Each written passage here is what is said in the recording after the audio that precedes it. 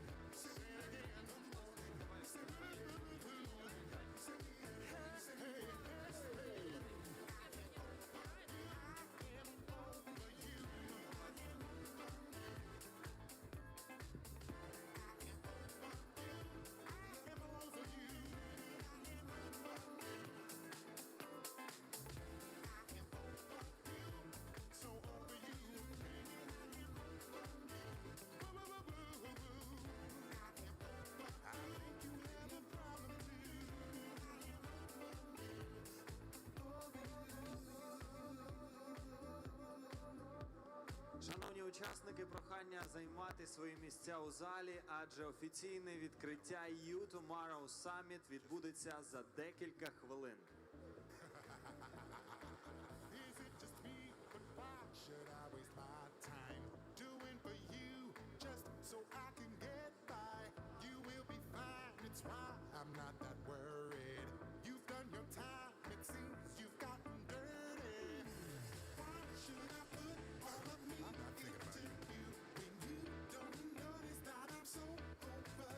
It's about time, you know right now, gotta get your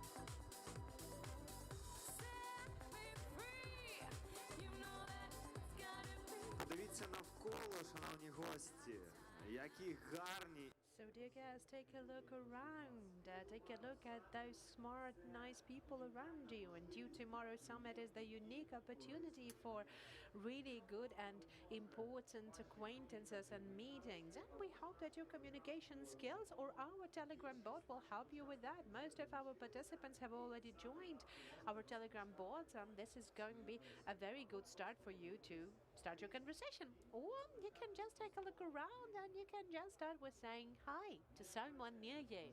So do not miss out this opportunity. Make new acquaintances and good luck.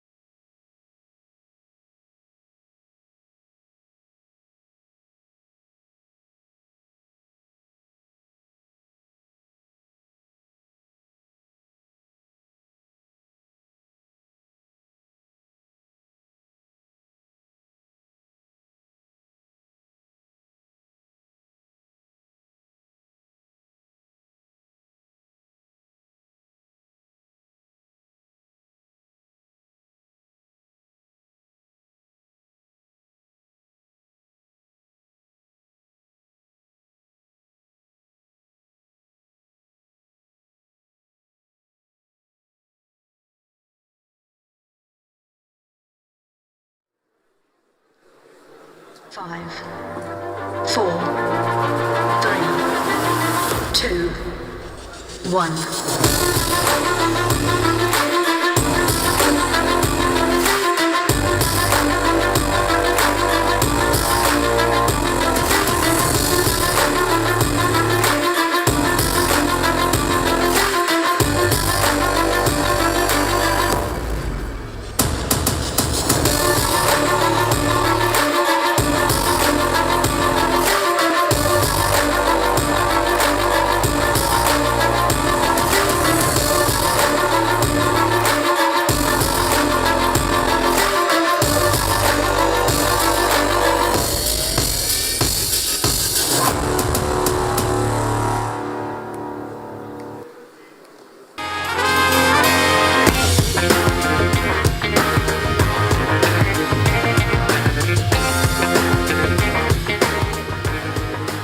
Доброго дня!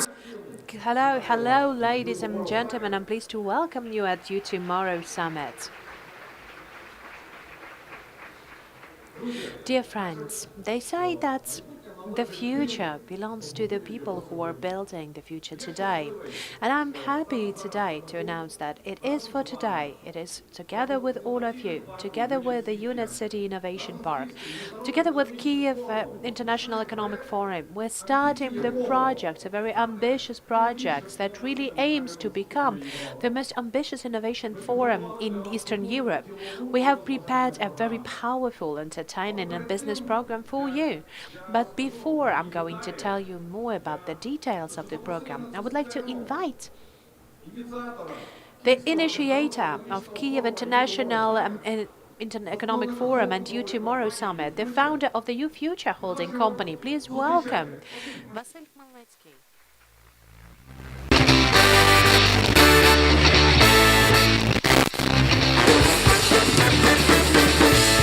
Всем привет, уважаемые! Hi everyone, dear colleague, dear friends. I'm really pleased to welcome you at You Tomorrow Summit, the summit that is being held at the biggest innovation park in Ukraine. But Yuri has said in the right way, we have a lot of ambitions, and in 2 or 3 years we would like to build up the innovation park that will be the biggest in our country, in Europe. So I would like to tell you very, very briefly today, why are we building that, why we would like to do that, what are the opportunities that you have here. Together with our team, we have been visiting and traveling the world to learn more. 25 top managers, twice a year. We're going to US, we're going to Israel, we're going to China. We're searching for the new opportunities. We're searching for the new innovation approaches, for the new trends to bring them to our country. But what is most important as well, that each and every country has its own innovation culture. If we come to US, then Americans are very open. They're very open. They show straight away what are the technologies available, what are the financial models, what are the clients, how they're going to buy, how much we will learn, and how much we will earn. We're always asking them, why do you actually show that to us? We can copy that. And he said, like, don't worry. While you will be copying that, we'll go to the spice. The first person always wins. When we come to Israel, then the Israelis, they do not show us their technologies. They want to get more finances. They tell us about the financial models. They give us the understanding how they should invest into their businesses. You'll get more on that. They're telling us about their clients, and they want to engage more money. If we're coming to China, for example, then China does not tell us about technologies. China doesn't need money.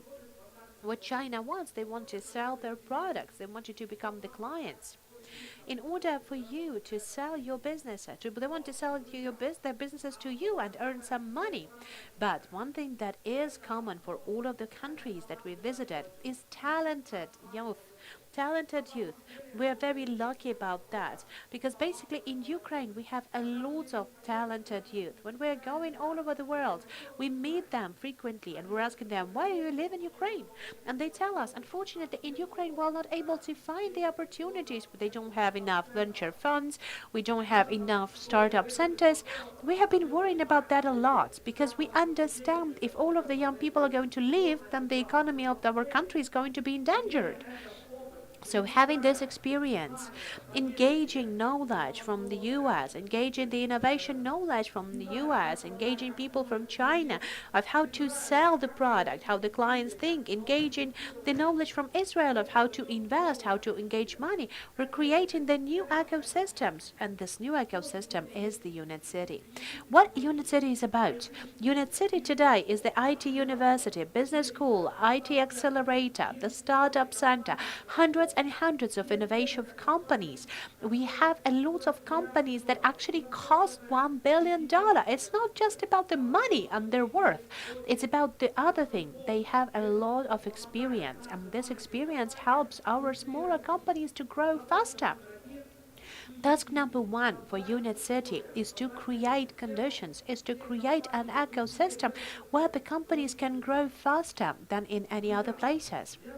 So, dear friends, really would like to ask you to have the best of the mood for these 2 days, because we would like to share knowledge with you. We would like to have your knowledge from you as well.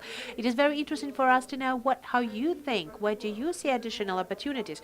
Find yourself some partners, find new startups, find new opportunities to do that. Be successful. Have the best 2 days.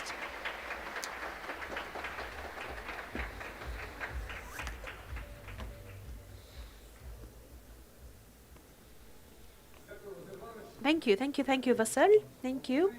Thank you very much for this inspiration, for starting us with this inspiring speech. So, dear friends, we're starting this 2 days program. And first of all, I would like to ask you to take a look at your badges from the other side, because you can see that there is a QR code available. Please scan it up. Take a look at our Telegram bot. There's a lot of interesting information for you there. But the most important, that you have the opportunity to ask your questions to the speakers there. Now, a little bit about this location. This stage is called the main stage in your program. Right behind you, behind the building, you can see our amphitheater.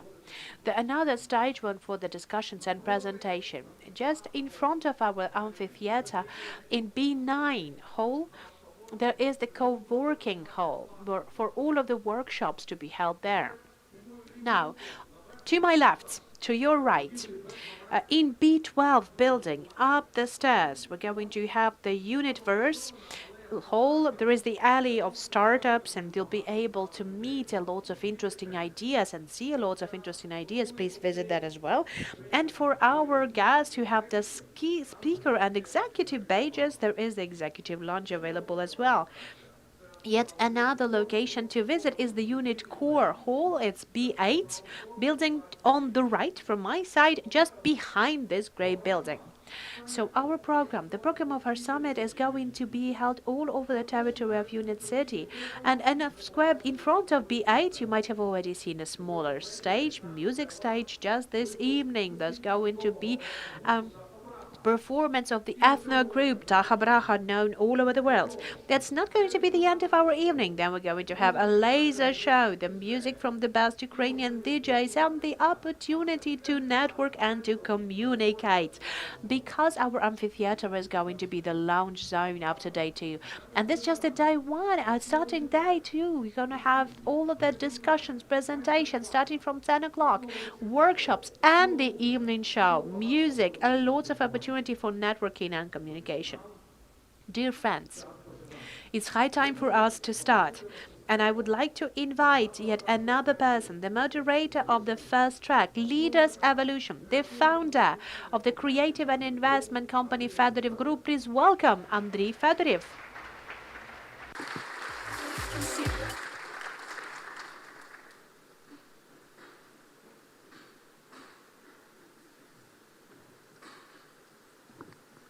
Доброе утро. Good morning. Well, I think we all remember how we used to go to this kindergarten's celebration. That's way too bad. This round of applause were way too bad. Okay, dear friends, we are here today in Unit City. We have this You Tomorrow Summit. So please, once again, we're speaking about future. We're not speaking about the past that drags us down. Show me some emotion. Good morning.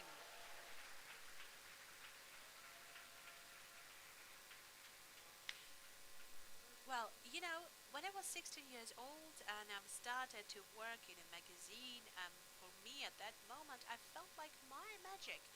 When I was walking on the street and then out of somewhere I had an idea of some kind of article that I would like to write. Then 2 months have passed and I'm already having this magazine, it smells nicely printed paper and my article has already been printed in there.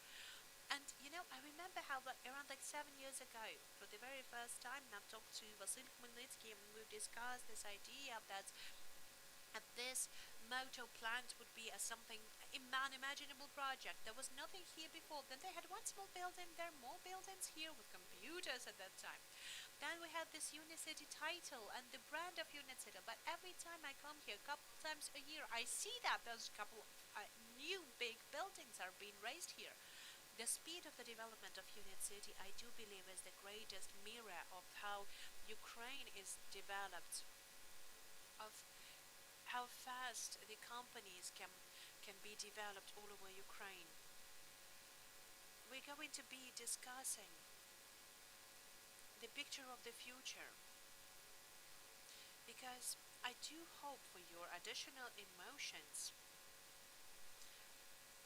I hope for your questions. Please welcome Vasil Khmelnytsky, you Future Holding. Вяло, вяло, вяло.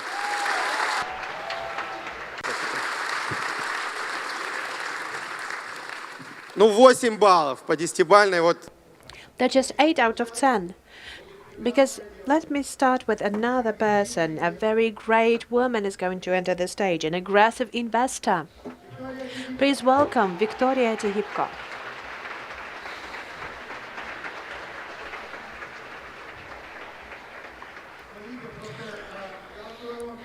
Okay, I will give you another secret.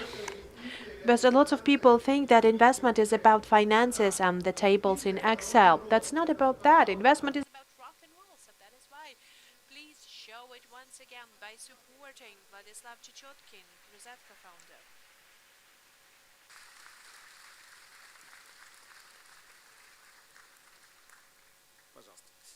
Смотрите, у нас...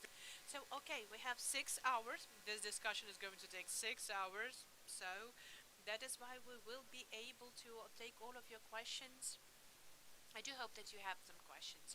So what is it I would like to start? If we're speaking about the future, then it would be better for us to start with analyzing the past. What is the most important that has changed for you in what you're doing and how you do that in the recent 7 years? Victoria, let's start with you. Hello? Hello, thank you very much for coming. That's the coolest audience open. Vasil, thank you very much for making that happen. Thank you very much for organizing that. And Unicity is basically the future and the development of the internet and entrepreneurship in Ukraine. So thank you very much for doing that. So trying to be very briefly, what has changed? Well, I think that personally for me, there are a couple of things that have changed. Feeling the time, because, there's more the project become more global and they're growing. So I do believe, considering the time has changed for me, the time has really, we have just meetings on 15 minutes, and that's very important. Globalization, because all of the projects, they started to be very international. We had this iClub Global, the VTech, the Women's Organization for the IT businesses, the schools that we have in programming, they were as well becoming global. And so basically, I think the most important thing that changed for me is this the growth, the acceleration of all of the processes, something that we haven't seen even a couple of years ago in Ukraine. So right now we see a lot of talented entrepreneurs that have started to grow, that have started to appear daily. We can see that in the USF, the Ukrainian Startup Fund, that we're supporting with our grants, starting from $50,000, from $50 to $50,000. So this is the development, the tempo development, the acceleration is something that really surprising. This is something that is relevant to the recent 5 years. Okay, can we have the sound for the monitors as well? Yes, I'm going to be speaking louder. Can you hear me? Okay, so there are 3 things that have changed, definitely have changed my consciousness as well. First of all, treating the competitors. Do you recall 7, 8 years ago, the speakers had said that the competitors are your enemies. You have to destroy your enemies and you have to destroy your competitors. That doesn't work. I do not think like that no more. So basically, I don't have any single businesses that is just Ukrainian, that will be only targeted for the Ukrainian consumer. So I'm building the businesses that should work all over the world.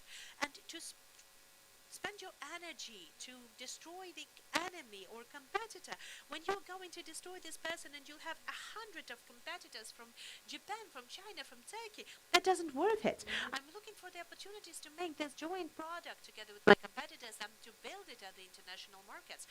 What competition in a different way. Unit City is built by 3 competitors.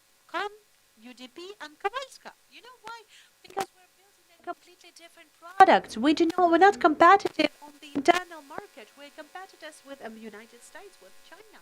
So that is why I see right now for the competitors, I see the opportunity to work together, to do something more together, to earn more in the external markets. Another thing that is very important, human capital. Before that, I was looking for people at the market. I was looking for more professional people to get them into the company. I thought I will get them more money, motivate them. Right now, in 7 years, I'm started to grow people inside of my company because people usually want to work for 3 or 4 years and searching for new opportunities. As soon as I've trained the person,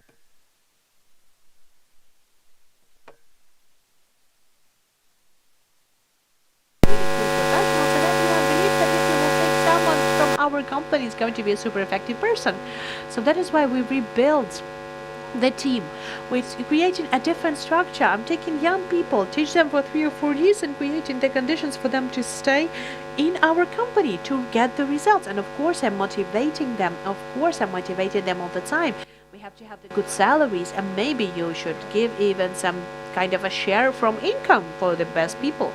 And the third thing, the world is about ecosystems right now. Unit City is an ecosystem with different businesses, where different businesses can meet one another in cafe to find different points of touch, to think about the new startup. And the most important thing, they will find support here. They will find this opportunity to find the best of success here.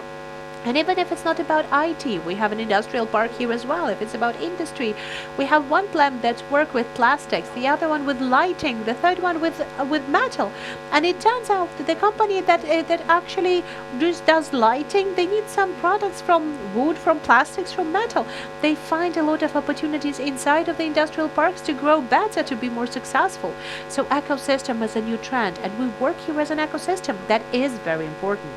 Another thing, we are preparing our professionals, starting from their students up to top management.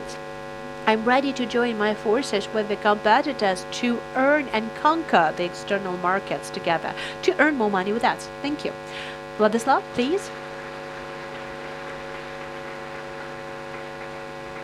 Well, basically, we have a lot of things that has changed and started with the war in Ukraine, and that has been a very important choice for who we are, what we are, and we have identified ourselves that we are Ukrainian brand. We are Ukrainian brand, national brand. And I do recall those first days when it all has happened. I do remember when people turned to me and they've told me, like, we're going to the army and we're going to Donbass, or we're going to this border to Crimea. So when we will get back from the army, will you hire us again? I really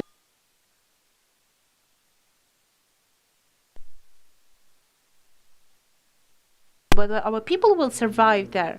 That was a very important moment for all of us, because when the people who you trusted has turned into enemies and murderers. So for me and for the company, that was an important moment at that time. Another moment that we've had up till 2015, we have been a family company. We didn't have partners. We have been working on our own money, with our own efforts, with our own powers, but then we had investors coming to us. The Americans have joined us, so it should have been better. Mentally, yes. But basically now we have to work clean. And we had a lot of things that we have faced of working clean and working officially. All the good things, then you cannot resolve things by giving bribes and making it faster. Then you have to go for quite a longest period of time, and you have to ask them to do something. all the good things that you cannot sell with the prices that you want because this product doesn't have any documents behind it and stuff like that. So I do believe that this is a very important thing that our state has done and reached, because throughout these 7 years we are getting closer to separate businesses from the state. And I do believe that in a couple of years, I am sure that in a couple of years we will be a clear, understood, transparent countries from the big investors. And a lot of things are going to change. A lot of things in competition inside of Ukraine, and a lot of things are going to change in case of investments and in case of institutional players. Another important change as well is that the way we treat people has changed.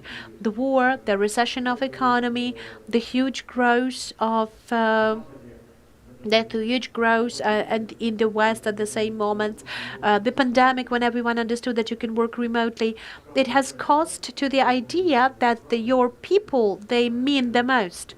And it's not just the phrase by some kind of a wise man, that this is something that is really important, because people, they're being outtaken and outsourced by just working remotely. For some people, there are people in Troyeshina district, they do not work for Rosatka, but they work for ASUS and Amazon, or even for Russians.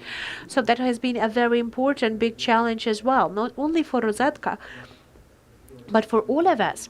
What can we do to make sure that our people will stay with us, and our people to give us the additional opportunity for the added value? Inside of the company, inside of my company, and I'm quite sure that inside of all of the companies and inside of the Ukrainian progressive society, we can now see the shifts going on. And for example, the free coffee, and sorry for this example, when coffee or yoga or some educational courses is not just about, the fashionable trend for hipsters and people who love smoothies.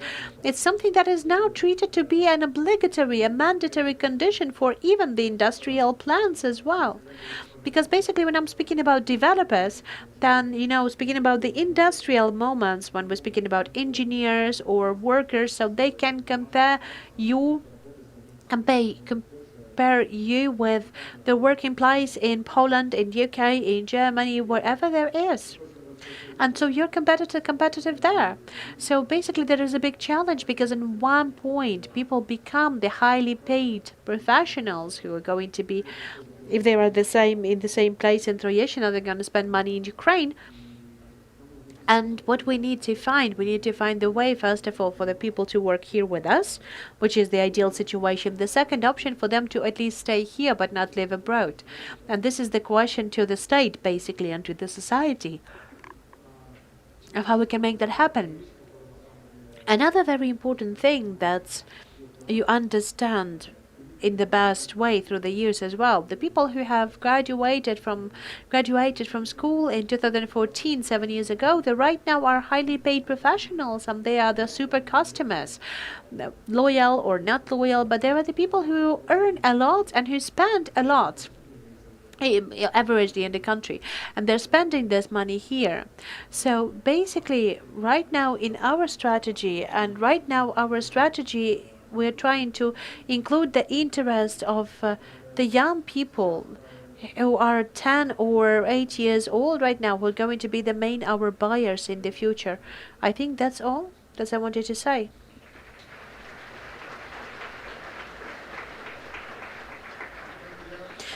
I wanted to find another metaphor for myself as well of what has happened 7 years ago. Basically, it's 2014, if you can recall that, and we had a lot of tragical events taking place then. But I have a great feeling that in 2014, there is a big tree that has broken down at this moment. It has been screeching. There has some dry parts there before. But I do believe that this mentally old and outdated previous matters, they have fallen down in 2014. When it has fallen down in February 2014, it still was creaking. But out of this stump, out of this tree, we had the new tree growing. I have met just one guy today. He has left Ukraine. He has been for 5 years. He have come back in 2018, and he told me that he he hasn't recognized his country. He said he doesn't want to leave now. He started to work as a freelancer. He has turned his small agency. He now runs 19 people. They learn a lot and earn a lot, and he is this green sprout, the green sprout on the stump, and we have a lot of people like that. I do believe that it's very cool that we're staying in Ukraine, but sometimes we do not see the good things happening. How many things have existed, have appeared in the recent years. And speaking about the changes that has been with me and with my company was the switch from some really focused, closed mindsets to a very open ecosystem and mindset. Because 7 years ago, I had a different mentality, like, this is my company, I earn this company for 100%. I only deal with my company. I am the head of my company, and this is the point of my focus. I'm doing marketing. I know how that works. The modern world, it requires to be much more open. And we're now developing the partnership program inside of the company. I'm sharing my income and sharing my shares with my employees. And because I know that if I won't do that, I will not be able to hold them in my company or in Ukraine, because they're so talented that it's much easier for them to start their own business. The very same thing we're doing with partnership with our clients. We're always ready to the different formats of work. We're not only speaking about the royalties, but we're always saying, like, maybe we should invest you would be even better. And we have thought about it, that we couldn't have dreamt about that a couple of years ago. Right now, we're working with clients from Tashkent to LA, and just this week. And this globalization, it has started because of this shift and break. Like Victoria, I have this feeling that the time is really intense and pressed. I've been walking my dog at 7 o'clock in the morning. That has been my first Zoom, my first Skype with Chicago, because we have a client in Chicago, and we didn't have the chance to talk to him while we had evening in my place. And he said, like, okay, it's going to be 11 o'clock in the evening for me. It's going to be 7 o'clock for you, and let us close this issue today. And today, this evening, I'm going to have a lot of Zooms. 7 years, it wasn't about that. And I do believe that these are very cool changes that has happened. And I cannot even suppose how cool it will be in 7 years. Okay, I would like to switch to the next question. For everyone who's here at this stage, technically, I'm sure that you have the opportunity to live to another country or other city. So everyone who's here, everyone who has stayed here in Kiev, in Ukraine, I would like to ask you, why have you made this decision to stay here? And what it is for you, the main advantage for Kiev, a main advantage for Ukraine right now, and what it is that you're lacking? What has to change to make it even better, even more productive? Victoria? I can see that my mic is working already. Okay, good. So, I think there were three main things that I've said and I've changed for myself, and the changes that I see, I wanted to clarify them once again, because, this is the red line that actually takes for a couple of years already, not just for me, but for, I think, every member of our team and all of the people in our team. So it's about the speed, how you treat the time, and how you treat the quality of relations with people, and quality of project, the choice of the projects that we're doing. So basically, Ukraine is like, this is a no-brainer for me. I'm not going to leave Ukraine, and but basically, as an investor, as investment firm, that all of my activities are really highly connected. That you're constantly moving. At least like half of the power project is in US, half of the project in Europe, in Latin America and Israel, in Southeastern Asia, in MENA. So we are following the serious money. We're following the serious funds.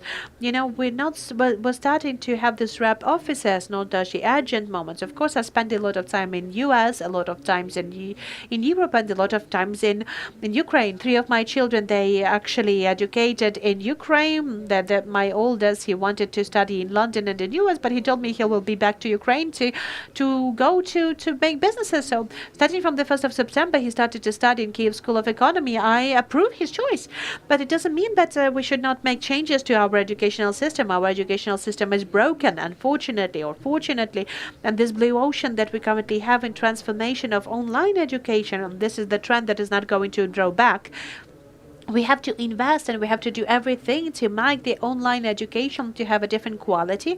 We need to add up the gamification factor, because I see it. I take a look at my youngest son. He will be 13, this October, and how to engage children of this age and teenagers to the educational system. You can only do that by integrating the gaming studios into the system of the online education. We're considering this direction of the project very serious, and we will be investing this direction as well.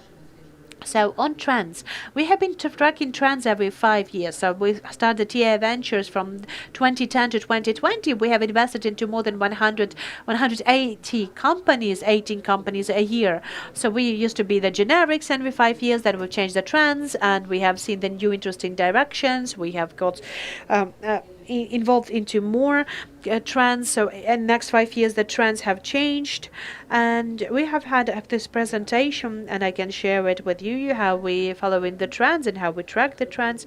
So right now we are adapting the trends in our investment policy for every 2 or 3 years, because if before that, if you have been investing the 18 companies a year, so right now in 4 months we have got the new fund. In 3 months the processes are being accelerated. The funds used to take a lot of years. Right now 3 or 4 months and you can have 50 millions. So there's a lot of money in the work. So there has to be 80 billions in the venture sector that is managed by 1,000 of funds. We have a lot of money. We need talents and creative people. So right now we are investing 8 companies a month. That's 4 times more than we invested in previous years. 4 times. So we're getting accelerated as well. The processes, the people, our processes, our brain is working on a very different speed. So right now we having a very different tasks here. So I have said that basically what are the other things? Our connections, our relations. And this is basically the relations that we have to build, that we have to do, and the choice of whatever we do. This is the factor of time. 36% of people, of managers, are depressed, and this trend is going to be increasing as well. It has been also multiplied by the COVID-19, and this is the new trend in healthcare that we have to deal with as well. So the quality of your relations with people, to take a look at the people around you and define the problems, that's important. How would you advertise Kiev and Ukraine for your European or American partners? What do you say when they ask you why Ukraine is cool? Well, take a look at that. We always have shared with our deals, because we are not competitors. We're not competitive with our investors. We are not competitive with people who would like to have the lead investors. That's good. We always have been good in sharing. They've asked our advice. How can you work with Ukraine, with Belarus? But it's cool. Why?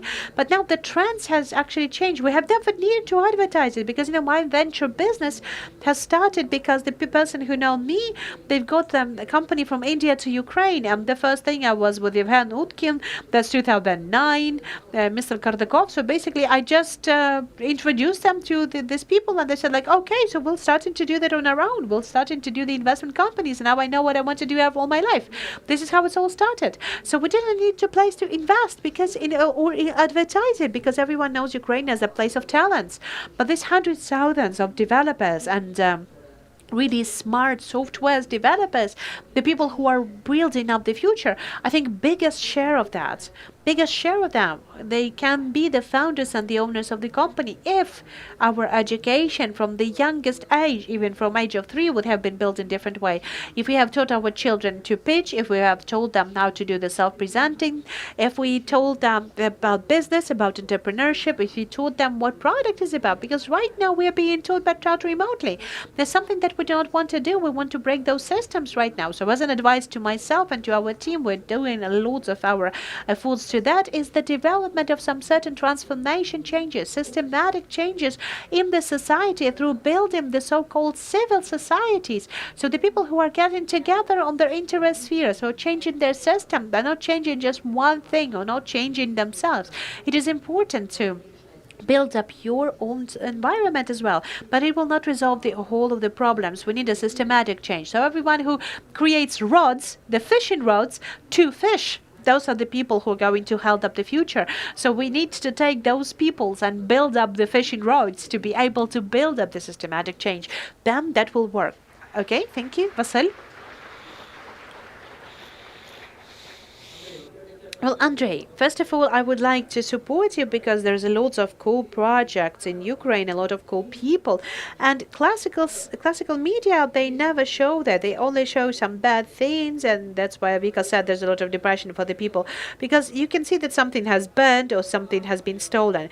3 years ago at Bio Pharma, we had one of our workshops burned. That has been a very big fire that was all very bright in burning. All of the media were there. Everyone were writing that this problem is there, and we have invested $12 million. We have built the new workshop, and only 2 channels have come, and only one of them has shown that. You see, the good news are never popular. So, dear friends, thank God that we now have the alternative networks. What we have to show is about more cooler cases, more good news. That people have to know that there is the perspective, there is the future. They should risk. They should not be afraid of risking, because basically that's very cool. Why I'm here in my country? First of all, I love my country. I objectively love my country. I have been to many places all around the world, and I have seen very nice places. I like US as an approach to businesses. American dream. You work a lot, you earn a lot. That's logical. But still, every place has its own culture. You know, Americans, they never smile sincerely. They ask me how you do, and when I'm explaining it to them, they already left. Or, for example, when I'm coming back from the US in the business class, there is the stewardess coming up. She's like 65 years old, and I'm asking her for some water, and she smiles at me, and she said, like, yes, you can. And in half an hour, I'm asking for more water. She's doing it for 3 times, but I have never got my water.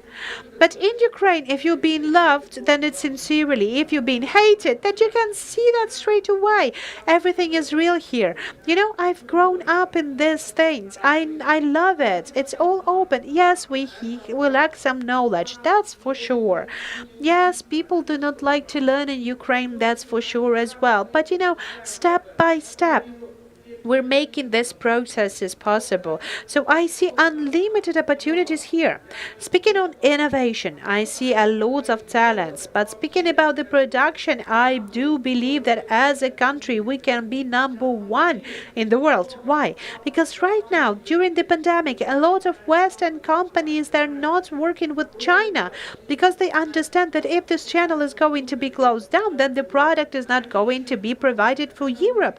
They're looking for new opportunities, and that's about us. We can create the new plants here, raise the economy. Why? Because we have a lot of hardworking people in our country. I have defined myself. All of my businesses are 100% here in Ukraine. So I do believe that we'll be able to make our country better together. Vladislav? Well, you know, it's a very hard question. Why are you here, or why are you there? And basically, you know, always it's about some subjective factors. It's not about some objective things. Speaking subjectively, I was born here. I've got old here, so I feel myself really comfortable in this society, and I really would like to continue developing this society and develop it as well. Speaking about the good things, that Ukraine is being developed in a quite fast pace. I have been to many places too, and I can also say that, first of all, our people are hungry. That's very good, because it means that they're ready to work. They're ready to work, they're ready to fight for the best future for themselves.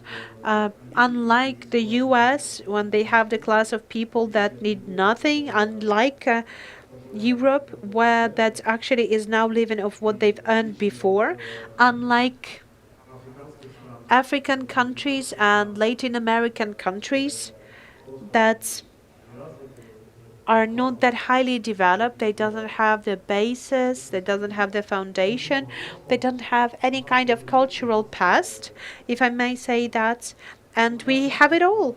Our foundation is much better than their foundation is. So, and overall, I think that this is a very important component to any kind of businesses, because we say that people say that people do not want to study, or they're not educated enough. But basically, overall, we have much more people who would like to learn. With that, much more people who really would talk to you in the same language. The people who share your ideas and your vision of the future, and that is very important. Just to say how I would advertise Ukraine, then I would go, I think, with some of the banalities and some of the very simple things, because it's one of the biggest countries in the world, whether we can have argue whether the biggest or not. 40 million people. And all of us here, the people who would like to be richer, people who would like to be happier, and we are choosing our path clearly. We are going to that developed Western future. That's it.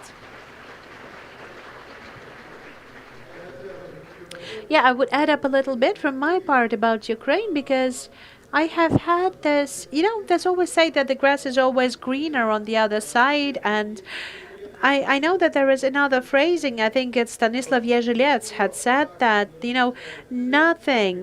nothing actually breaks your target as the bullseye shot. So when you're sitting here in Kiev and you believe like, okay, in Berlin, that's everything is cool there.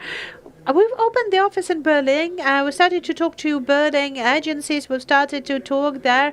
And I know that I was offered to switch places with them. That, I'm the owner of this agency in Berlin with those indicators. I don't want to do that. It turned out that our agency is better. And I understand that it's very important so that Ukraine would would take down these complexes that we sometimes tend to have. That we should take down those complexes that we are not that much, that we're not enough. Because I have been bothered by this idea that we have to go to Europe and we'll have something like in Europe. I don't want to be like in Europe. I want to be better than Europe. So when I'm looking at this project, this architecture, at startups, at many different examples in different spheres, I understand that we have much better situation. And basically, the thing is about how we should see that, how Victoria has said about this pitchings, about how we feel ourselves and the quality of our presentation, so on and so forth. For me, Ukraine is about freedom. I believe that it's an important positioning that we should all consider, that we should all know. Because like 2 weeks ago, we have been taking a boat trip with around like 20 guys from the Silicon Valley. And one of them has told me an important thing. He has said that in order for everything to be developed in the fastest pace, there are only 3 things needed. You need a lot of talented people, you need freedom, and a lot of money. And he has told me that he has said that a couple of years ago in Kiev and in Ukraine, you couldn't find all of those components. Right now, all of the components are here because we are the people, we'll learn fast, and everyone is saying that Ukraine is the country of great talents, but we have to hold them. The freedom is in our DNA. We have proved that. And if we will compare the level of freedom with the neighboring country that we have, and even with some of the European countries that have been overregulated, they have been overregulated even because they are even more developed. This is our advantage. And I've asked about money, and he said that the money are changing their approach to you because in the recent 2 years, because there has been the pandemic, because you can now make the investments, the decision in Zoom, the barriers are taken down. And on the other hand, the cases have appeared as well. Every time as Ukrainian company as Reface has the big investments for the big venture fund, it makes Ukraine more sexier. It makes Ukraine sexier for all of the investors. The more unicorns we'll have in Ukraine, the more successful agreements we'll have in Ukraine, then the better, the more and the calmer the money will come to Ukraine. And I do believe that this combination, talent plus money plus freedom, is our magic formula that we have to multiply by 40 million people then. Something that I like now, because I have thought about that at this moment. Everyone who we have at our meetings, we have seen and we have met one another at multiple different projects in the recent 2 weeks.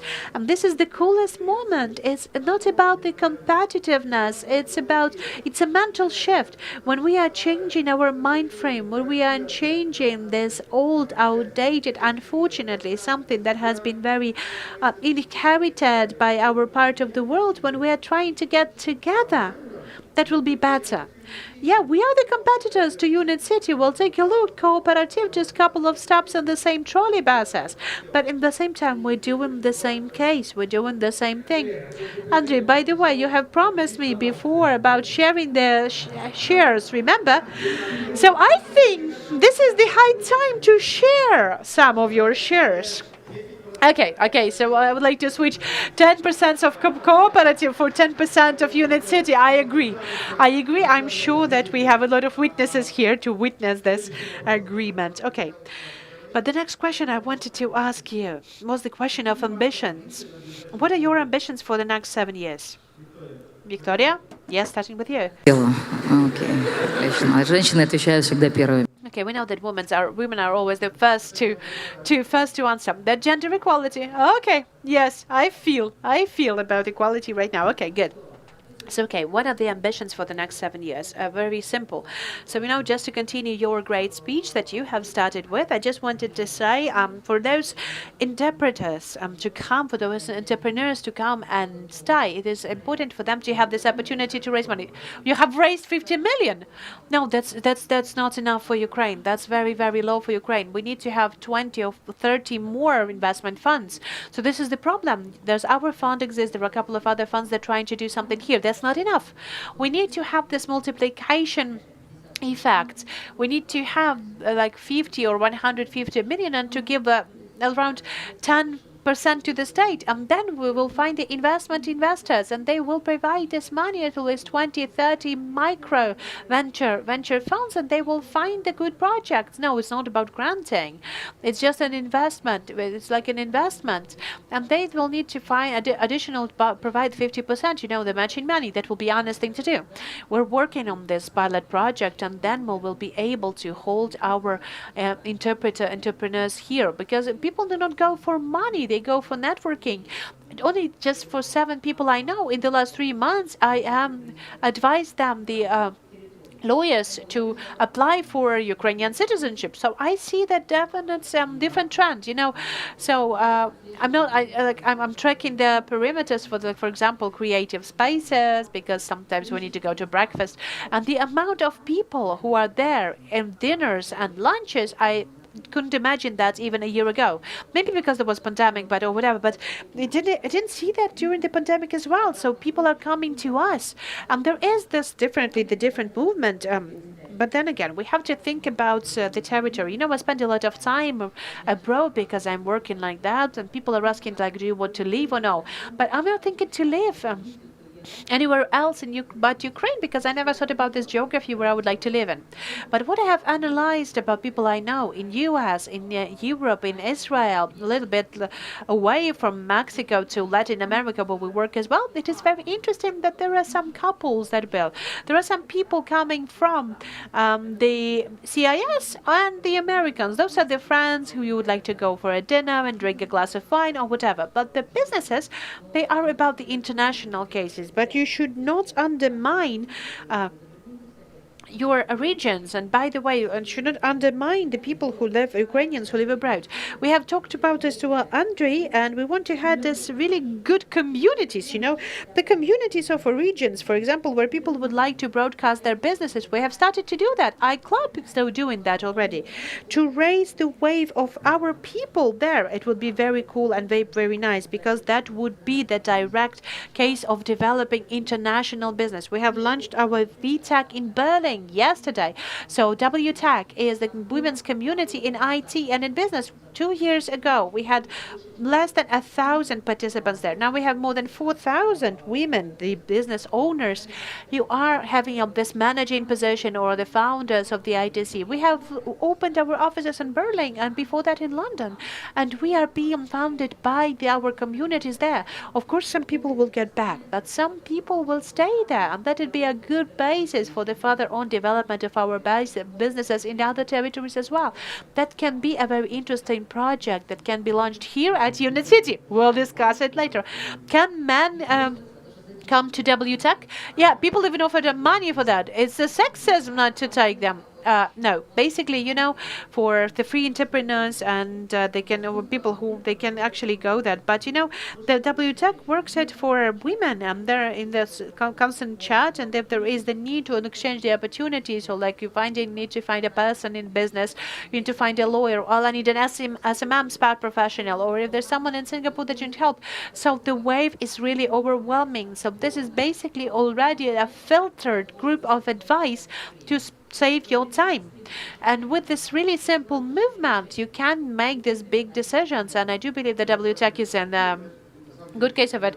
So basically, I am the mentor in WTech, and that was a joke. But what I have seen in the last 7 years as well, this is the quantity and the quality of the clubs that have appeared in our sector. If, for example, 7 years ago, we had the really formal business associations, and everything was, and they was only working with lobbying, then right now I see the different projects when the people are helping one another. I have been included into some of the chats, and I can see how it works 24/7. Give me a notary. Is anyone in Chicago and whatever. And I do believe that clubness is very important. The being and part of the club, it is important in relations. When you are open, when you are transparent, you will win much more. And then when you're going to be okay, I know a good notary, I will never tell anyone about that. So this is a trusted link. It's very important. Okay, Victoria, what is your biggest ambition for the next 7 years? To invest into 1,000 companies, so that WTech would actually have more than 10,000 women just in Ukraine, and as much in all of the territories that we have been represented as well in US, Europe and Asia. We want to have in our club for more than 100,000 children that are being taught on software, and I think it's about 5 years to take that number, and for the people to learn to teach them how to make the investment decisions, because I have seen how much money they've changed, how much money they lose without learning. That's a good example. In 2014, I have been investing around only 500,000 people have been investing. So last year, there have been 20 millions of people who have been investing on these different platforms, interactive platforms, iTora, Robinhood. But unfortunately, the practice shows that the quality of the investment decision is low. The people follow the advertisements, but those are on those territories where people have been reading papers, and all of the families from grandparents to the teenagers, some they used to know what the shares of their companies are. But if we will work with this situation in our environment, that will be a greatest problem for that. So we have to make this investment decision for the people. So what we're doing with an iClub, and what we're doing with the clubs that teach the investors to invest consciously, that actually builds up the cluster for the private investors. And I know that we do not have enough private investors right now in Ukraine. Together with the small amount of the funds that we currently have, and the one that we're going to have with the program funds that we're now promoting on the level of the state as well, we're going to have these private investors that are going to be the greatest power. Will be investing into the industrial project that Vasily is investing into. They will be working with those startups that we have now tracked with Andrei and Yaroslava. So we had this 100 of startups, and 10% of that you really wanted to invest. We're working on that now. So this is something that is going to help us to do something the right way. So otherwise the formula will not work.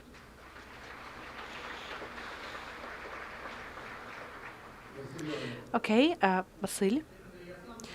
Andrew, I'm a very ambitious person, and I really like ambitious people as well. So when I am actually asking people, hiring people at work, I'm asking them what are their ambitions. And if they say they have no ambitions, I'm not hire this person.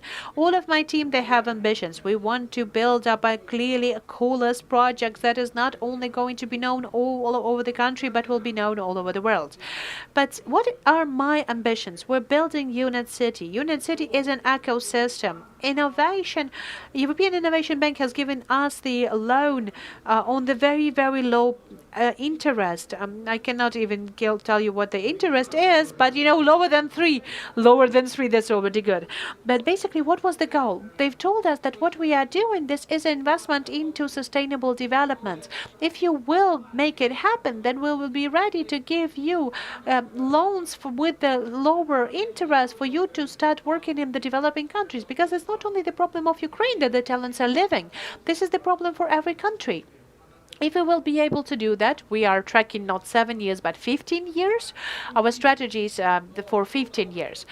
On this way, on this path, until we will go to the countries, developing countries further on, I really would like to build this object in Ukraine, in the regional centers, because the problem is that not just the young people live abroad, but they are living from their regions and coming to Kiev and then abroad. It is really important for us to make them stay in Odessa, in Sumy, in Kirovograd, so that would make the centers there, so they would develop businesses there, so that the young people would be making their businesses and money there and to stay there. Right now, we're doing that in Kharkiv and in Lviv. We have an ambitions to open at least together with the local community, which is very important, together with the business community, so that the business community would join us as well, so that the young people would succeed there, so that the talents would stay there. And of course, for them to stay in Kiev as well, not to go abroad. But maybe that will turn out that way, so that we will have the developed and experienced people from there, so they would come and work here. So the ambition is to build up something in Ukraine in the next 10 years and then go abroad, if we will see that there is demand for that. Then there is the biggest difficulties and challenges that we have to teach entrepreneurship in the schools. We have to teach entrepreneurship in the schools straight away, because in Ukraine, I would like to say, what we lack is entrepreneurs. We have only 1.5% of the entrepreneurs here. We need more and more people who knows how to do businesses. We need to take these school programs of how to work with innovation and entrepreneurship. And if it's going to be all together, then all of the startups are ours. So our ambition in the next 15 years to build up these growth points all around the country and to go abroad. Of course, we are working.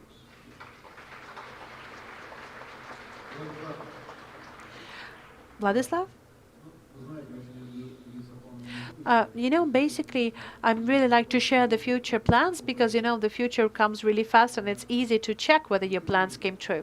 But still, nevertheless, understanding that the share of the e-commerce in Ukraine is much lower than in Poland and is dramatically lower than in Korea or UK or in China, then understanding that Rosatka only takes a really, really small share in the retail in Ukraine, then I know that for the next 7 years are going to be very perspective for us, sky and diamonds. We would like to double or even triple our businesses every year.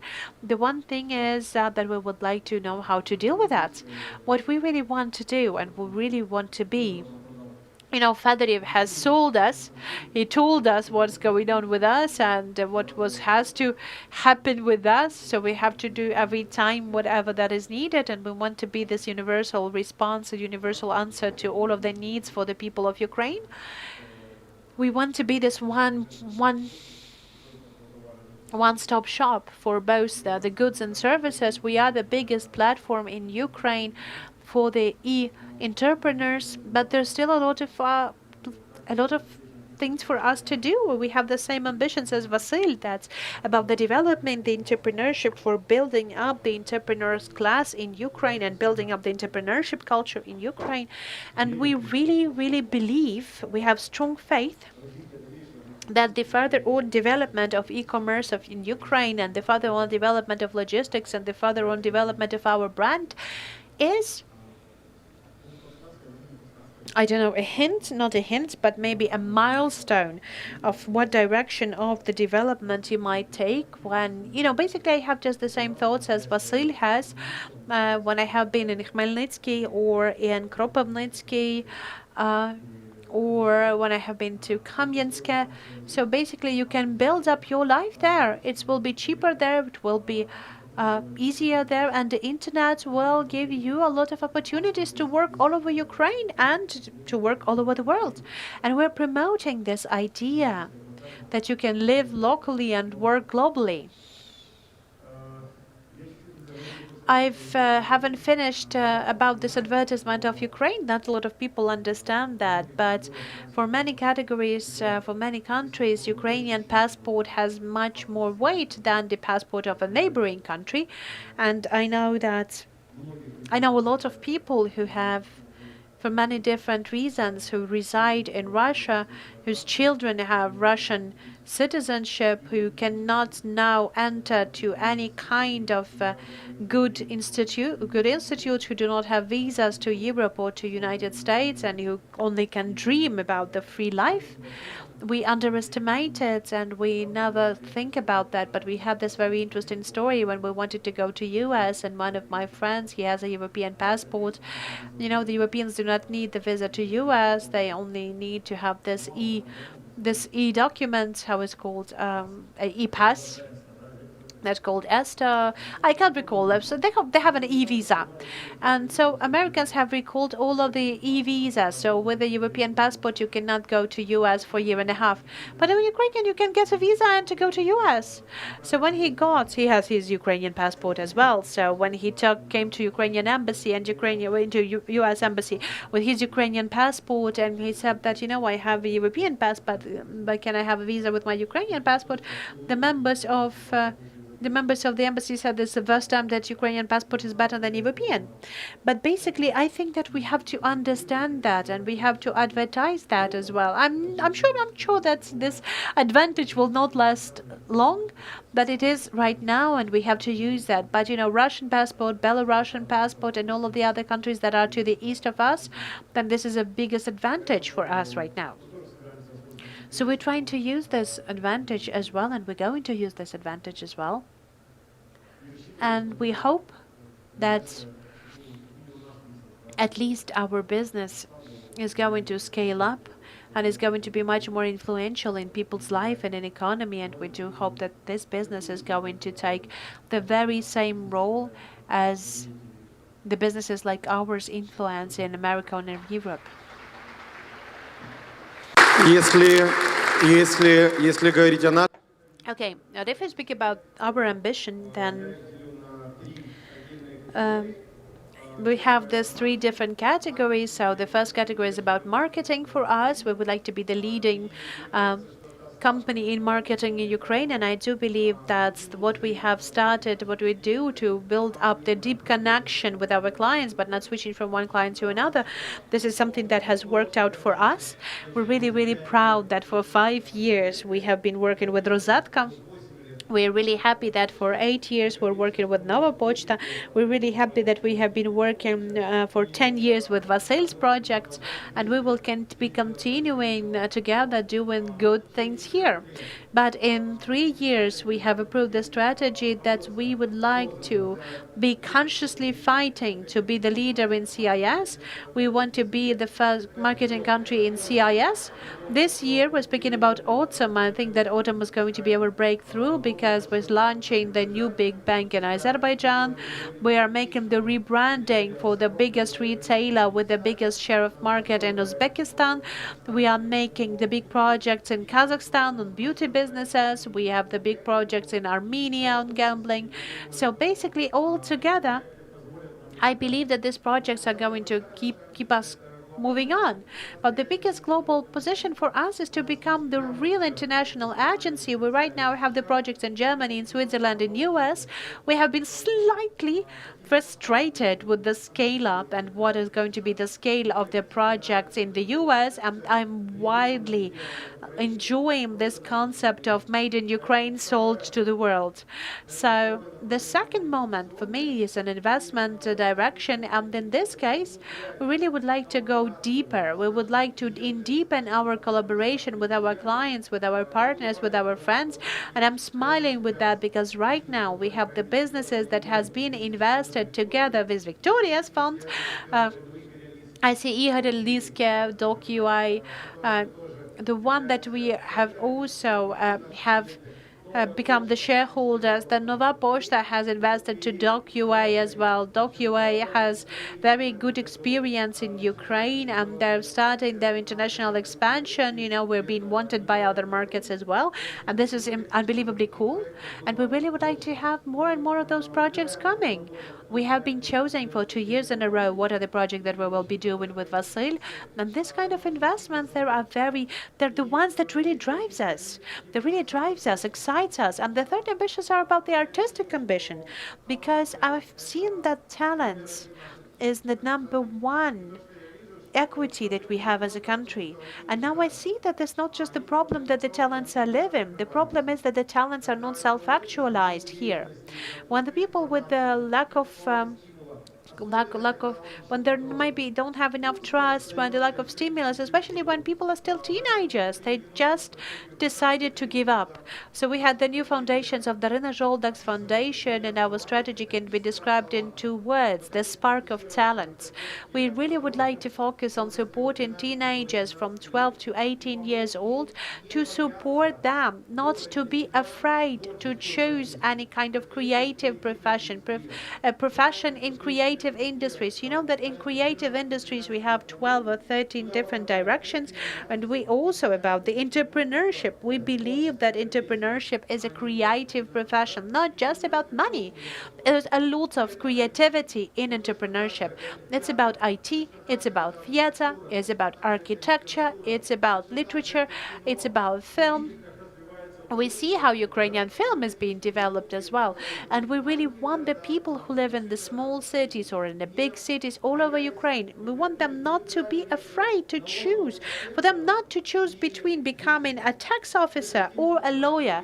We want them to be ready to implement and actualize their talents. So right now in our February vlog, we have made 280 videos. And I understand that when the people ask me what was the book that have changed your life, just one book, I understand that not a single book. I've read, but the thing that I've read 1,000 books. That's something that influenced my life. So we want to continue that. We want to make more of a content, and I do believe that in a couple of months we will start to translate this content into English, or to translate it into other languages as well. And we really want the Ukrainian the world to know about the Ukrainian entrepreneurs, about Ukrainian talents, and so on and so forth. We really want to send those sparks to all over the continent. You know, this as amount of ambition, this is something that drives me forward. That's like that. I think that we have around like 10-15 minutes left, and I think that we have some questions from the people, and I would like to pose those questions to you.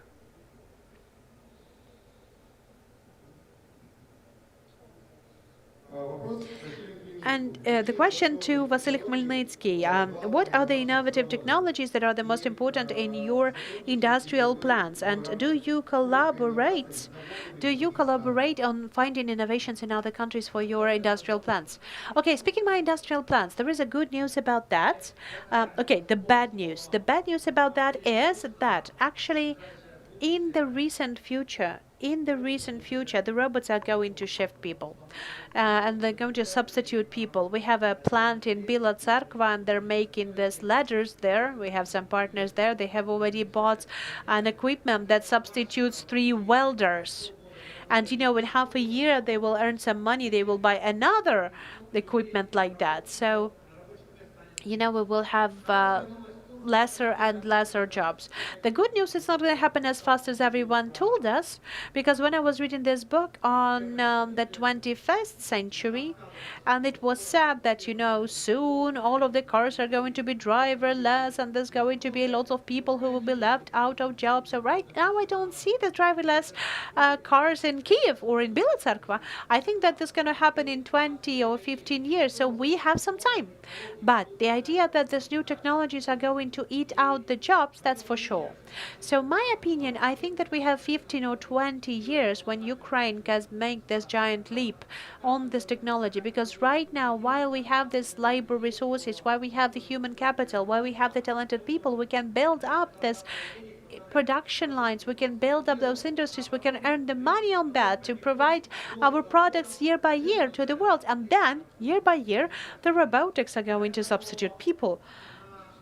So, in our industrial plants, we're using the most modern equipment. We're using robots as well because it's much more effective, it's much cheaper. So, because, for example, this equipment that works, the substitute welders, it works 24/7, so it doesn't make any mistakes.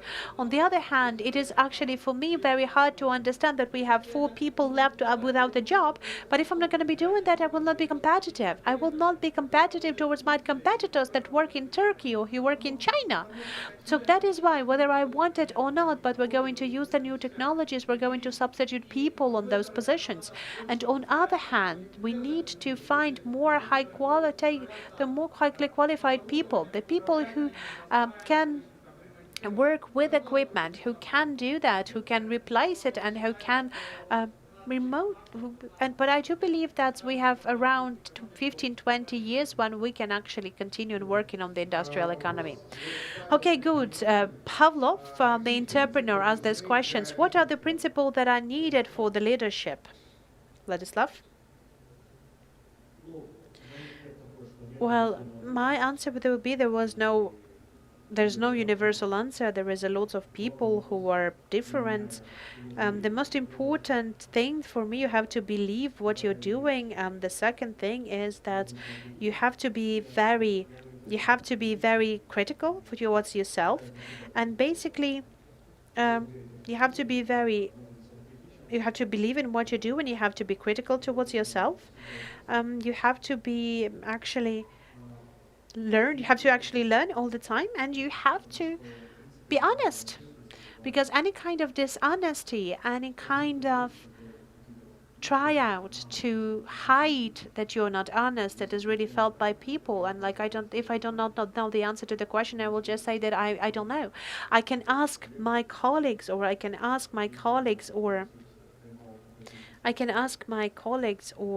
then this question for quite a long time. So basically, it's very much different than I have thought about leadership at the very beginning of my career. So when you have to know everything, you have to know everything better than everyone else. So the farther you go, the better businesses are developed. The more frequently I understand that if you would like to do something good, then you have to do that on your own. It's not about me. And it's not about people right now. It's none of the leaders would say that. Because, it's slightly from a different thing. But, Steve Jobs, he have said that we are hiring smart people and we're paying them good money, just not to tell them what to do. So that's a very important thing as well. An important revelations that comes with age, with the business development, because basically right now, really rich people, they tell us the stories that everyone are bad, but if you would like to do something, that you have to do it on your own. But that's not true.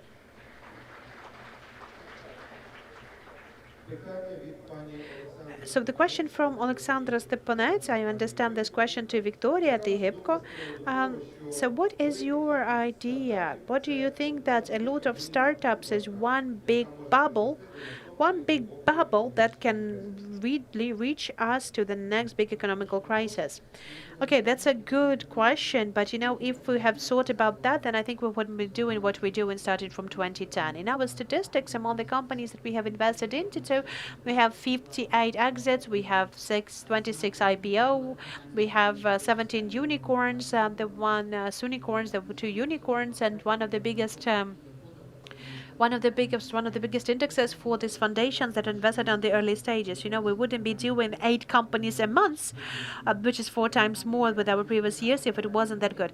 Digitalization of the global economy is the biggest trend. So right now, all of the businesses are being digitalized. It's the new normal direction of the development of the economy. Only those people who earn oil or gold and opportunity to, the one who earns the customer, the one who can launch the processes in the right way, this is the winner of today's. So this is a lot of processes on buying, the procuring internet companies who are doing just the same, the companies of your colleagues from offline, because the offline doesn't know how to talk to the world of digital language, and with their buyers and with the world. So we'll be continuing doing that as well. So another moment that we have to believe and have to keep in mind that the future is here and everything is changes in a faster pace. So more than 300 companies, what Vasil has said as well. We have more than 300 companies who are working with the driverless taxis.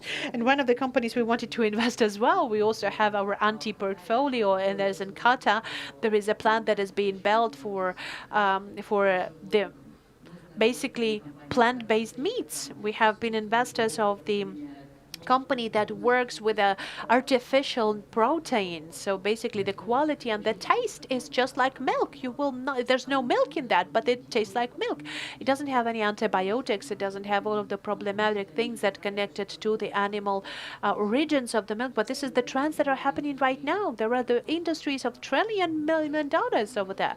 So, you know, there was also made an interesting investment to the company with the space logistics based on the new technology. So everything is changes. In the next decade, we're going to change our work in a couple of times, and our children were going to change their work. So you have to invest into online education. You have to invest into yourself, and you have to be really ready that we're going to change jobs multiple times. There's a lot of trends that might happen. Trend in life, in longevity, in biotech. Those are the new directions we're tracking. I really don't want to be called, the old bearer, because, when I was 30 years old, when I have given birth to my first child, they told me that I'm an old bearer.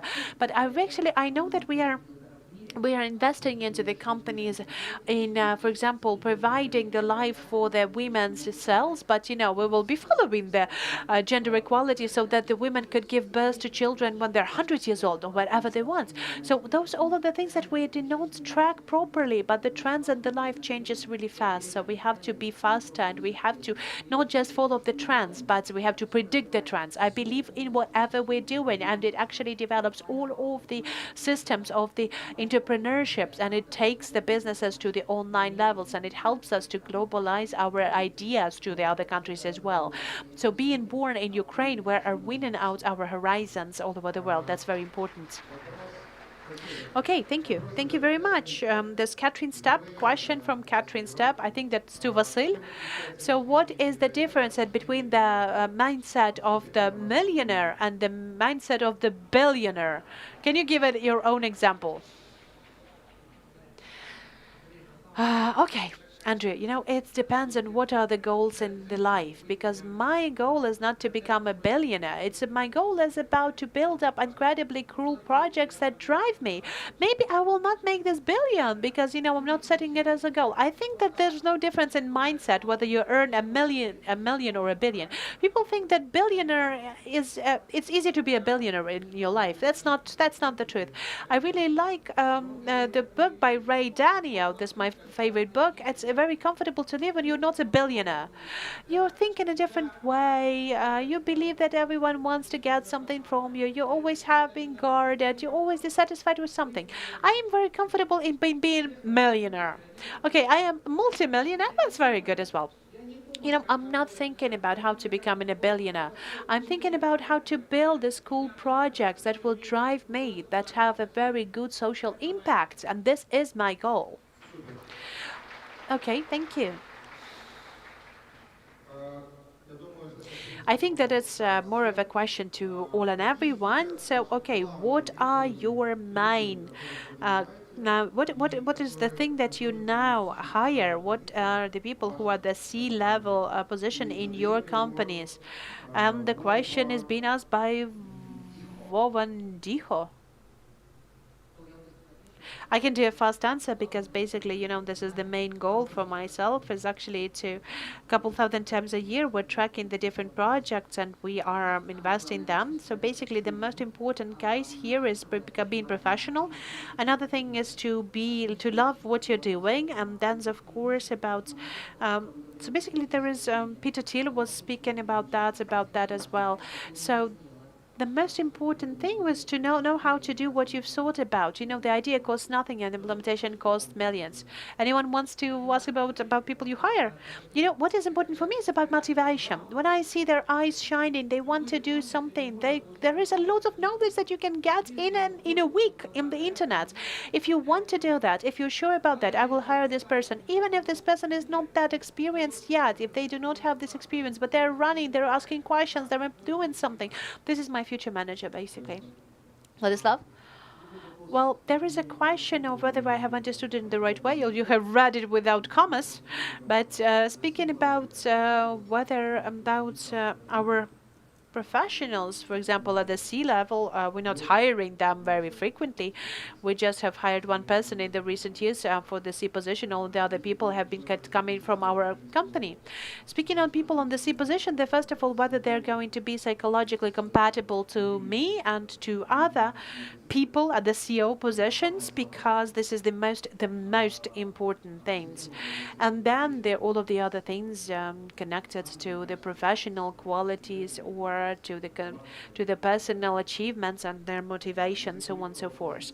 Speaking about the lower positions, then still, the human qualities are number one as well. The human qualities are important as well. Of course, it will depend on the position, but the universal rule would go to that it's much easier to hire a person and to turn them into the professional than to take the professional and make him into a human. So basically every new person changes the culture of your organization, and every new person changes the culture of your organization. And if your organization is out of 10 people, then it changes importantly, significantly, dramatically. If your organization consists of 1,000 people, then it's not that much big of a change, but it is a change. So you have to understand whether this person fits you with your positions, with your points of view, with your vision. Although the other things are quite banal, so it's about the experience of a person, like you have said, with motivation of every particular person, and with some other achievements that the persons have shown.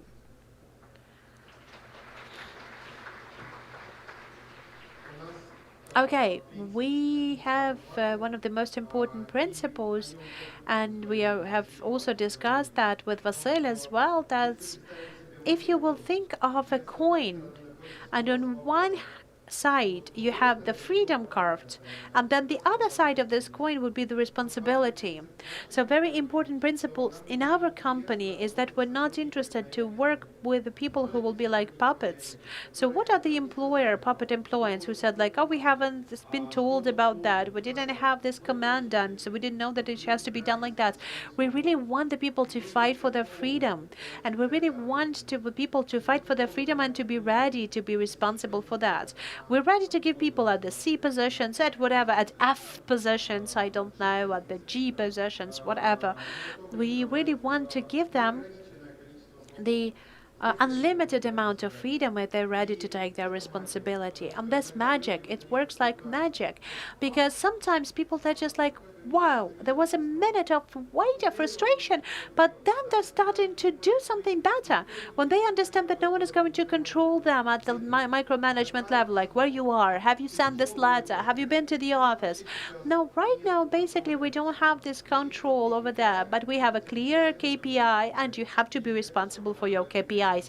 And this is something that drives us forward. Okay, I think that we have just like 1 or 2 minutes left, and I just wanted to give an opportunity for 20 seconds for each and every one of our panelists to say something. If you wanted to say something to our audience, please do that right now. Vladislav, let's start with you this time. I wanted to say one thing that we used to be millionaires. I don't think a lot of people, they do not remember that. So like in 1995, everyone who has been alive in 1995, you used to be millionaires, if you can recall that.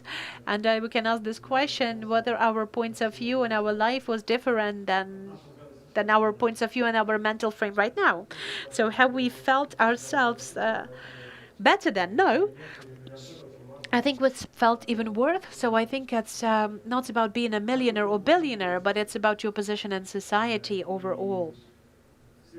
So I would like to wish all of us to only grow, to only move forward. And I would like to say that it's very easy to build up your own heaven behind your fence, but then you get out of the fence, then you will only see the criminality, you will see the clusters, you will see the unhappy people. And when I'm standing at that fence, I can see the change is happening, and I can see that very fast change happening. And I do believe that in the city that we're going to have here, the city that a lot of people would like to live here, and I do believe that our majority of us will not be afraid to take a walk in the streets. And this is an example of when people are changing their reality and the reality around themselves as well. I would like to wish us to have all of the best of the energy to make this change happen. I would like to wish all of us the health to make that happen and to be creative and get the ideas that you would like to follow. You know, I am sure that each and every one of you, you have your own dream, but I would like to wish all of us not only to have a dream, but for you to have the goals behind these dreams, and would you to have the actions behind those goals, and after those actions you would drive to success. And when you will succeed, please start dreaming of something more, setting out the bigger ambitious goals, more efforts, more actions, and more success. Never stop. The life is interesting when it's life in movement. Be happy. You know, I just would like to wish also at the 12th Odessa International Film Festival that we've had here, and we have some really cool guests coming as well, and we have guests from the Inglorious Bastards, and we had Terry Gilliam, who made this 12 Monkeys, and Monty Python there. So basically he had a meeting, when we had a meeting in the iClub in the Odessa International Festival, and he said, like, never grow up. Never lose your curiosity, the childish curiosity and inquisitiveness that you have, because this is the driver to everything else. So, and besides that, please be sure that the life changes so fast that you have to invest into yourself, because this is something that is currently highly needed from us today. So stay in the best of health and stay stressless. You know, for the last 3 years, I wish to everyone create whatever, but just create. But today I would like to make a slight change to that. I am sure that we have a lot of creators here, and we have this, you know, this hot spot and hub of energy. I hope there will be less obstacles for your creation. Whatever those obstacles are, the pandemics, the public officers, I don't know, and let there be the peaceful skies over Ukraine and Unit City. Have the best of the day. Thank you very much for joining us at this first panel. Your round of applause to our speakers. Show us right now what is it that you can do with this applause.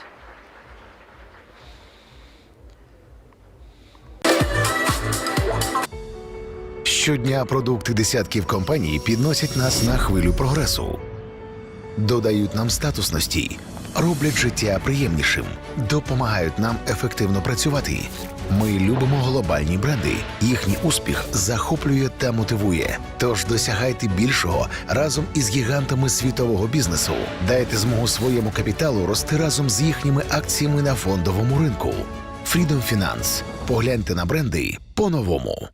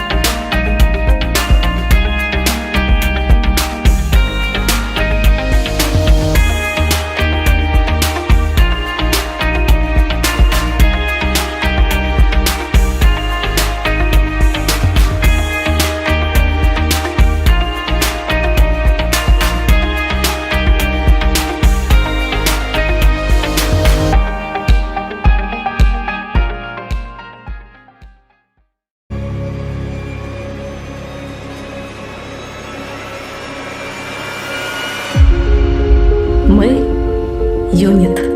Не один чи два. Навіть сотні не створять такі дива. Нас – безліч. І ми такі різні, рішучі, скажені, залізні. Великі інноватори, кодери, креатори, студенти, прораби, SEO, стартапи, 3D-друкарки, екологині. Найрозумніші люди в країні. Ми носимо віртуальні шоломи, будуємо цілі райони, створюємо нові вакансії, для електрокарів будуємо станції. Сягаємо рукою до космосу, все вище і вище злітаємо. Як далеко і самі не знаємо. А ще ми любимо відпочивати, робити івенти, співати, кричати. ділитися новим, зніматися для теленовин, руйнувати стереотипи, формувати власні архетипи, інкубувати, акселерувати, зростати, злітати, придумувати, чого не існувало, щоб майбутнє нам не готувало. Жити інноваціями, віртуальними трансформаціями, роботами, дронами, кодами, людьми. Це юніт. То є ми.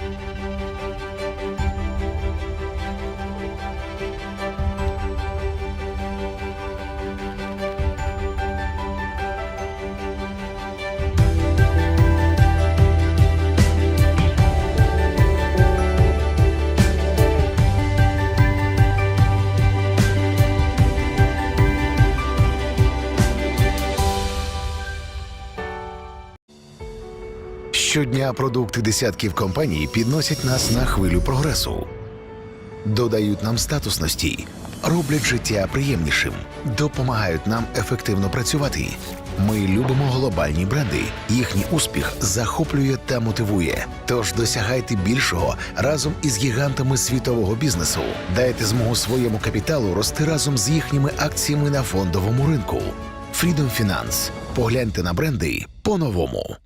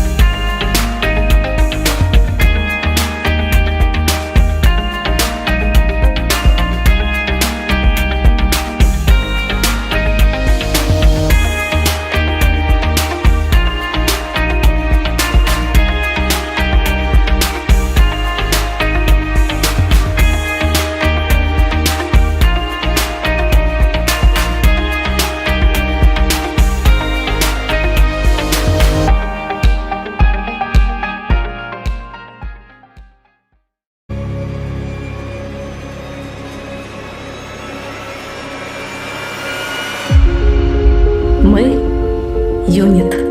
Не один чи два. Навіть сотні не створять такі дива. Нас – безліч. І ми такі різні, рішучі, скажені, залізні.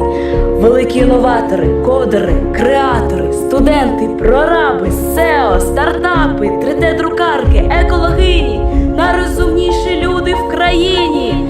Ми носимо віртуальні шоломи, будуємо цілі райони, створюємо нові вакансії, для електрокарів будуємо станції. Сягаємо рукою до космосу, все вище і вище злітаємо. Як далеко і самі не знаємо. А ще ми любимо відпочивати, робити івенти, співати, кричати, ділитися новим, зніматися для теленовин, руйнувати стереотипи, формувати власні архетипи, інкубувати, акселерувати, зростати, злітати, придумувати, чого не існувало, щоб майбутнє нам не готувало. Жити інноваціями, віртуальними трансформаціями, роботами, дронами, кодами, людьми. Це юніт. То є ми.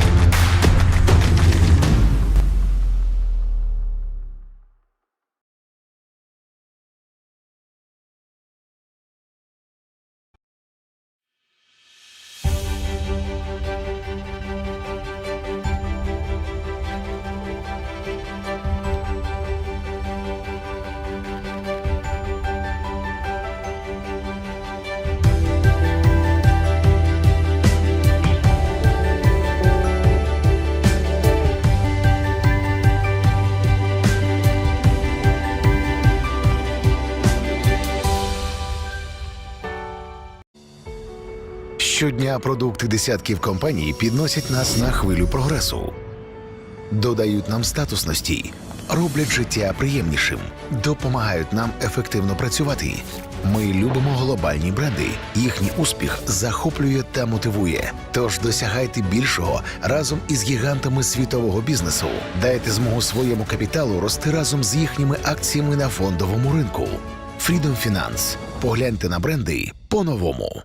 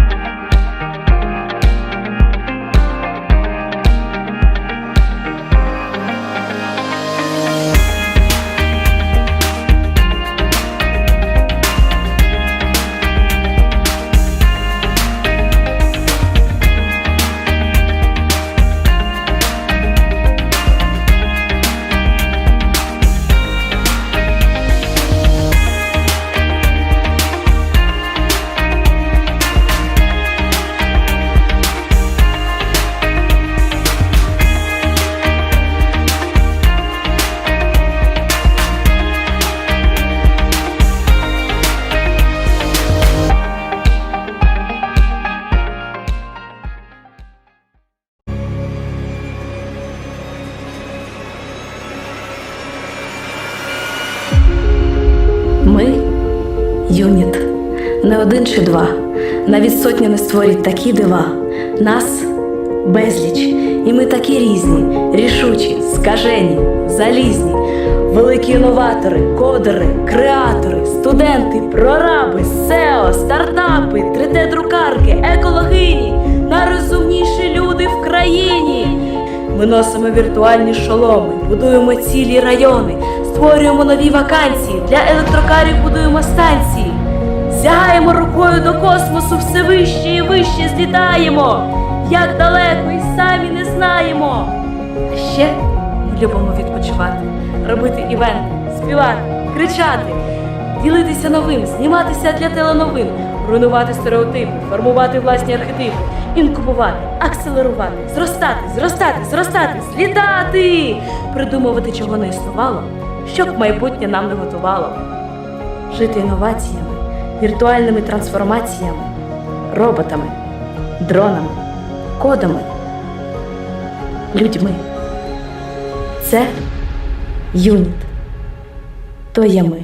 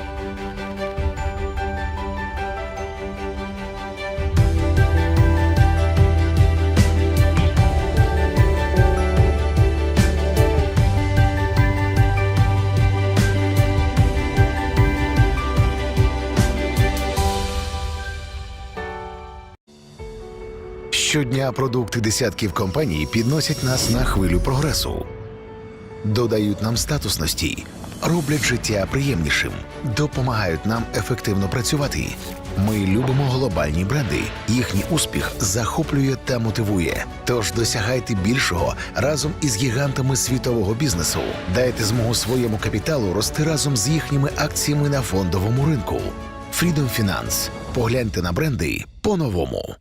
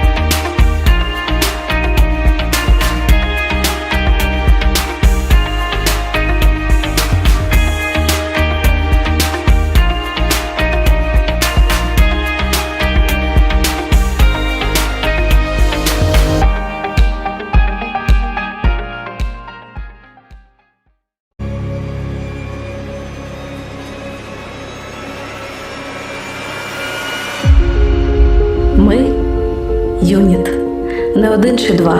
Навіть сотня не створить такі дива. Нас безліч, і ми такі різні, рішучі, скажені, залізні. Великі інноватори, кодери, креатори, студенти, прораби, SEO, стартапи, 3D-друкарки, екологині, найрозумніші люди в країні. Ми носимо віртуальні шоломи, будуємо цілі райони, створюємо нові вакансії, для електрокарів будуємо станції. Сягаємо рукою до космосу, все вище і вище злітаємо. Як далеко і самі не знаємо. А ще ми любимо відпочивати, робити івенти, співати, кричати, ділитися новим, зніматися для теленовин, руйнувати стереотипи, формувати власні архетипи, інкубувати, акселерувати, зростати, злітати, придумувати, чого не існувало, щоб майбутнє нам не готувало. Жити інноваціями, віртуальними трансформаціями, роботами, дронами, кодами, людьми. Це юніт. То є ми.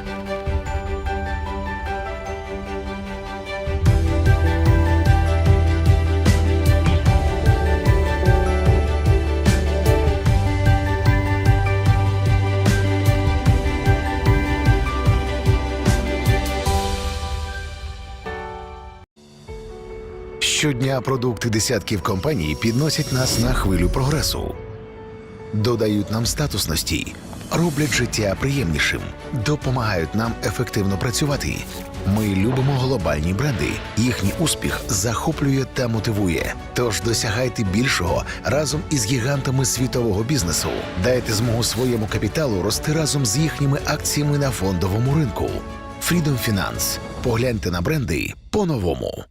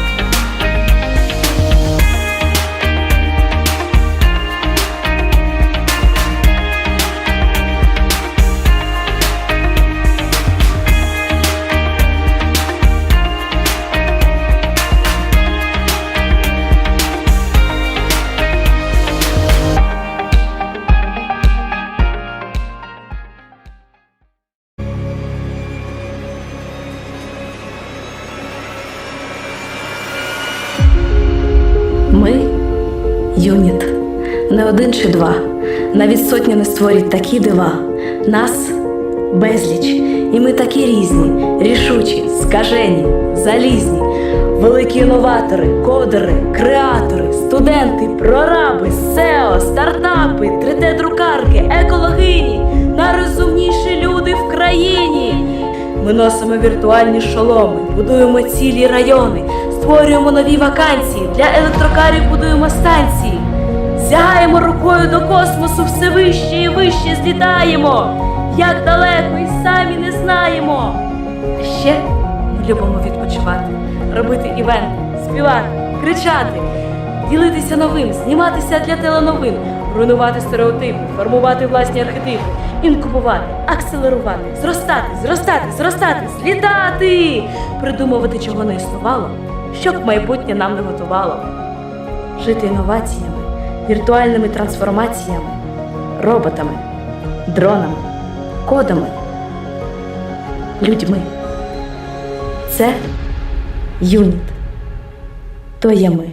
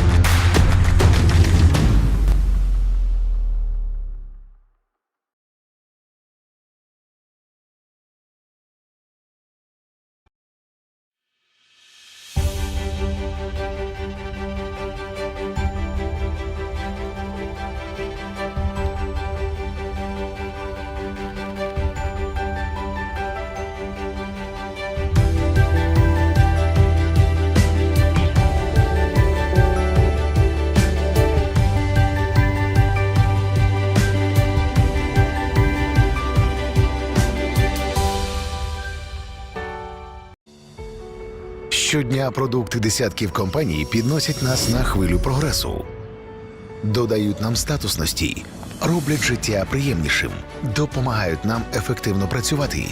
Ми любимо глобальні бренди. Їхній успіх захоплює та мотивує. Тож досягайте більшого разом із гігантами світового бізнесу. Дайте змогу своєму капіталу рости разом з їхніми акціями на фондовому ринку. Freedom Finance. Погляньте на бренди по-новому.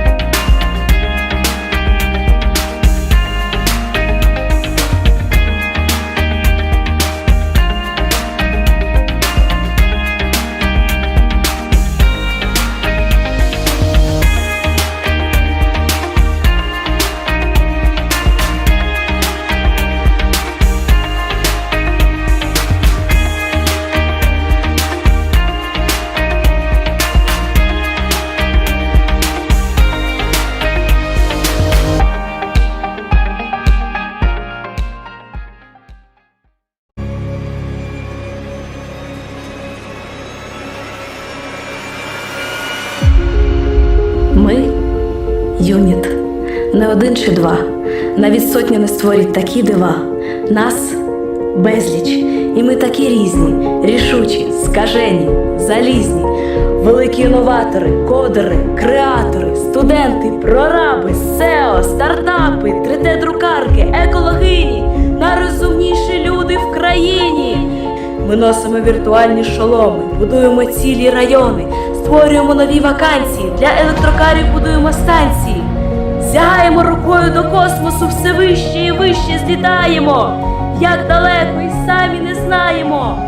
А ще ми любимо відпочивати, робити івенти, співати, кричати, ділитися новим, зніматися для теленовин, руйнувати стереотипи, формувати власні архетипи, інкубувати, акселерувати, зростати, злітати, придумувати, чого не існувало, щоб майбутнє нам не готувало. Жити інноваціями, віртуальними трансформаціями, роботами, дронами, кодами, людьми. Це юніт. То є ми.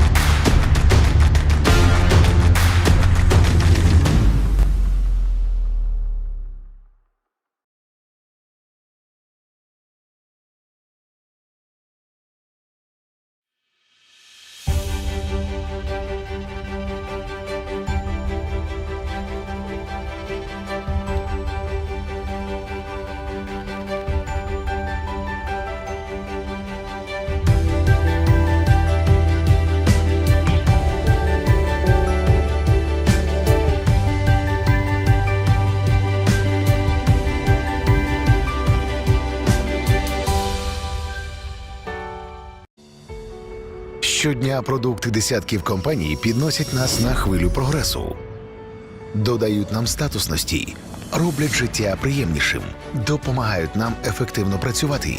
Ми любимо глобальні бренди. Їхній успіх захоплює та мотивує. Тож досягайте більшого разом із гігантами світового бізнесу.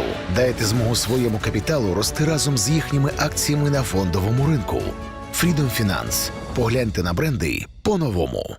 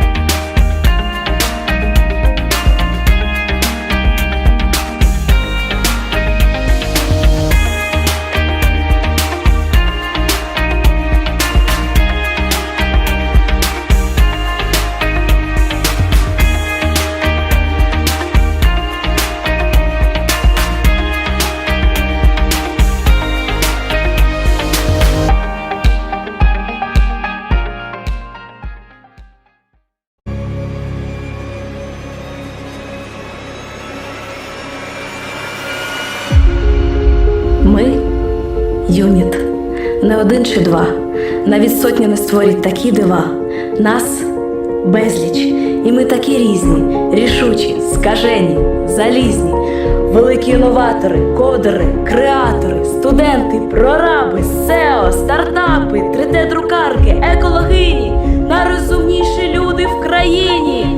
Ми носимо віртуальні шоломи, будуємо цілі райони, створюємо нові вакансії, для електрокарів будуємо станції. Сягаємо рукою до космосу, все вище і вище злітаємо. Як далеко і самі не знаємо. А ще ми любимо відпочивати, робити івенти, співати, кричати, ділитися новим, зніматися для теленовин, руйнувати стереотипи, формувати власні архетипи, інкубувати, акселерувати, зростати, злітати, придумувати, чого не існувало, щоб майбутнє нам не готувало. Жити інноваціями, віртуальними трансформаціями, роботами, дронами, кодами, людьми. Це юніт. То є ми.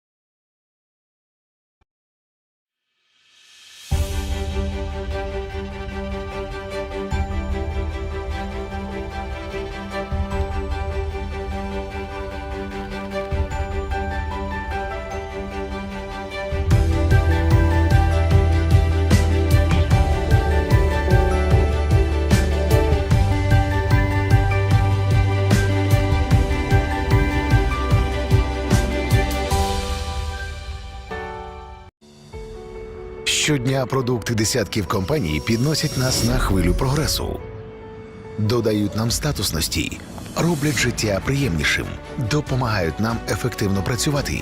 Ми любимо глобальні бренди. Їхній успіх захоплює та мотивує. Тож досягайте більшого разом із гігантами світового бізнесу. Дайте змогу своєму капіталу рости разом з їхніми акціями на фондовому ринку. Freedom Finance. Погляньте на бренди по-новому.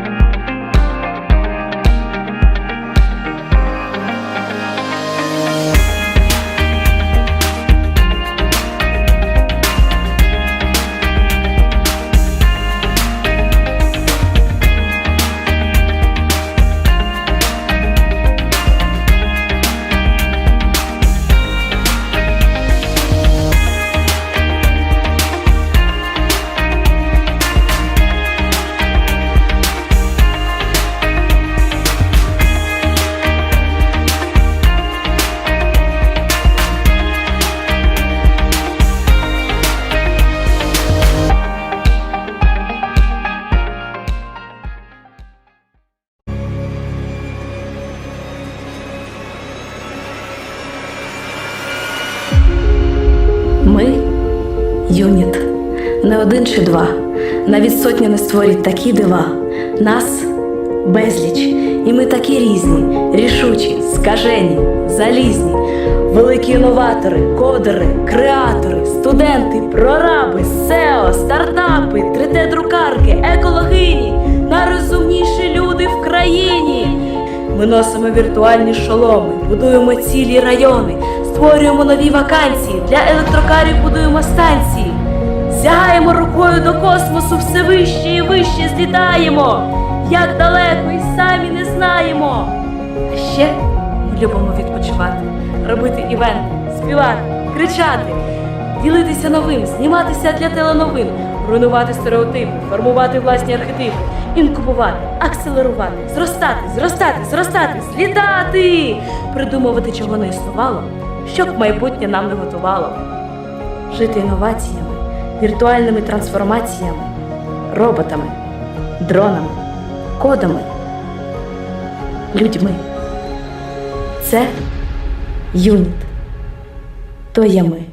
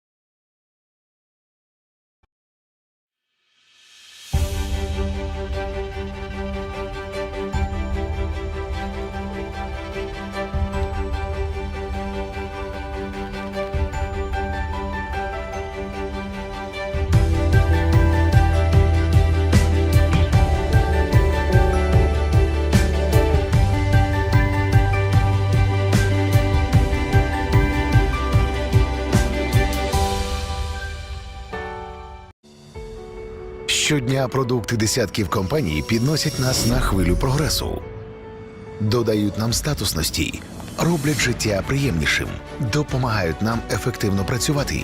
Ми любимо глобальні бренди. Їхній успіх захоплює та мотивує. Тож досягайте більшого разом із гігантами світового бізнесу.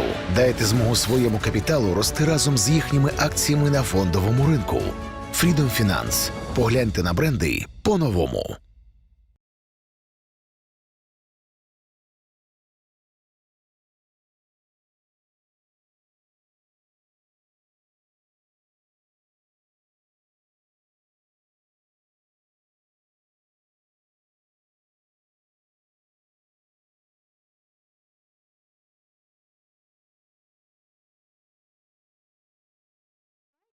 We even know that there is a smart bottle that tells us when you need to drink water, but not our mom who tells us when we should eat. Right now, our fitness trackers tell us that we need to walk 10,000 steps, but not our trainers. Right now, the small owl in our mobile phones tells us, good, right, you have learned 100 new words, but not a new teacher. So our customers have changed. Our customers have already changed, and those changes are happening on technologies. The term itself, digital, is made up of two words: physical, the real world, basically something that you can see, the physical, real world, something that we can touch, something that we can feel with our taste, something that we can lick even in the end, and digital. That's all of the virtual worlds and all of the devices, gadgets, technologies that give us absolutely new feeling, absolutely new opportunities for further on communication and collaboration. And that is the basis to whether the businesses will be able to use this technology. The future and the success of the businesses depends on that. In the next hour and a half, but if it will not follow the timing, we'll even can dedicate it even more. We're going to talk on how the businesses can change and how the customers change, influenced by technology. So I don't want to take a lot of your time. I would like to invite Valery Novikov, the Director on the commercial development in MasterCard in Ukraine and Moldova, the main specialist in fintech decisions and innovative projects of innovative system. And while Valery here is joining us at this moment, I would like to tell you a little bit about the projects that have been implemented by Valery and his team, because Valery is the one responsible for giving us the opportunity to pay without leaving our car for your gas. So Valery and his team is responsible for. And I'm out of sound, yeah? So, okay. I can also be grateful to Valery for 5 other projects. And for my side as an entrepreneur, I'm really grateful for your project on simplifying the payment between businesses and final customers. And thank you very much for cashless tips. So thank you very much. Now we can leave tips in online. Thank you very much. I'll pass the floor to you. Thank you. Thank you. Good day. Good day. I was always introduced. My name is Valery, and today I would like to talk to you about 2 things, basically. The 2 things that currently happen in the world and that currently happen in Ukraine as well. A couple of years ago, we had a big research on how Ukrainians are paying their cards, how businesses respond to card payments. And right now, except for this research, I wanted to tell you about the 2 new services that we're going to launch in Ukraine in the recent times. One of the services, I'm going to even give you the opportunity to participate in that. You can already use it if you have a phone. But basically, let us do it in order. So, the world is changing. We are changing. In the recent year, there has a lot of changing that has happened. And based on our research, what we have sent from our respondents as well, we have understood that Ukrainians are starting to use cashless payments much more frequently than it used to be before. And it's not because of COVID, but it's just because it is the work of the couple of decades of years, something that has happened in Ukraine and what was possible in Ukraine. This is something that is interesting to your clients as businesses. But there is another question of what is going to be happening with your clients when they come to you. Half of the respondents, they have said that they will choose that shop or that location where they'll be able to pay cashless. And 10% of clients, they would say they will not be buying something from a shop if you don't have the opportunity to pay with a card. But there is one big minus in this. This is not an actively developed a network of the POS terminals. And as MasterCard, we're trying to promote it and to keep it moving forward so that Ukraine would be on the same level of the Europe is, just for us to get at least the indicators that we currently have in Europe. So now we have the Android POS terminals. Those are the terminals that have 2 parts of it. It has the Android platform, so it doesn't have these buttons as the calculators has 1, 2, 3, 4, 5. So all of the front face is a touch panel, but this touch panel also includes the opportunity to read out the line, to read out chip, and to read out the PayPass format. But because it is a full Android platform, you can add up the loyalty program, CRM program, understanding the storage, understanding the cashless and cash payments, so on and so forth. Some of our enterprises have only asked us to build up it as a system of the control for their employees when they started their working day, how much did they earn, so on and so forth. So what is that all about and what it is going to take us to the future? So we asked our clients and they've told us that half of all of them in the next 5 years, they're ready to fully postpone the usage of cash. Slightly more than a half, they're ready to get to the digital communication with their bank in the next 2 years. That is very serious figures that bring us to another important moment. Each and every one of us, and I think that is each and every one has experienced this situation, then having bought something, you are opening your mobile banking and you can see there is some kind of a transaction. Like if it be Novikov 250 grivnas, and you just like 250, what is that? What is the transaction? I had never bought anything on 250 grivnas. So basically what we have understood as well, the more transaction person makes, then the hardest it is for people to identify what the transaction are those, because they cannot identify all of those transactions. Some share of people, they even will apply and make a complaint that they have never made this transaction, but then later on they will recall that this was the actual transaction they made.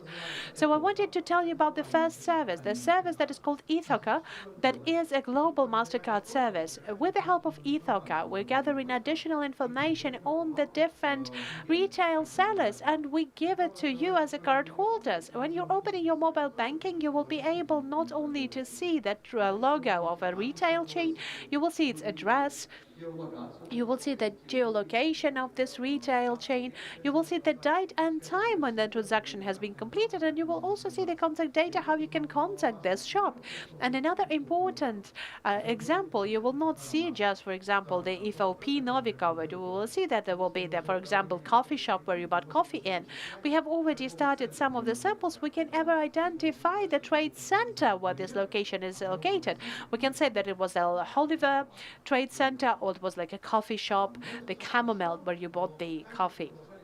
That's very good, but still, we continue asking our people. So, what it is that makes you happy, makes you excited? What are the other ways you would like to pay? And part of the people have answered in that way. They've also said that at least almost 40 people would like to pay through QR code. 70% would like to pay through the cryptocurrency. 60% would like to pay with voice assistance, and 13% would like to pay through the Internet of Things. So, understanding that, understanding those trends even before this research has been made, we worked on those cases. And I would like to say that right now we have launched in Ukraine one of the best ideas of the payment, Silpo and Fora QR. You can only use that at the cashier, but in Silpo you can also have this opportunity for scan and go. You're scanning your shops, your everything you buy on the shop, you are scanning it on the cashier, and you take your check and you go.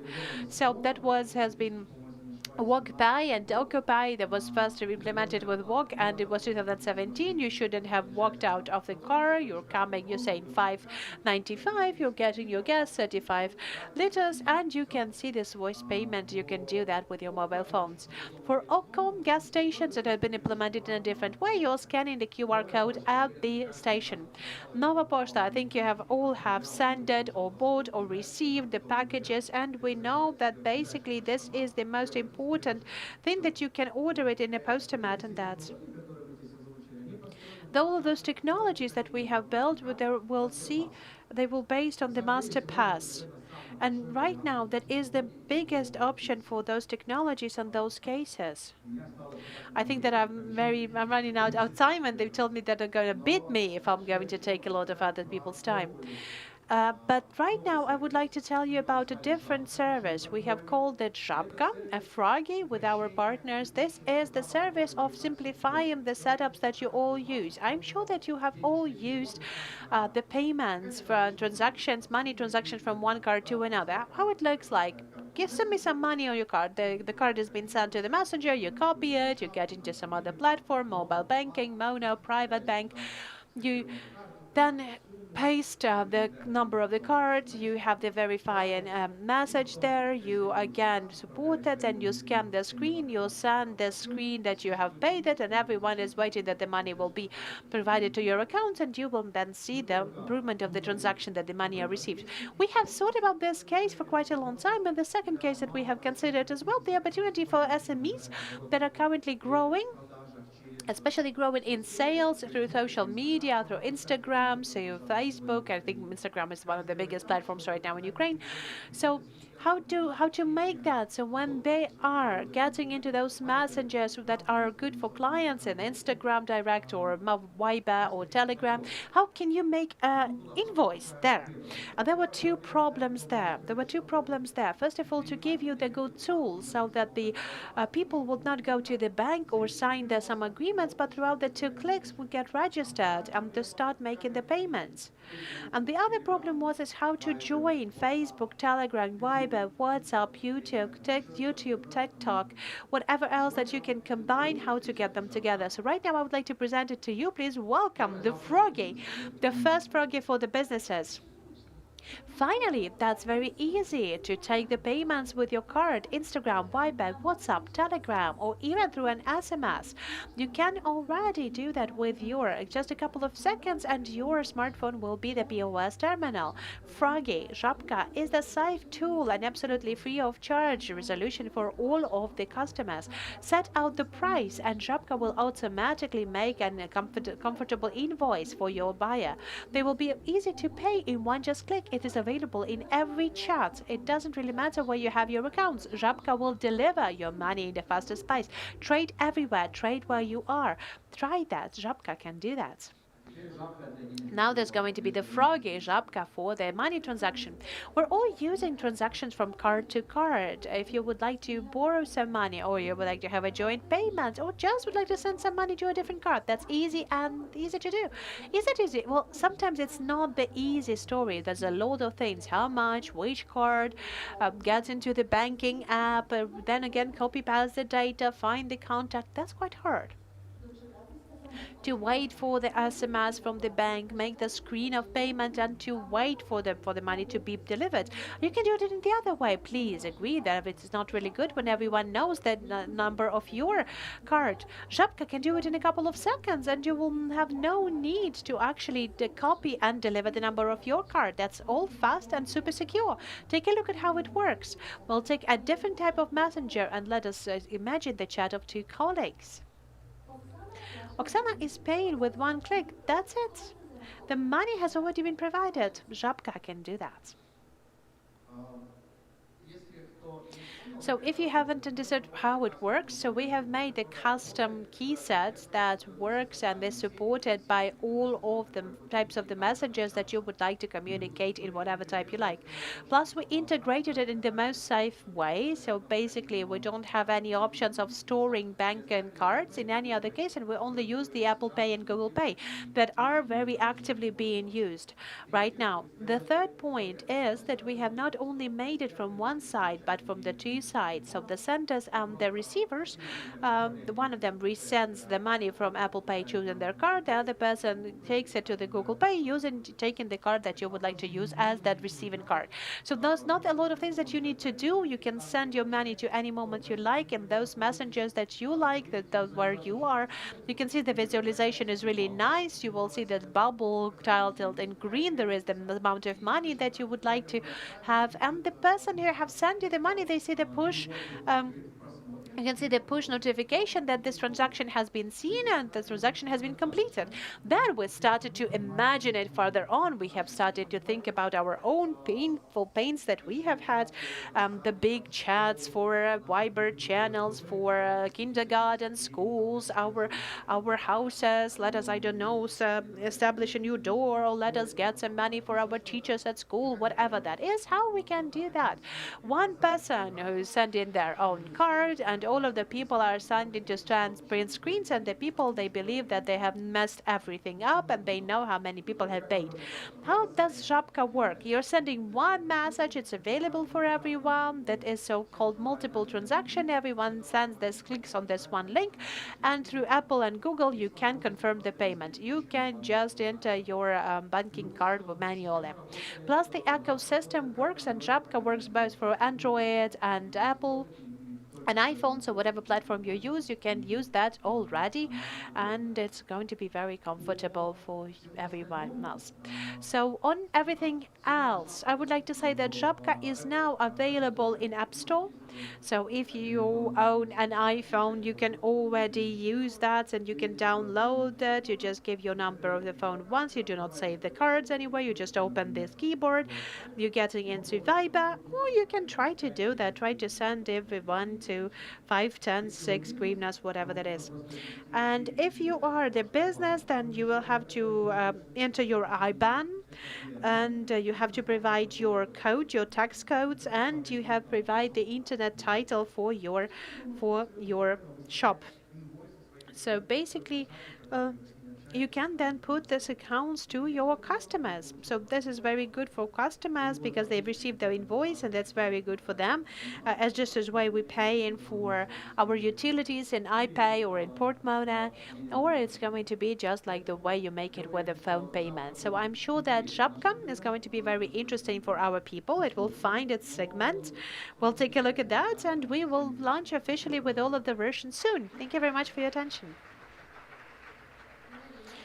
Thank you, Valery. We had agreed that our first panel, everyone has said that you should come up, not be ashamed, asking questions. So I have a rhetorical question to you. Why did you call it Żabka? That's a rhetorical question again. I will think I will know that in our joint conversation. Żabka, well, we had a lot of questions. How should we call this partner in service? I pay to you, you to pay, whatever that is. Everything with the word payment. And the partner said, no, I don't want anything like that. I just want everything that will be clear for everyone. And they can come up with Żabka. Everyone liked that. So everyone asking us, why Żabka? And there are two options here. First of all, why not? The second answer is that because it jumps between the social networks, between messengers, that is why it's called the froggy, Żabka. So froggy is where you are and you are where the froggy is. Okay, that's good. So, okay, no one is pushing anyone. Okay, good. Thank you very much. Thank you so much. Okay, thank you very much. If you're representatives of businesses, then you know that you have to be very comfortable on the payment provided for your clients. Digital customers, they will be very demanding. They will be asking questions. Can I pay through Messenger and through Facebook? Can I send you money through Telegram? You have to be ready for that. But the biggest challenges that still wait for us as entrepreneur in the future. And our next speakers will be also speaking about that. Please welcome Gram Dayan, serial entrepreneur, investor, by the way, who's investing into technological project, co-founder, one of the first and one of the biggest European solution for the smart houses. Omar Grant, I would like to invite you to join me on the stage, and we are going to listen to his presentation right now. He's going to tell us how our customers will change in the future and what are the challenges we should be prepared. Thank you very much. Can you hear me well? Good. Okay, so right now we know how the behaviors have changed. Now what are the businesses for to become the love market? To become the business of the future, and what is this physical customer in the real life?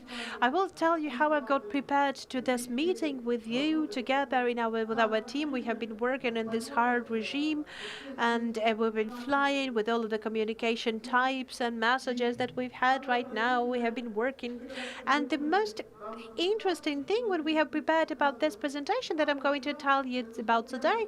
Yesterday, I've had my very first interview when I was not interviewed, but interviewer. And my interviewer was my 12-year-old son, who is basically the real physical customer. So we've got through the slides that we're about to see. I've asked him some questions, and I've had the really coolest insights than I've had before. I've changed the format of this presentation based on that, and I'm going to be speaking in a very simple language.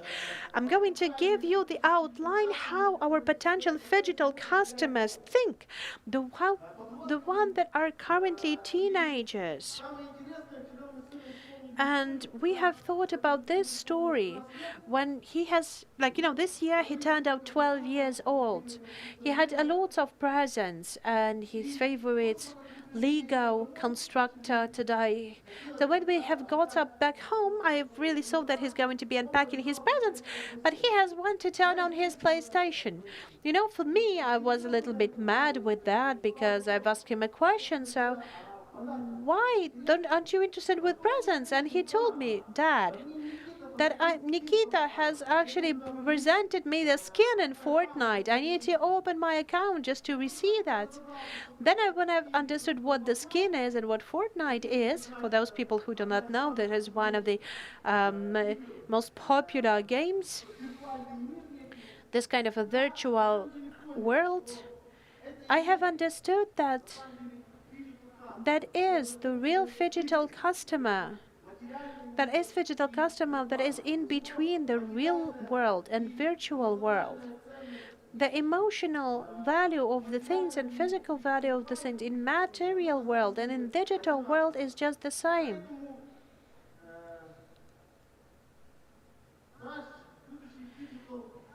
So our future digital customer, he's digital native. That's what I will call that. Because if, for example, we're trying to find how we can adapt to some new realities, we can still call ourselves smartphone addicted, then our future generation, they never will call themselves smartphone generation, smartphone addicted, because they're digital natives from the moment they were born. And I think there are people who have kids here in the room, because I think that there's no idea how the 2-year-old child knows how to use all of the apps in your phone or your iPad. So our future digital native will be made of 80% of technologies. Then the person is actually made of water. So the digital natives will be made of technologies. So that is why and we have to talk to them. We have to deal with that. But the first thing is that I want to give to the future businesses is stay physical, speak digital. What does that mean? That means that for the person who has been born with technologies in their hands, it is important that there will be businesses easy in online and offline. And we know that it is important that we have lost our meetings because we needed to talk to the people who deliver the water. And that caused some tension for your interlocutors. And now we have the technologies that give you the opportunity to get away from one a couple of minutes, and they will not give you the opportunity, and it will not disturb you from your meeting. So how can we do that? How it is done? Right now we have multiple technologies and many technologies available, and those giants as Amazon, Google, Facebook, they invest billions of dollars so that the entrepreneurs, they will be able to introduce those technologies to their businesses, and that will be able to simplify the communication with the customers. And another trend that will not leave us calmly, this is trend of security. According to Cisco, 9 out of 10 people, they are really worried on those communication and tools that are currently exist in the remote work. They're really worried about Zoom or any other communication tools that are available for them right now. Why it is bothering them? Because the personal data has become something very important for people. Basically, just recently I've just received a push notification from Uber whether I would like to share my constant location with Uber. Of course, it kind of made me slightly frustrated. By the way, has anyone else been frustrated by that too? Okay, cool. A lot of people have been frustrated by that too. Good. So basically, the topic of security and the topic of safety, especially the topic of cybersecurity, is not the new topic. We all remember, even in 2000, when we had this dot-com boom, we've had this center for the cybersecurity, the Petrivka market. You're able to buy any kind of databases there. So my advice there would be for you to try to introduce technologies into your businesses so that the databases and the information about your clients will not be available at that kind of markets. Another point, which is a very important trend as of my point of view, is about personalization. The digital customers, they really need your tailored approach and your flexibility. And if in material world that has been very important for me to go to my restaurant and the waiter knows that that's Grand Diane, he likes cappuccino with coconut milk, and he already brings something that I like. For the digital customer, in for example our yesterday's conversation with my son, I've understood that it's not that much of important for him. What is important for him? So that, for example, someone could analyze his needs, that his social network would actually could meet his expectations and his desires, so he would not spend his attention and use his attention for something that is not interesting for him. This is a new industry, basically, a new industry that will come to us after Internet of Things. This is the Internet of Behavior. Basically, the future is now. Right now, we already have a lot of computer games where you, as a user, you can choose where would you like to go, and then the result of the game will depend on that. Netflix is already making films that when you, as a user, you'll be able to change it all, and you will be already have the specific ending in that, like a happy end or dramatic end, whatever is the most important for you. So personalization is important, and we have to consider that as well. Another moment, the low-touch economy. I do not think that it's a trend, it's a style of life, that's the new reality, the minimum of physical contact between people. The retail market, for example, this is about the contactless cashiers. In the HoReCa market, then we can already see that how it all has changed as well. We already have this online booking, we have the online check-ins even. So those trends, they have been seen more frequently in our lives, and to get closer to this new, you can get closer to this new reality with the new technologies. According to the McKinsey Institute analysis, the real estate, residential real estate, will be one of the most prospective ways of the IoT solutions. So our house is a stronghold. Our house is a stronghold where we are working, where we are learning. Our school is located inside of our home. The restaurants are located inside of our homes. So those companies that will be investing into those directions, that will be investing into the automation of those processes, they will succeed. Thus, I think an important slide as well, the important slide that I wanted to talk, I would like to ask Olga just to ask you to follow the timing, because at this slide I can talk a lot, because basically that is something that we've created, something that we have Vadim Sidorenko here. He's my partner in business. Vadim, so let the people see, because they will say that you're not here. You know, that's basically, there is the low-touch economy. Well, this is something like, no, do not believe that we have never thought of coronavirus coming. We didn't forecasted it, and we didn't. I have no connection to coronavirus. But basically, we understood that the ecosystems of the smart spaces, they're going to be very important for the future. So that is why we have taken this risk, and we have launched the project. What has been driving me throughout this project? The main essence of the project has been that for us to understand that the internet market and the providers market has reached already the certain ceiling. So everyone at our planet has already been connected to internet. There's no additional places to connect someone to the internet. But there is an endless amount of things in our world. So we only know that going through the providers model, so giving the people the really comfortable entry in understanding of the smart house, is the key to success. Before that, with the association lines of the smart house, it's about something very complicated, very expensive. We wanted to make it easier. How you can make it easier and cheaper? You can only do that having the network effect. For you, for all of the users, this smart house and smart home would be just the same and clear and understandable as the home internet that you pay on a monthly basis. We've managed to do that today. But before, when we were talking to people and we explained them what it is that we're doing, we have told them that right now you can send it to WhatsApp or to any other messenger. You can send it the key to your house, to your door. And the people say, like, why would we do that? Because we can take the parcel. Right now, the people do not ask this kind of questions. Right now, that's yes, thank you. So yes, so right now, we have more and more people who will understand about this approach that we've had.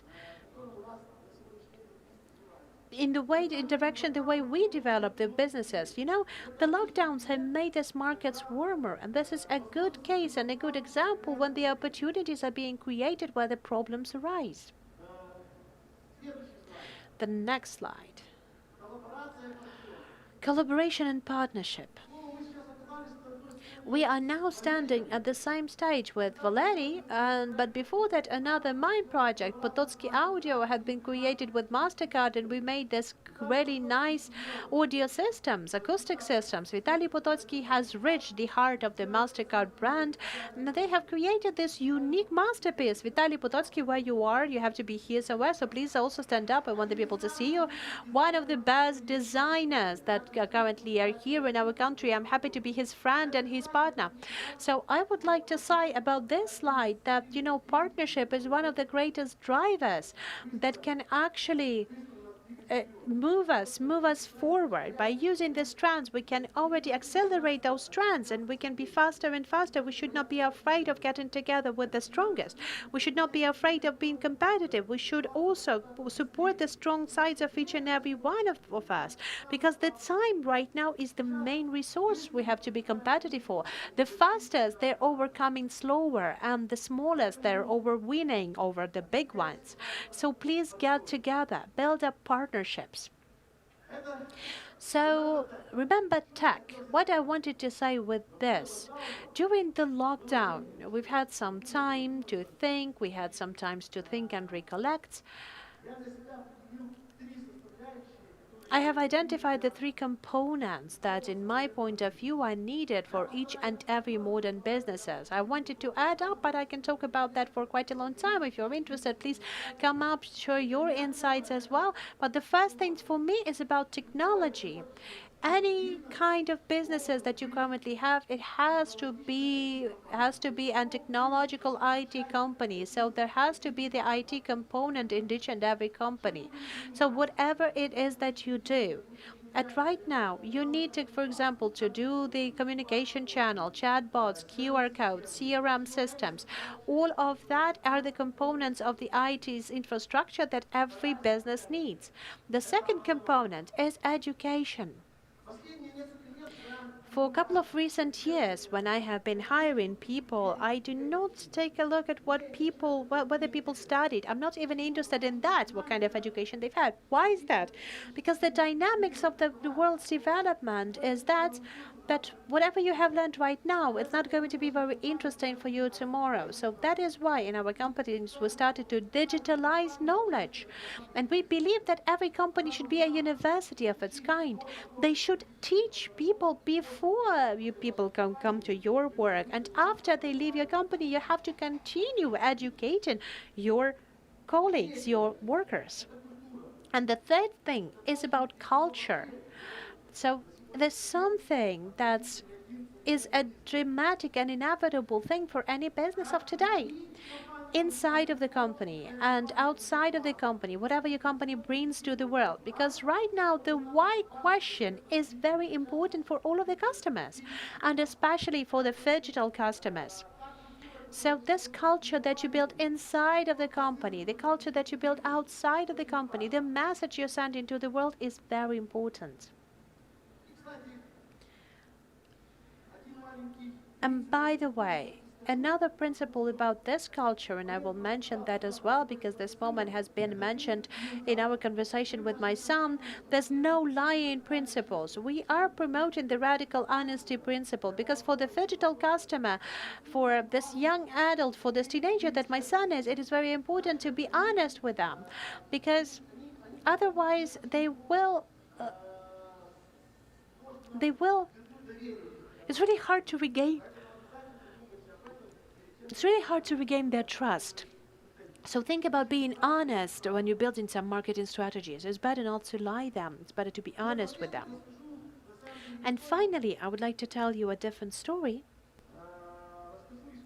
I will tell you a story of my life, and when I was, just in the recent times, I have heard it from some young people, from some youngsters who haven't understood what it is that they would like to do in their life. Well, I have heard many times from them when I was around like 2021. I was studying in the university. I was sitting there and thinking about what can I do in the world so I can change the world, so I can make the world a better place. And of course, as the students, I would really like to get rich. And I have thought about who has the money? Who has the money in this world? But historically, how it happened? The first money holders, capital holders were the landlords, the big landlords. If you have the land, then you had the money. If you didn't have the money, then you have been working on the land and you have been trying to get yourself something to eat. But then after the first industrial revolution, the people, as Henry Ford was, they have started to create industry. And they've started to have a different money flow. So the landlord's money have got to the industrial owners. When I was growing up, there was the dot-com boom. There was the internet projects blossoming. I was too young there, and I didn't understand how can you earn something just with with internet. So I still was studying at my legal faculty. But when the devices appeared, when the smartphones appeared together with the high-speed internet, I have understood that right now, this is the high time when everything that our eyes see can be changed. So that is why, up till now, every young entrepreneur, there's one thing that I would like to tell to each and every one young interpreter. Take a look at outside of you, or take a look around, take a look at what the problem is, and search for your own unicorns there. Thank you, thank you, thank you, Grant. Thank you, Grant. I would like to say that Grant is not just the serial interpreter, but he actually not only knows where to take the money, but he actually has the money. Okay, summing up, we know that our requirements and requests will not only be applied to the technical capacities of the businesses, but there also will be the need and commitments about honesty, about the opportunities to communicate your value and to provide it both with technologies and with your direct language. So I would like to invite the next person. Please welcome Valeria Tolochna, the marketing director of MegaGo service. Lera, for the couple of recent years, and I'm not going to tell you for how many years already, she's changing the companies with the new marketing tools, with digitalization, with marketing in all of its aspects, and in building the new types of collaboration between the companies and clients. So Lara, please, the floor is yours. Hi everyone. I would like to add up to what has been said. It's not about me changing, but it's about the teams changing everything, because one person cannot change the world, and I'm sure that you know that. Okay, good. Let us go. No, that's way too far. Just a second. I'm always doing something, these things that I'm really bad with clicker. Okay, so this is the photo set. This is the picture. No one has ever seen that. Andrei Fedorov has been here. Just, I can still feel his presence here at this stage.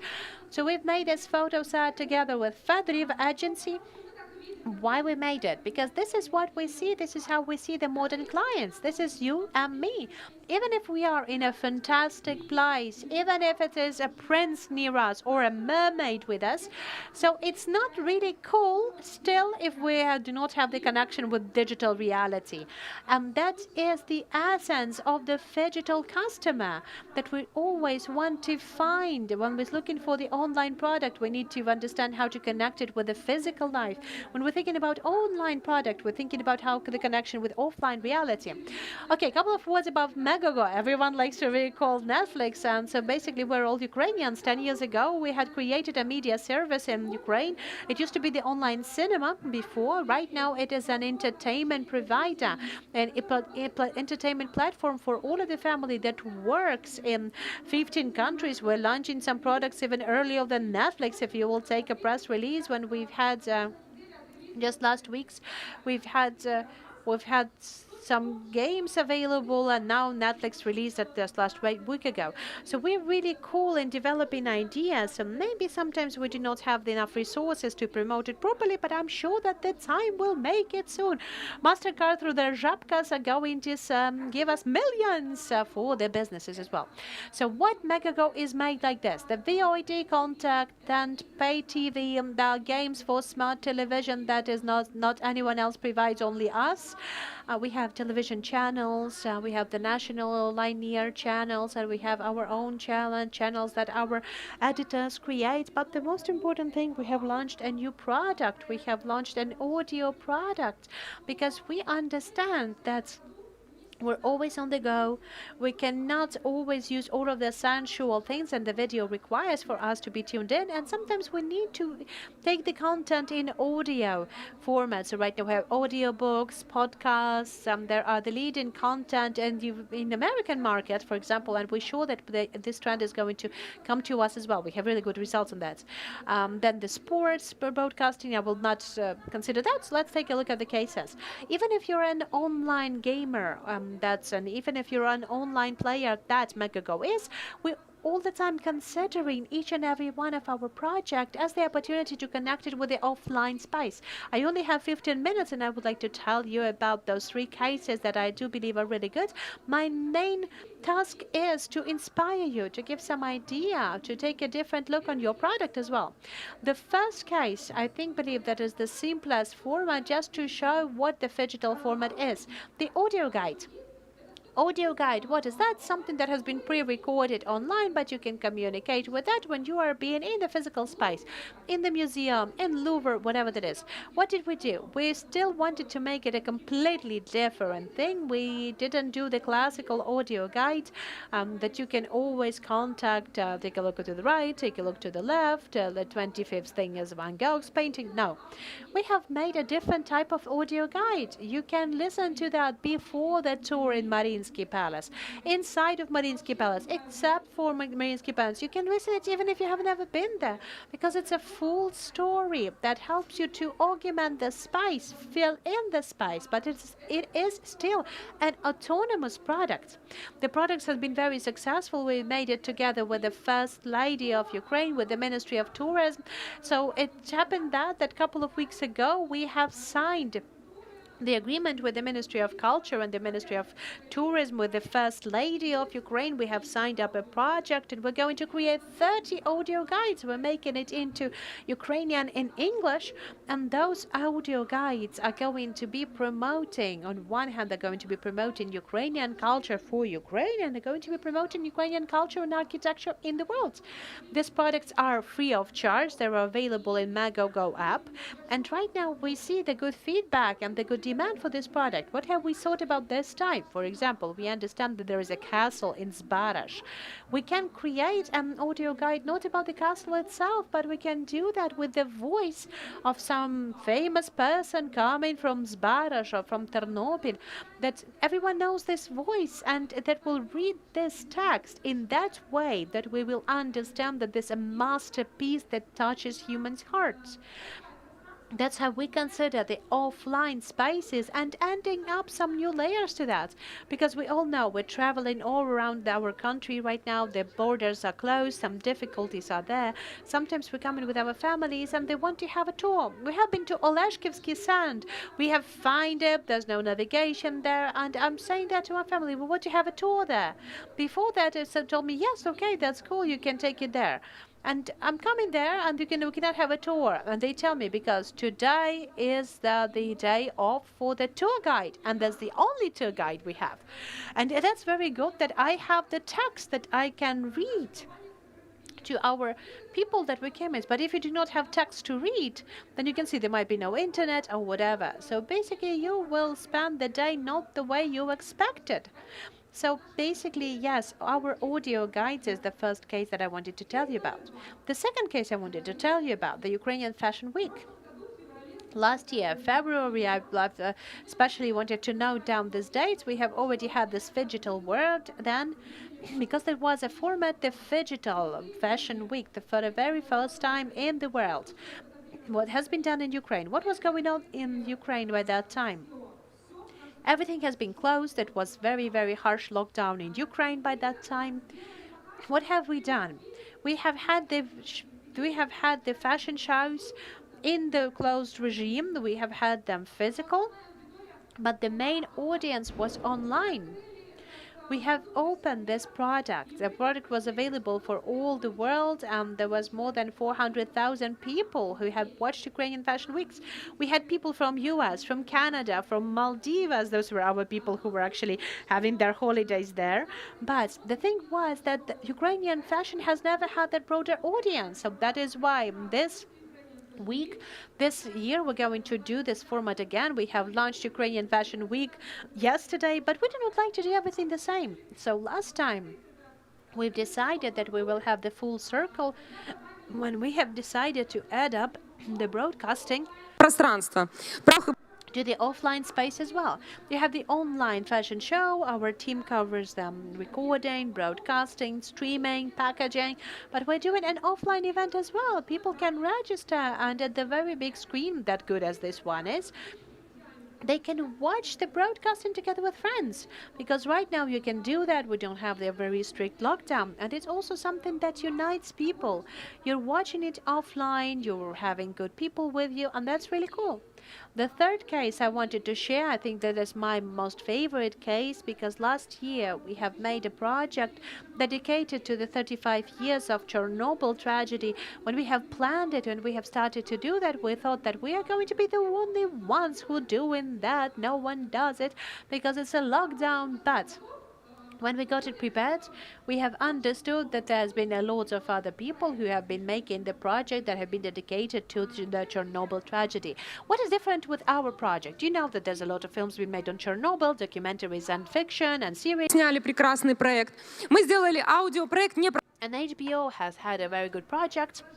We've made a project not about the catastrophe itself, but about people.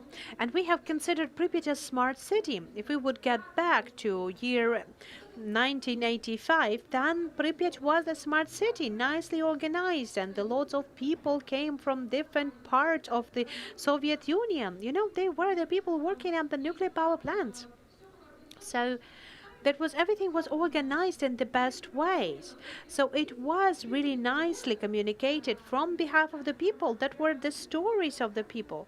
So the people told us how they did that, how they missed those cities. And a lot of people, they have never came back. They don't know how the city looks like now.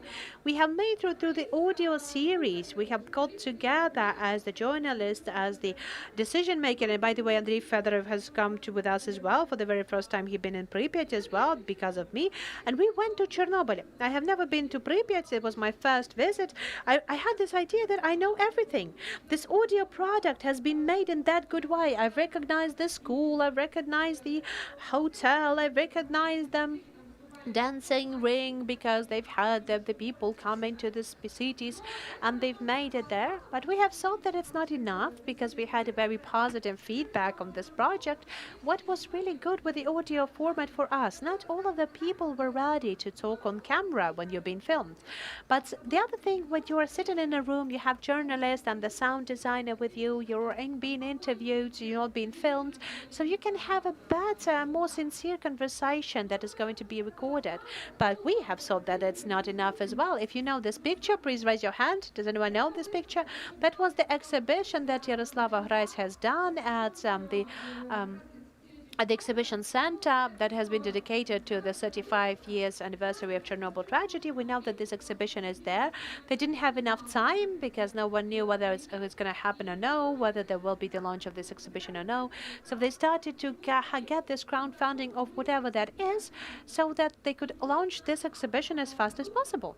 So together with our audio product, we have become this part of this bigger exhibition project, because we've had one of the zones, one part of our exposition was dedicated to that. You could take the phone call and you would get a call back, and that would be the voice of the person from Chernobyl that was part of our audio series, and you would have been told about the story of the life of the city. That was an unbelievable emotions for the people, because that was about this digital format that takes you back in time as a time machine.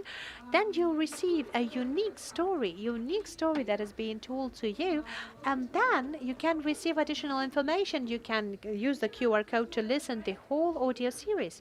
And I do believe that it has been a very successful project and successful story, because we're planning right now a lot of new projects, and I could tell you a lot about those projects. I think that I'm still in my time.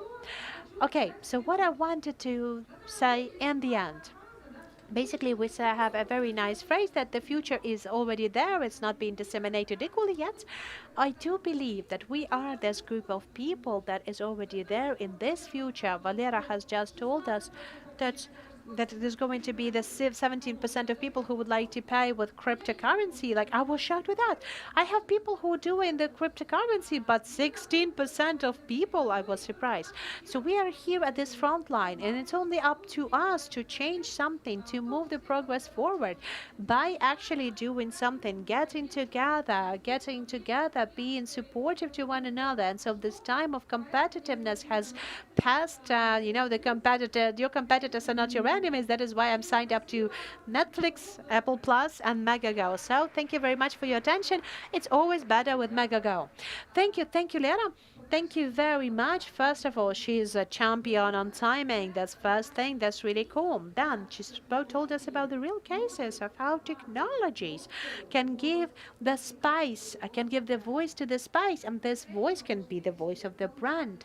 So using this opportunity to engage technologies not only to communicate some values of the brand or some advances of the brand or some commercial ideas, but actually building additional products that were going to engage your audience, that are going to captivate your audience. We already know that the customers of the future, they will pay in a different way.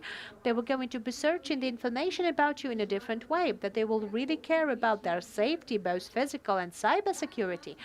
And right now, we're going to invite the next speaker. Please welcome Anastasia Davidova. She is the commercial director of the investment developing company Avalon. She is the founder of the Telegram channel, Work in Marketing. So if you're looking for some job positions, I would like to invite you to join this Telegram channel. She's also an entrepreneur. Nastya, I would like to invite you at this stage. So we are going to start talking of whether the digital perspectives exist in traditional, let us say, like a market and the real estate market. Please, Nastya. Hi, hello. Can you please raise your hands, the people who come in from Kiev?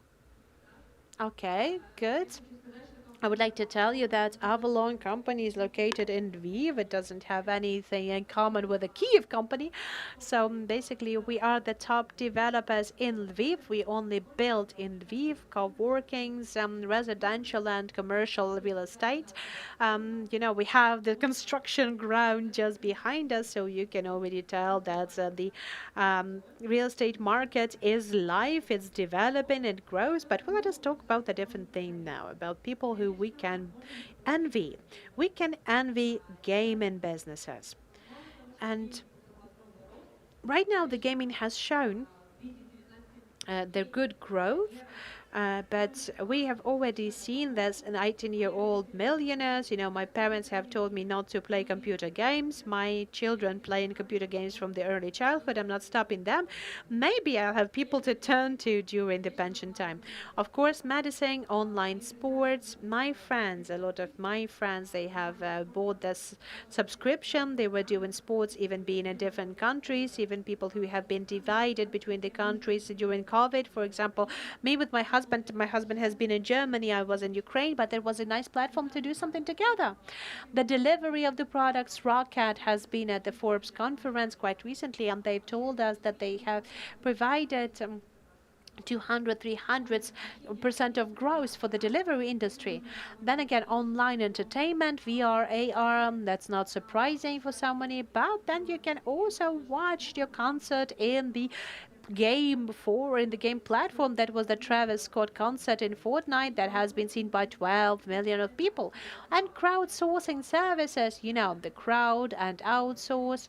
So basically, when we are asking for the teams and not for the teams to outsource them, like for us in development, we're using that very actively when we're ordering some project design or architectural concepts and designs. And even right now, even more and more people in developing businesses, they really would like to have the marketing team and sales team outsourced as well. Gaming, that's a nice slide that I have of how the audience of gamers grows. This is about the March 2020 plus 28 millions of new gamers. That is the biggest growth in US. The real estate in Ukraine has fallen at this moment. This is the law of preserving energy. Some you gain in one place, you lose in another. So you see the gains in the gaming industry. So why people now play more in mobile games? There is a very cool book that is called Supernatural or something like that, about how the games can cure you.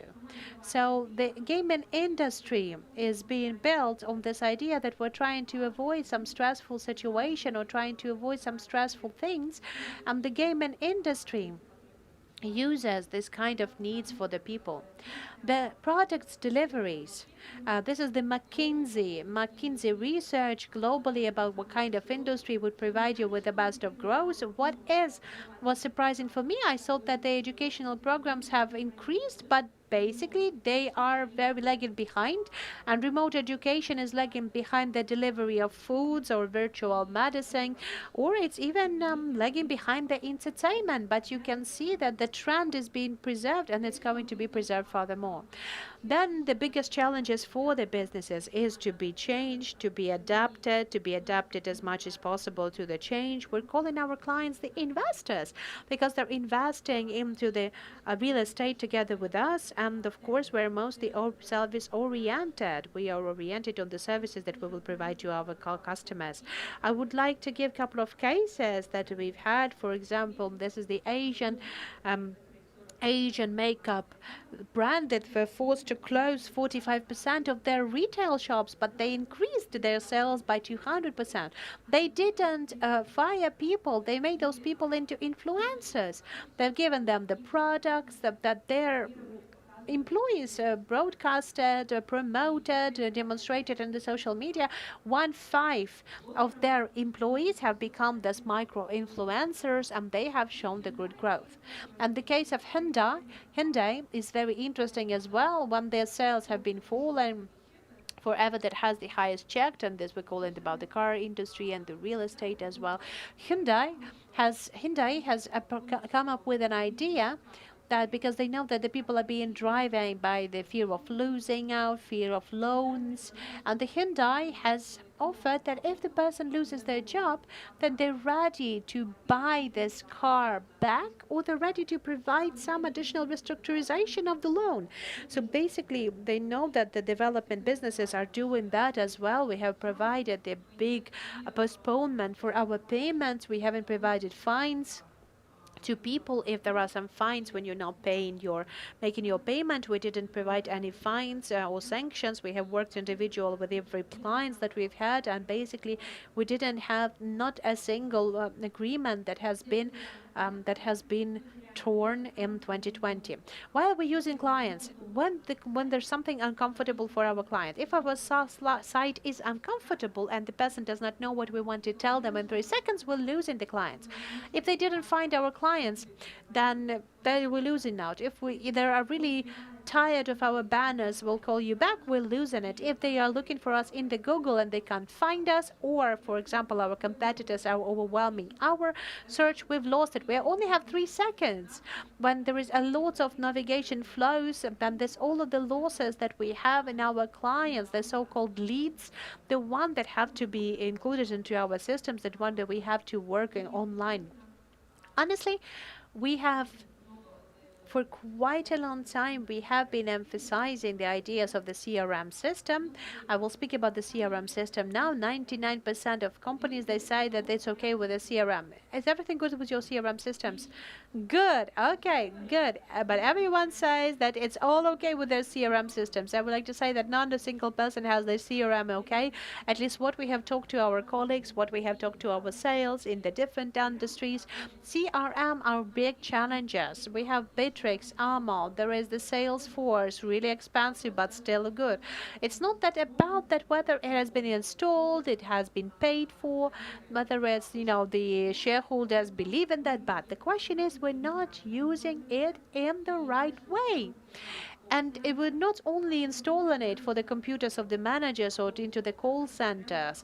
So usually the CRM system does not use it fully. Right now, in the Salesforce, you already have this automatic bots. You have the artificial intelligence there that can automatically identify the need of your client and then can work with your client automatically. Of course, there is a question of the team that works with your CRM, with integration, with the right presets for the team, so that your investments of $500,000 or, they might even cost up to $500,000, so for them to be returned in a fastest pace. So yes, the main CRM success is actually about the good management of your CRM system, the good integration of your CRM system, the automation of all of your systems, all of your apps, or of your digital decisions. So all of the right optimization of all of the leads that are being integrated into your CRM. It's building up the right sales And basically, if your clients gets into the CRM and they wait for 3 or 4 days for you to call back, on while you're going to answer their demand or going to send the presentation to them, you've lost this client already. And at this very moment, this client can go to any other client, to any other shop that will respond in a faster pace. So if the cycle of the agreement is increasing by 30%, it means that you're losing 30% of your money. We have a very long customer journeys, but even in those cases, we're working with our clients and trying to work in fastest pace as possible with um, all of the applications we have. Your contact is the only thing you have when you don't have money. So once again, it's a question of a digital transformation of your businesses. This is the question of your contacts, your clients that are already included into your CRM basis. I know some companies that has dozens of thousands of contacts in CRM, worked on this, processed and processed. You have no idea how to segment it and how to use that, even though the clients have already been included in their database. They might be included in the database for 5 years and no one has actually contacted them and no one sold them. But you have this basis, you have this contacts, and if you don't want to invest a lot of money to the marketing, you might still work with your contacts. 63% of millennials, they treat it really positively if you will give some advertisement to them or give them some feedback, if you have already seen them in the internet, that if you will offer them relevant content or relevant products. The real estate markets. Speaking on real estate, we have slightly changed the client. The clients have changed. In what way? We want to stay at home. We don't want to move that much. We want to have those locations with a very highly developed infrastructure. By the way, we are now located in one of those locations when we will not spend a lot of in the traffic jams, when we're going to have the maximum of services available around us. We are shifting from buying square meters to buying concepts. So we are buying the products, concepts, and architecture. We're buying it. We're buying something polyfunctional, multifunctional, that we can have everything available for us. Location, concept, and functions. This is this demand from the clients that is currently being transformed and continuously transformed in the meantime. So right now we have two groups of the clients. The first group of the clients are the people who are buying their houses for their life, and the second part of the clients is someone who's going to resell it or who's going to rent it out. So they're investing, they're using real estate as investments. Both of those clients, they are choosing the location and infrastructure of each and every specific complex. If you will need consultation, by the way, ask me, I will tell you what to buy. Architecture. Of course, right now, understanding that we have many beautiful objects with unique concepts, we are all have changed as well. We all try to take a look at what is the external point of view for all of the complexes. Now I'll show you China. This is the situation that we've had. You see at 3.5 minutes. Okay, good. So this is the situation that we had in the market, not only in the Chinese market, is slightly different in US and then Ukraine, that is slightly different. We have a nice downfall, around 30% of the downfall of the market during lockdown. But what we have seen, that wasn't the fallout, that was a delayed demand. So in August and September, we've got back to the pre-COVID need, and we see the growth of the market. It will continue and grow, and I'm not going to be making any forecasts, but I can tell you that the market feels itself very good in the growth of the price and in the growth of the market overall. How to invite and engage the residents. This is one of the biggest challenges for all of the developers. How to get the people together. When you live in your complexes, sometimes you want to know, sometimes you don't want to know your neighbors, but people want to know their neighbors. Usually they want to make friends, to go to visit concerts or to meet one another for the coffee. So a lot of developers, they have got into this concept of getting people united through the social media, through stories. They made the investors as the main characters of their stories, and we're constantly communicating with people who already live in the certain residential complexes. Those are the indicators of what you can take and what you can earn through good content strategy, through being creative, through individual approach to your investors. You can just make them heroes or main characters, protagonists, without investing a lot. So you can see this is the results of how your reach has grown, how your audience has grown as well. Our companies, first of all, is concentrated on working with investors. Personally, we are trying to unite our investors. We would like to build up a very big concert, and we would like to invite all of our investors. And I'm sure that every member of our team, top managers, board of the team, they can talk to our investors so that the investors would feel comfortable. So that they would have the trust to us. Because the first thing that is the most important is about buying the real estate. It's a question of trust, whether you trust these developers, whether you trust them that they will complete this construction, that they have the money, that they have an understanding what is it that they build, how they work with the financial models, and how they work with the projects overall. We can take a look of what are the main lines for the investment for the millennials. This is the main group for our investors. And of course, we know that the real estate is one of the highest priority investments. I'm not speaking about the cryptocurrencies or deposits or banking, but this is what we see in the market, and this is our main group of clients. VR, of course, we're using the VR because we want to show our clients, their apartments even before this apartment has been made physically. And of course, we know that's how logistically you can be in your place. You can even walk around. You can even think about what kind of interior you're going to have. And this is a very good approach to that. So basically, creativity and development is very good.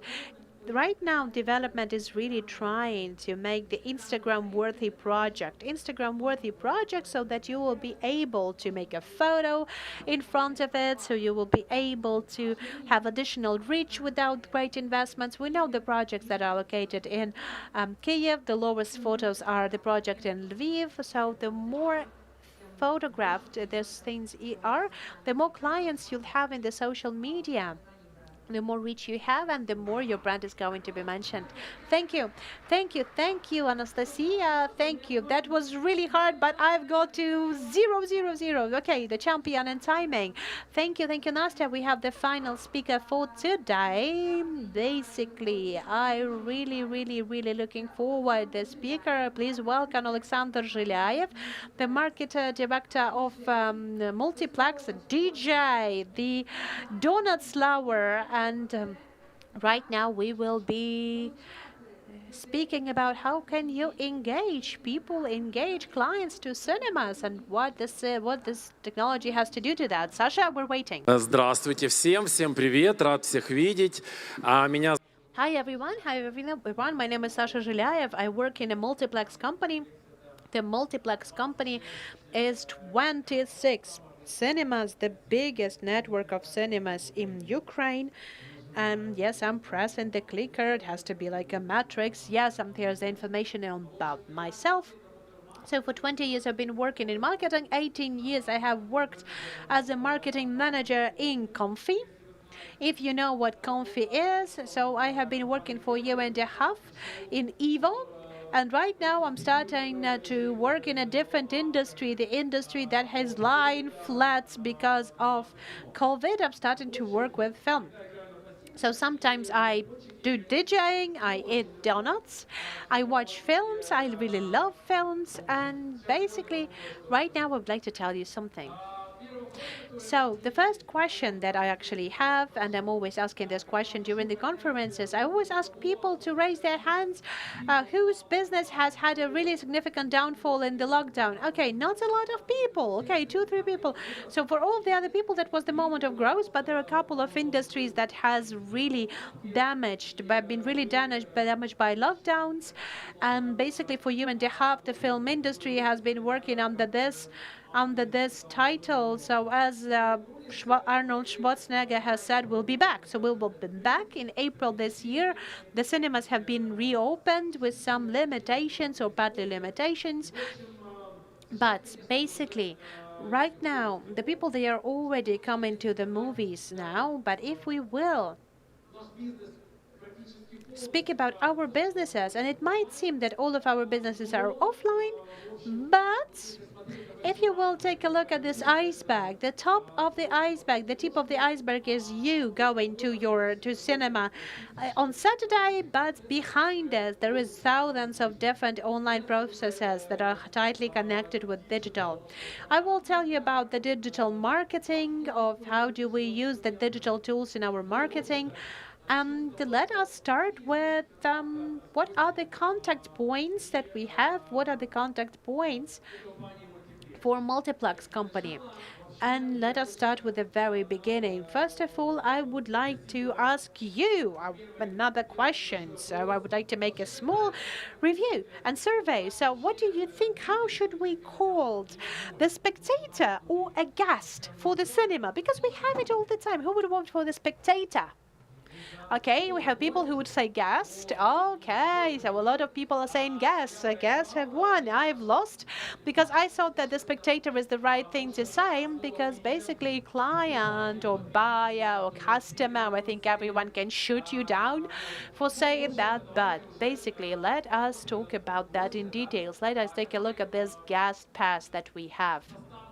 So you can see from the very beginning, from the very start, they're choosing their information about the film online, then they're choosing the time online, then they're buying the ticket online, then they're buying online cola or Pepsi or popcorn, then they go to the cinema using Google Maps. They are slightly offline in the toilet for some time, then they're buying something on the bar, they're watching the film, they're getting back to the toilet, and then they're going back home, and they're going online again, they're going back home. While going back home, they are telling everyone whether they've enjoyed the film or they didn't enjoy the film. And then they tell everyone online as well whether they liked or they didn't like the cinema. So online has won over offline. And basically, even for the offline cinemas, even though we're not Megago, the one that is 100% online, even though we're not all digital, most of the marketing process are being digital and located online for us as well. I will tell you some of the cases.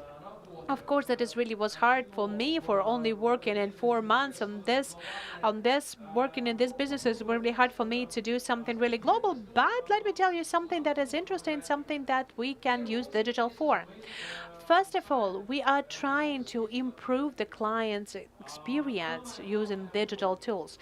The biggest pain of cinemas today is, what would you think? That's lines for the popcorn. That is sometimes the most money are being lost here for the theater businesses. When people are standing there waiting, they leave, cannot wait for that. And of course, it's all being done offline. Or could you see that the NPS is falling, then the satisfaction level falls, and of course, the profitability falls down as well, due to this white corn. So what have we done? We have provided the better representation in the film, and we made this experiment. So basically 20 minutes before your session, your film starts, if you have bought your ticket, then there is a reminder, and please do not forget to buy online popcorn. So you're getting back to the ordering page, you're buying it online, and you don't need to take the line. So it's all been visualized in the cinema as well, at the cashier, at the bar cashier, at the screens. It's all been visualized where all of the video and teasers have been broadcasted. So what had it given us? That's a very simple tool of the online order of the popcorn. Just a simple thing, what it had brought to us. It has given us the great results. So what we have seen, the growth of the orders, plus 33% orders online. And right now, every 10th guest of our cinemas, they're buying popcorn online. Okay, so what else can we do together with digital? How can we use digital as well? So basically, for me, what was very important about digital was a tool that can increase your speed, can accelerate you. And in current world of the business development, in current world of competition, your speed is very important. The freshest case, just yesterday, we have been finalizing it. I have been making my presentation yesterday and finalize it. So what we did, we have accelerated our speed. The most expected, the highly weighted premiere of this year is The Dune, of course, very important film for all of the industry. Everyone is looking forward to the film. I have just had this message right now from the Venice Film Festival.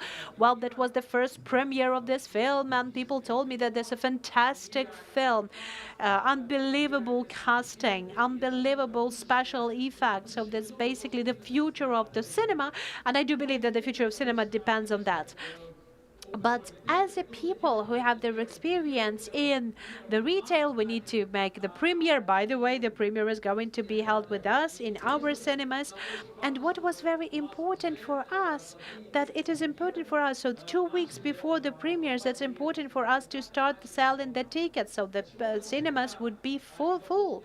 Because when all of those premiere sessions are going to be full, people would like to buy the tickets for premiere. They will see that the sessions are full, then they will find the other screenings tickets. So we will basically fill in all of our sessions, all of our screenings in our cinemas. I'll show you the video because I do believe that is the most beautiful trailer of the last 10 years. Нет, а можно? Сказали, что работает. А? На зеленый, да? Doesn't seem to work. Okay, that doesn't seem to work. Okay, that was the main slide of my presentation, actually, the Dune trailer.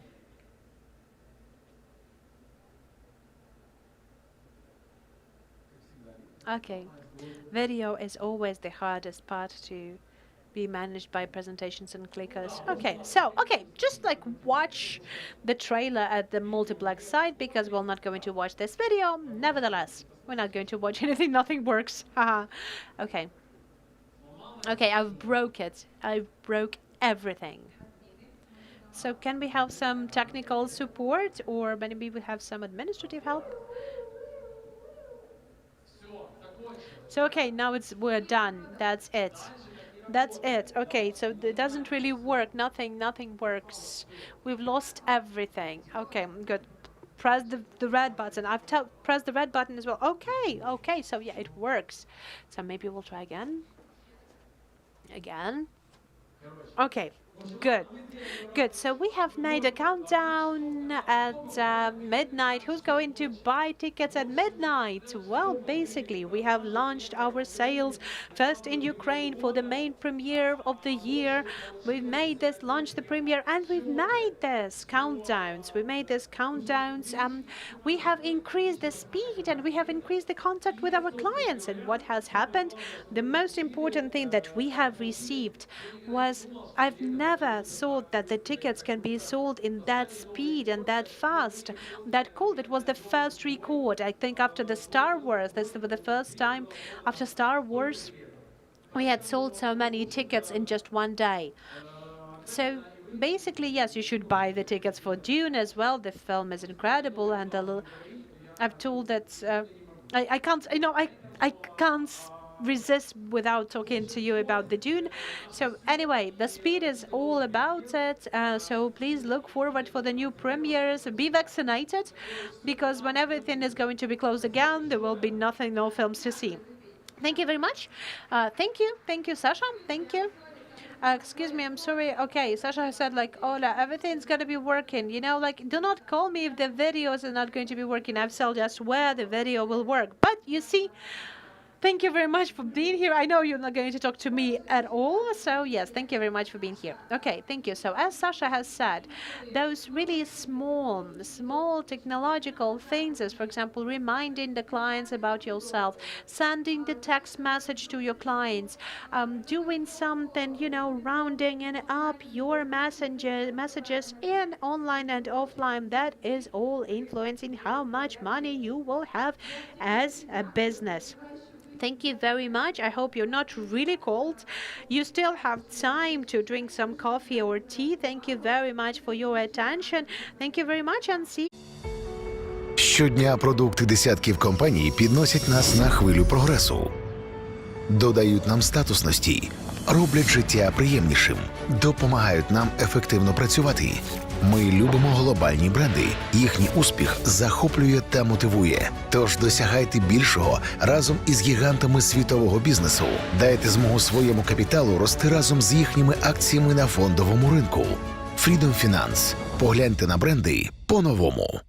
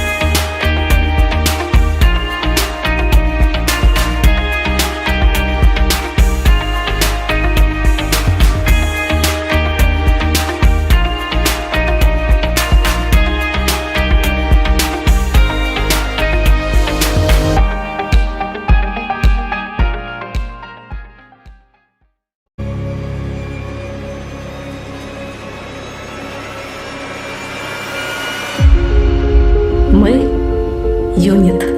Не один чи два. Навіть сотня не створять такі дива. Нас – безліч. І ми такі різні, рішучі, скажені, залізні. Великі інноватори, кодери, креатори, студенти, прораби, SEO, стартапи, 3D-друкарки, екологині. Найрозумніші люди в країні. Ми носимо віртуальні шоломи, будуємо цілі райони, створюємо нові вакансії, для електрокарів будуємо станції. Сягаємо рукою до космосу, все вище і вище злітаємо.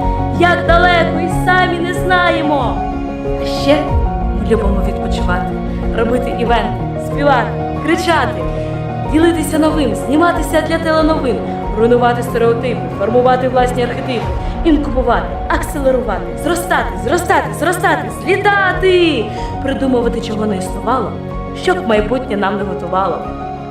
Жити інноваціями, віртуальними трансформаціями, роботами, дронами, кодами, людьми. Це юніт. То є ми.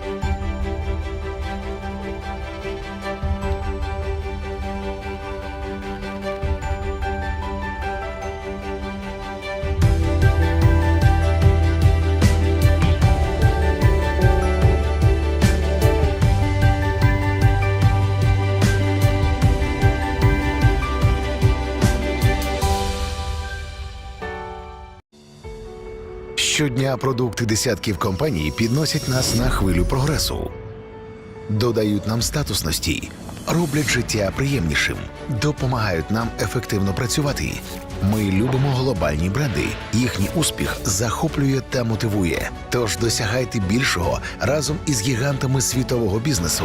Дайте змогу своєму капіталу рости разом з їхніми акціями на фондовому ринку. Freedom Finance. Погляньте на бренди по-новому.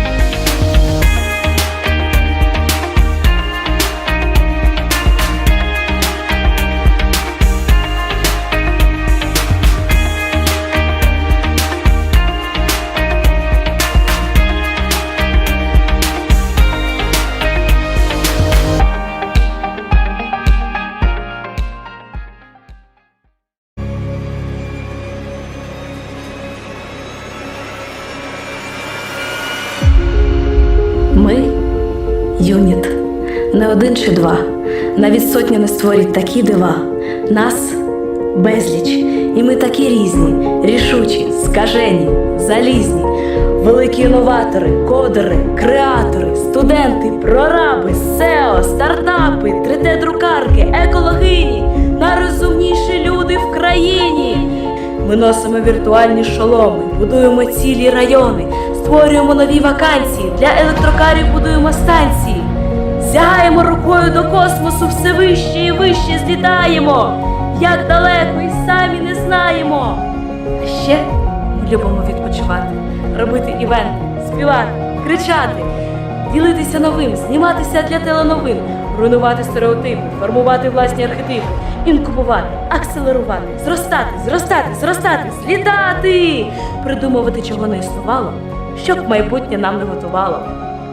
Жити інноваціями, віртуальними трансформаціями, роботами, дронами, кодами, людьми. Це юніт. То є ми.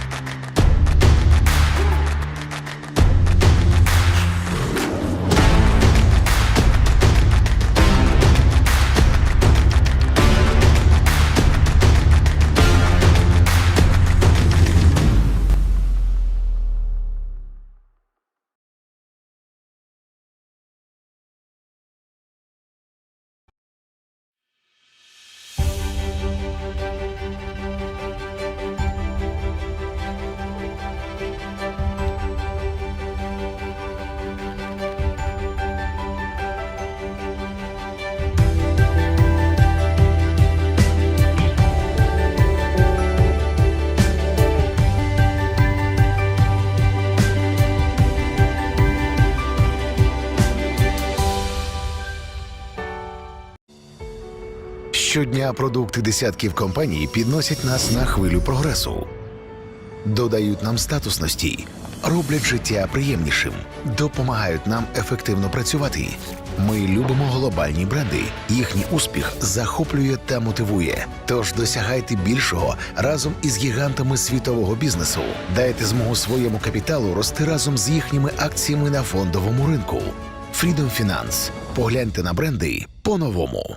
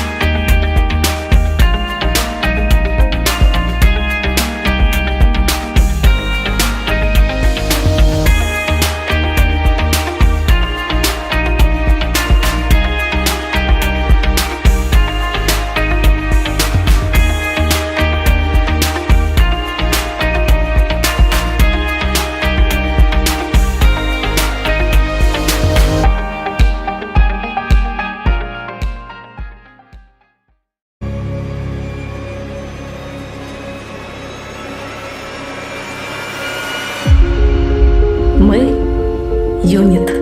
Не один чи два, навіть сотня не створять такі дива. Нас безліч, і ми такі різні, рішучі, скажені, залізні. Великі інноватори, кодери, креатори, студенти, прораби, SEO, стартапи, 3D-друкарки, екологині, найрозумніші люди в країні. Ми носимо віртуальні шоломи, будуємо цілі райони, створюємо нові вакансії, для електрокарів будуємо станції.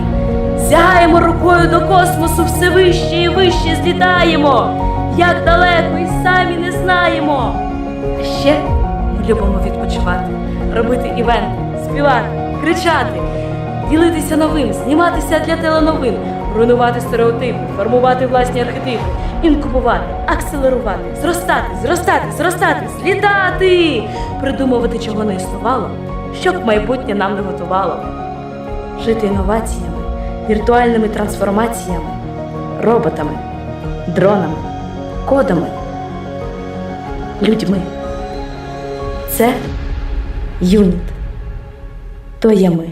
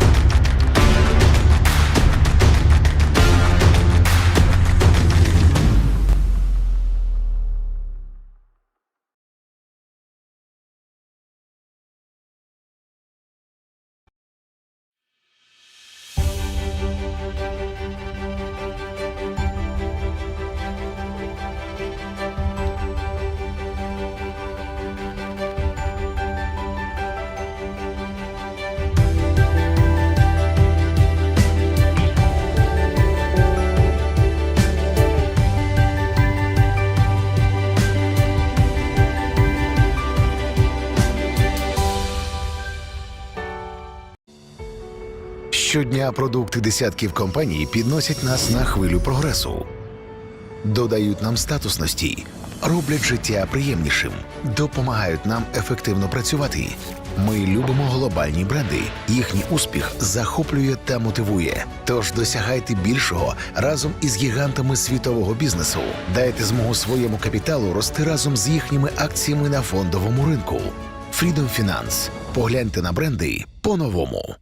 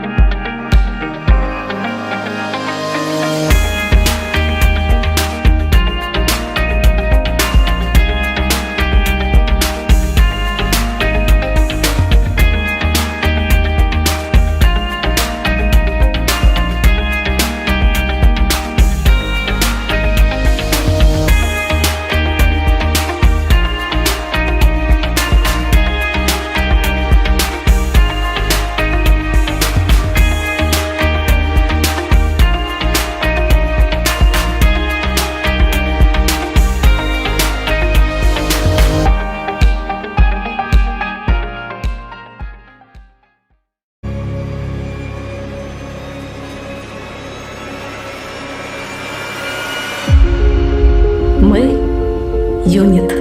Не один чи два, навіть сотня не створять такі дива. Нас безліч, і ми такі різні, рішучі, скажені, залізні. Великі інноватори, кодери, креатори, студенти, прораби, SEO, стартапи, 3D-друкарки, екологині, найрозумніші люди в країні. Ми носимо віртуальні шоломи, будуємо цілі райони, створюємо нові вакансії, для електрокарів будуємо станції. Сягаємо рукою до космосу, все вище і вище злітаємо. Як далеко і самі не знаємо. А ще ми любимо відпочивати, робити івенти, співати, кричати, ділитися новим, зніматися для теленовин, руйнувати стереотипи, формувати власні архетипи, інкубувати, акселерувати, зростати, злітати, придумувати, чого не існувало, щоб майбутнє нам не готувало. Жити інноваціями, віртуальними трансформаціями, роботами, дронами, кодами, людьми. Це юніт. То є ми.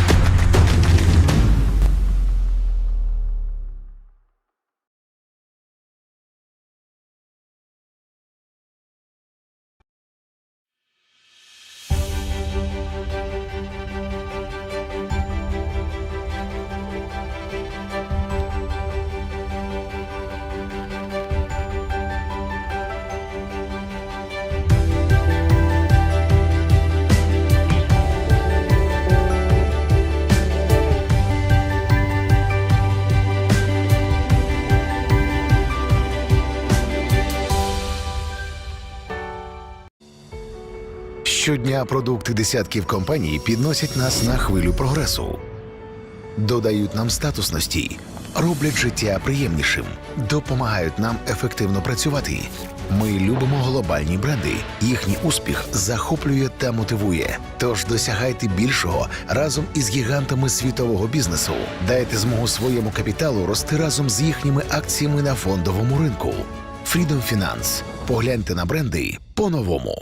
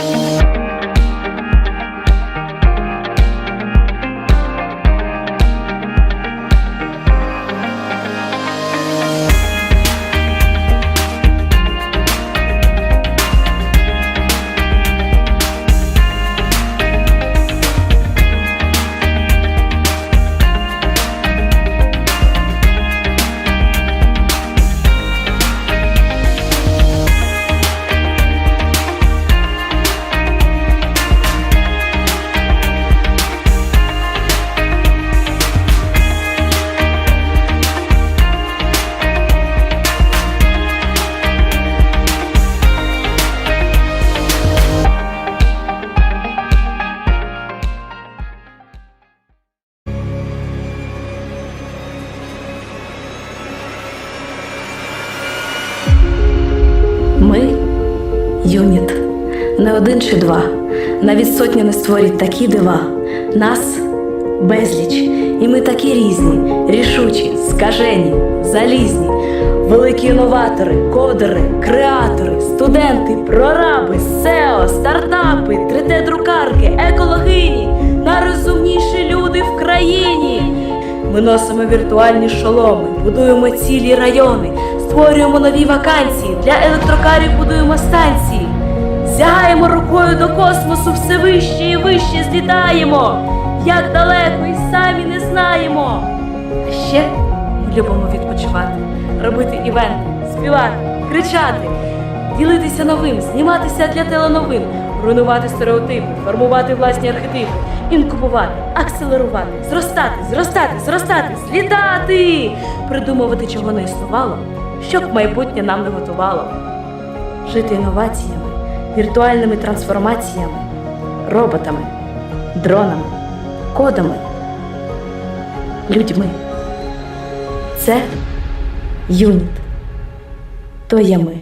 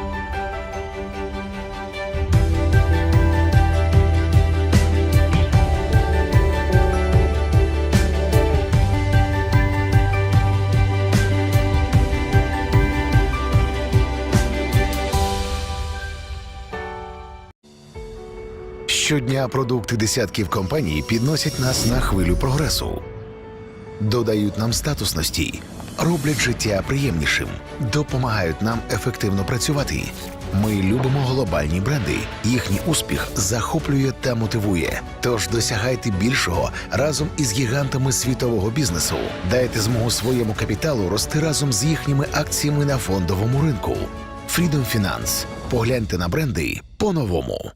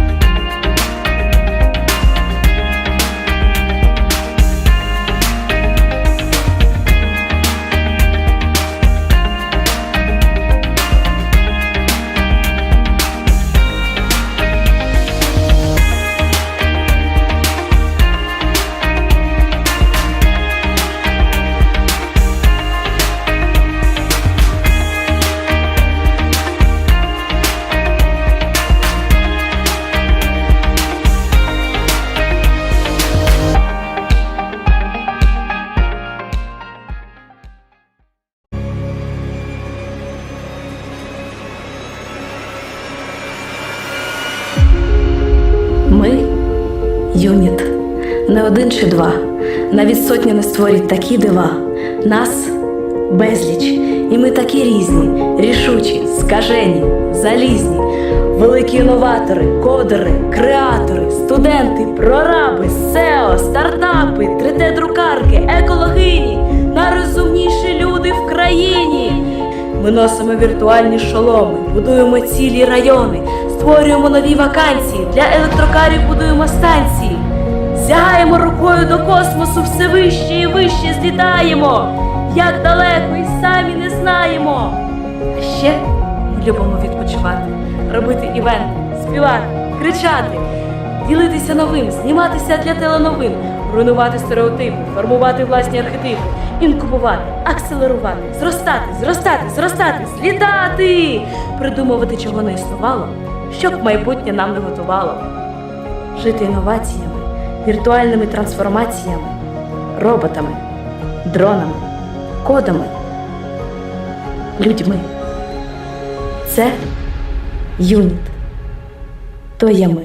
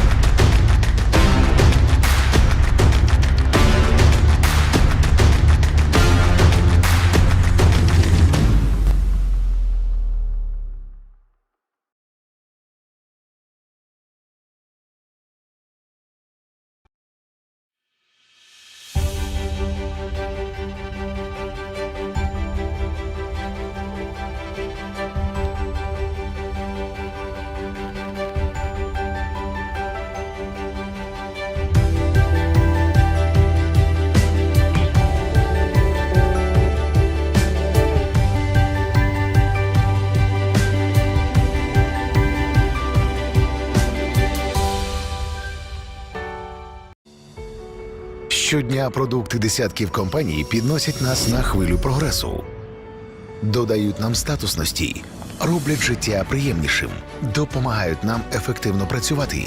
Ми любимо глобальні бренди. Їхній успіх захоплює та мотивує. Тож досягайте більшого разом із гігантами світового бізнесу. Дайте змогу своєму капіталу рости разом з їхніми акціями на фондовому ринку. Freedom Finance. Погляньте на бренди по-новому.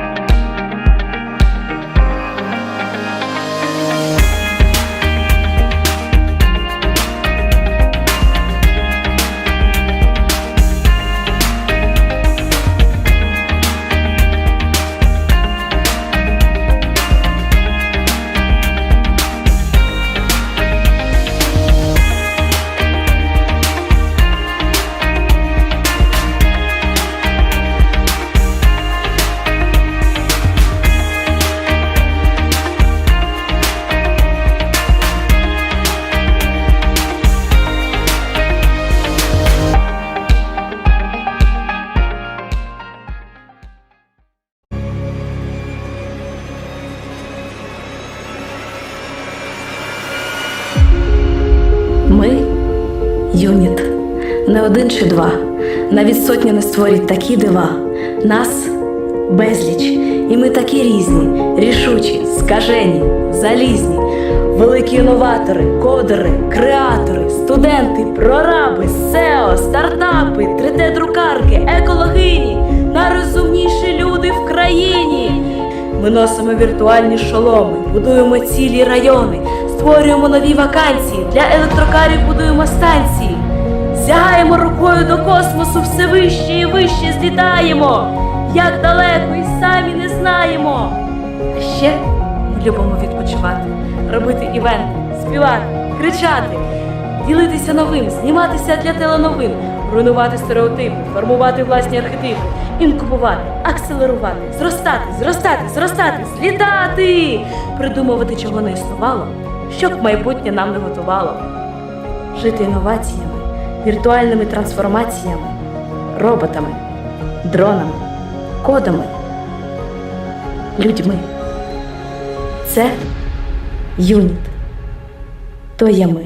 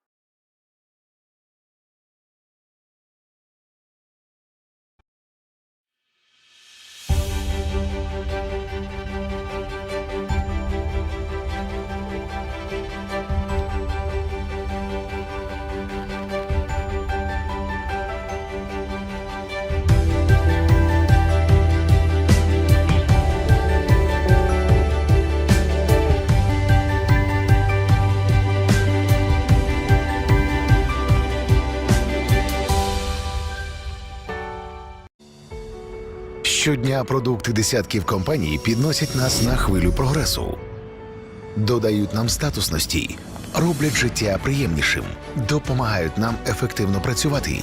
Ми любимо глобальні бренди. Їхній успіх захоплює та мотивує. Тож досягайте більшого разом із гігантами світового бізнесу.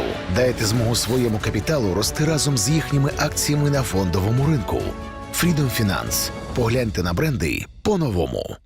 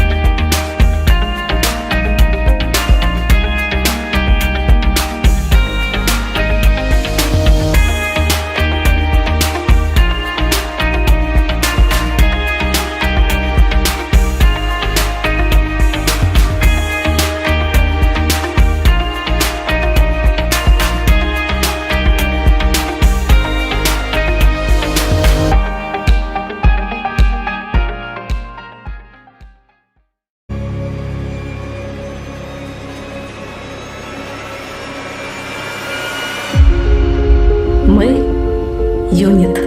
Не один чи два, навіть сотні не створять такі дива. Нас безліч, і ми такі різні, рішучі, скажені, залізні. Великі інноватори, кодери, креатори, студенти, прораби, SEO, стартапи, 3D-друкарки, екологині, найрозумніші люди в країні. Ми носимо віртуальні шоломи, будуємо цілі райони, створюємо нові вакансії, для електрокарів будуємо станції. Сягаємо рукою до космосу, все вище і вище злітаємо. Як далеко і самі не знаємо. А ще ми любимо відпочивати, робити івенти, співати, кричати, ділитися новим, зніматися для теленовин, руйнувати стереотипи, формувати власні архетипи, інкубувати, акселерувати, зростати, злітати, придумувати, чого не існувало, щоб майбутнє нам не готувало. Жити інноваціями, віртуальними трансформаціями, роботами, дронами, кодами, людьми. Це юніт. То є ми.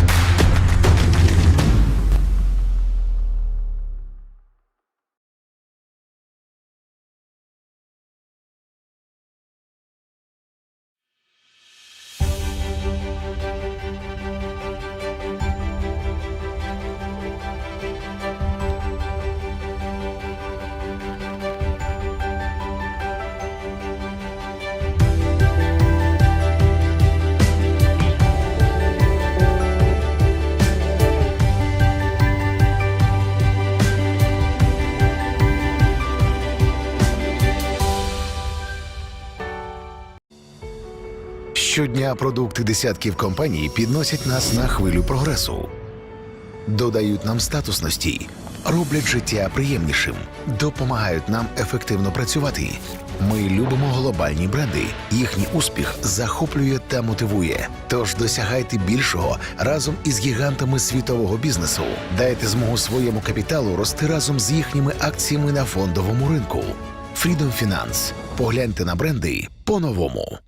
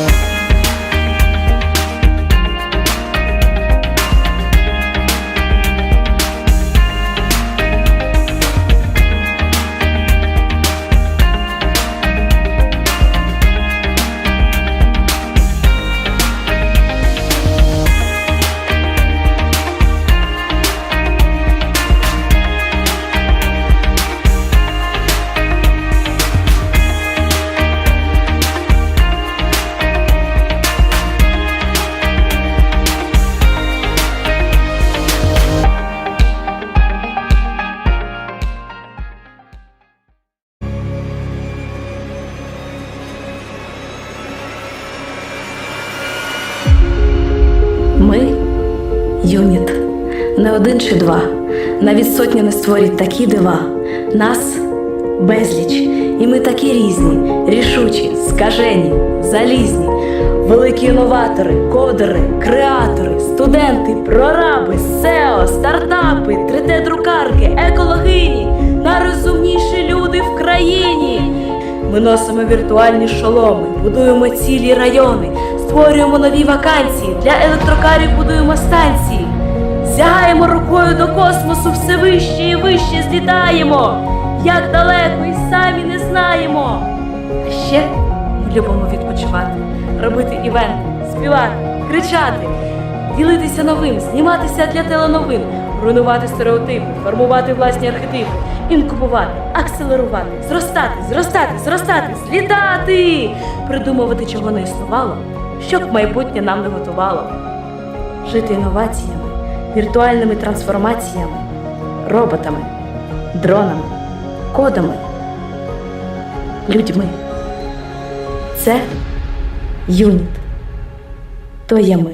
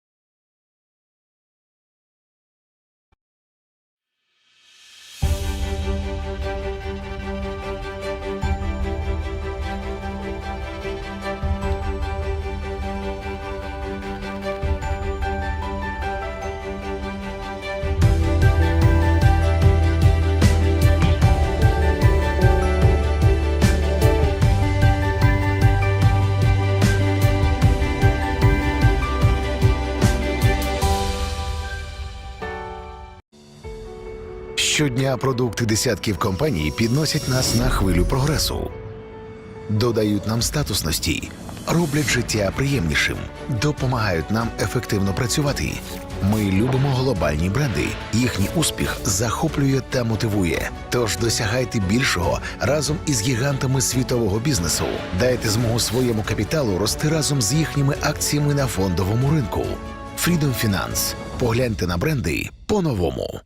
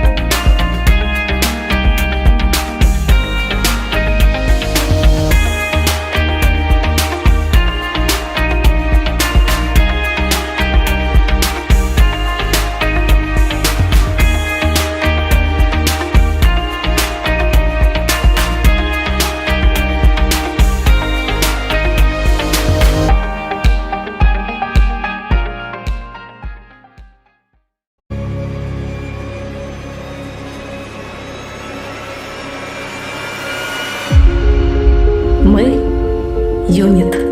Не один чи два. Навіть сотня не створять такі дива. Нас безліч. І ми такі різні, рішучі, скажені, залізні. Великі інноватори, кодери, креатори, студенти, прораби, SEO, стартапи, 3D-друкарки, екологині. Найрозумніші люди в країні. Ми носимо віртуальні шоломи, будуємо цілі райони, створюємо нові вакансії, для електрокарів будуємо станції. Сягаємо рукою до космосу, все вище і вище злітаємо. Як далеко і самі не знаємо. А ще ми любимо відпочивати, робити івенти, співати, кричати, ділитися новим, зніматися для теленовин, руйнувати стереотипи, формувати власні архетипи, інкубувати, акселерувати, зростати, злітати, придумувати, чого не існувало, щоб майбутнє нам не готувало. Жити інноваціями, віртуальними трансформаціями, роботами, дронами, кодами, людьми. Це юніт. То є ми.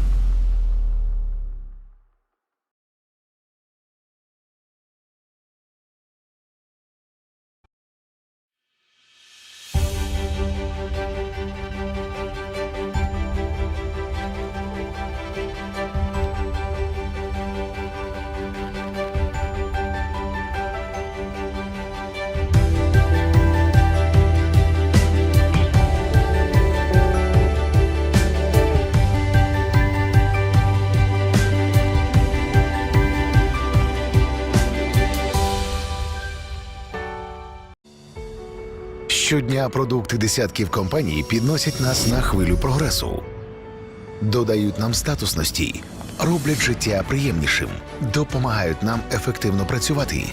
Ми любимо глобальні бренди. Їхній успіх захоплює та мотивує. Тож досягайте більшого разом із гігантами світового бізнесу. Дайте змогу своєму капіталу рости разом з їхніми акціями на фондовому ринку. Freedom Finance. Погляньте на бренди по-новому.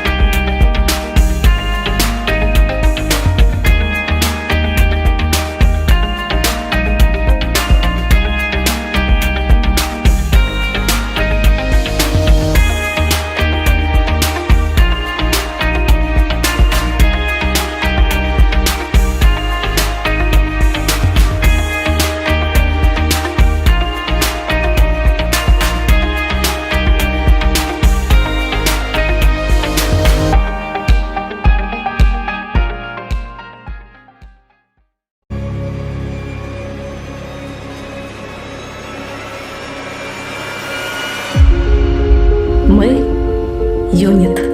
Не один чи два. Навіть сотня не створять такі дива. Нас безліч. І ми такі різні, рішучі, скажені, залізні. Великі інноватори, кодери, креатори, студенти, прораби, SEO, стартапи, 3D-друкарки, екологині, найрозумніші люди в країні. Ми носимо віртуальні шоломи, будуємо цілі райони, створюємо нові вакансії, для електрокарів будуємо станції. Сягаємо рукою до космосу, все вище і вище злітаємо. Як далеко і самі не знаємо. А ще ми любимо відпочивати, робити івенти, співати, кричати, ділитися новим, зніматися для теленовин, руйнувати стереотипи, формувати власні архетипи, інкубувати, акселерувати, зростати, злітати, придумувати, чого не існувало, щоб майбутнє нам не готувало. Жити інноваціями, віртуальними трансформаціями, роботами, дронами, кодами, людьми. Це юніт. То є ми.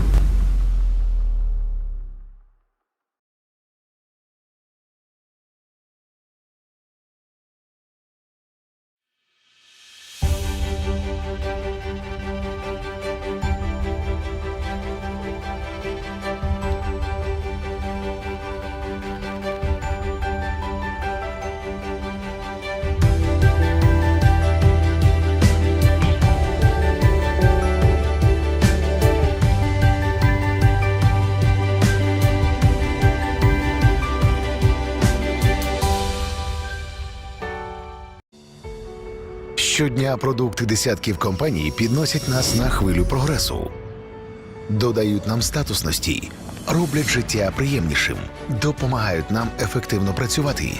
Ми любимо глобальні бренди. Їхній успіх захоплює та мотивує. Тож досягайте більшого разом із гігантами світового бізнесу. Дайте змогу своєму капіталу рости разом з їхніми акціями на фондовому ринку. Freedom Finance. Погляньте на бренди по-новому.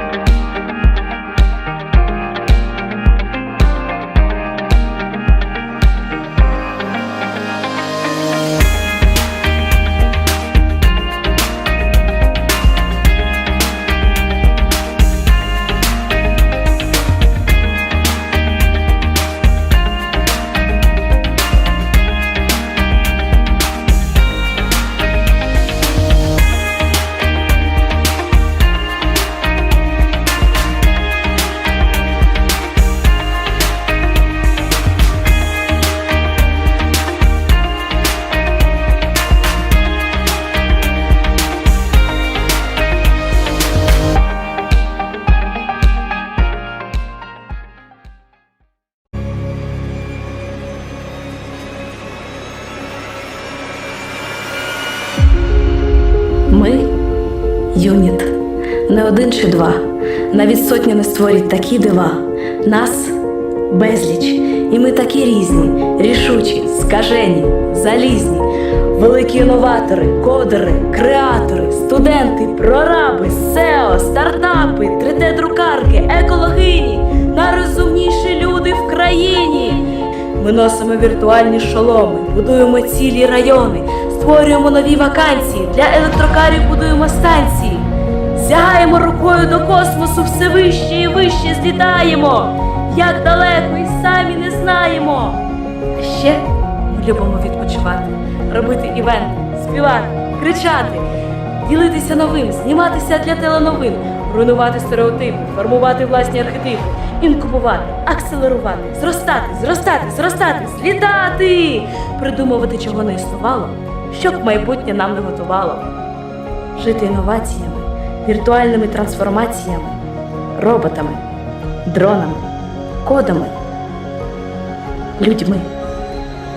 Це юніт. То є ми.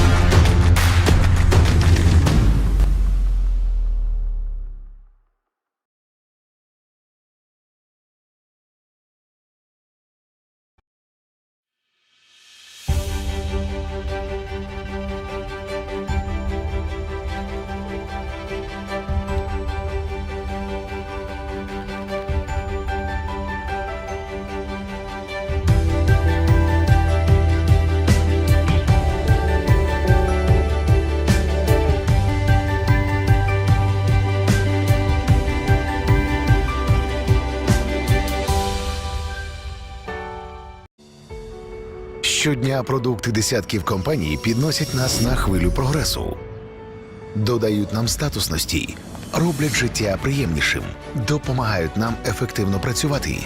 Ми любимо глобальні бренди. Їхній успіх захоплює та мотивує. Тож досягайте більшого разом із гігантами світового бізнесу. Дайте змогу своєму капіталу рости разом з їхніми акціями на фондовому ринку. Freedom Finance. Погляньте на бренди по-новому.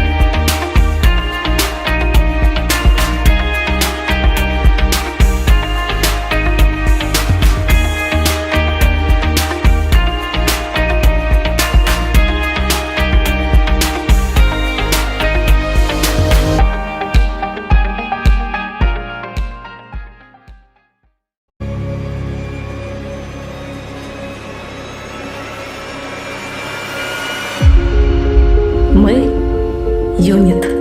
Не один чи два. Навіть сотні не створять такі дива. Нас безліч. І ми такі різні, рішучі, скажені, залізні. Великі інноватори, кодери, креатори, студенти, прораби, SEO, стартапи, 3D-друкарки, екологині, найрозумніші люди в країні. Ми носимо віртуальні шоломи, будуємо цілі райони, створюємо нові вакансії, для електрокарів будуємо станції. Сягаємо рукою до космосу, все вище і вище злітаємо. Як далеко і самі не знаємо. А ще ми любимо відпочивати, робити івенти, співати, кричати, ділитися новим, зніматися для теленовин, руйнувати стереотипи, формувати власні архетипи, інкубувати, акселерувати, зростати, злітати, придумувати, чого не існувало, щоб майбутнє нам не готувало. Жити інноваціями, віртуальними трансформаціями, роботами, дронами, кодами, людьми. Це юніт. То є ми.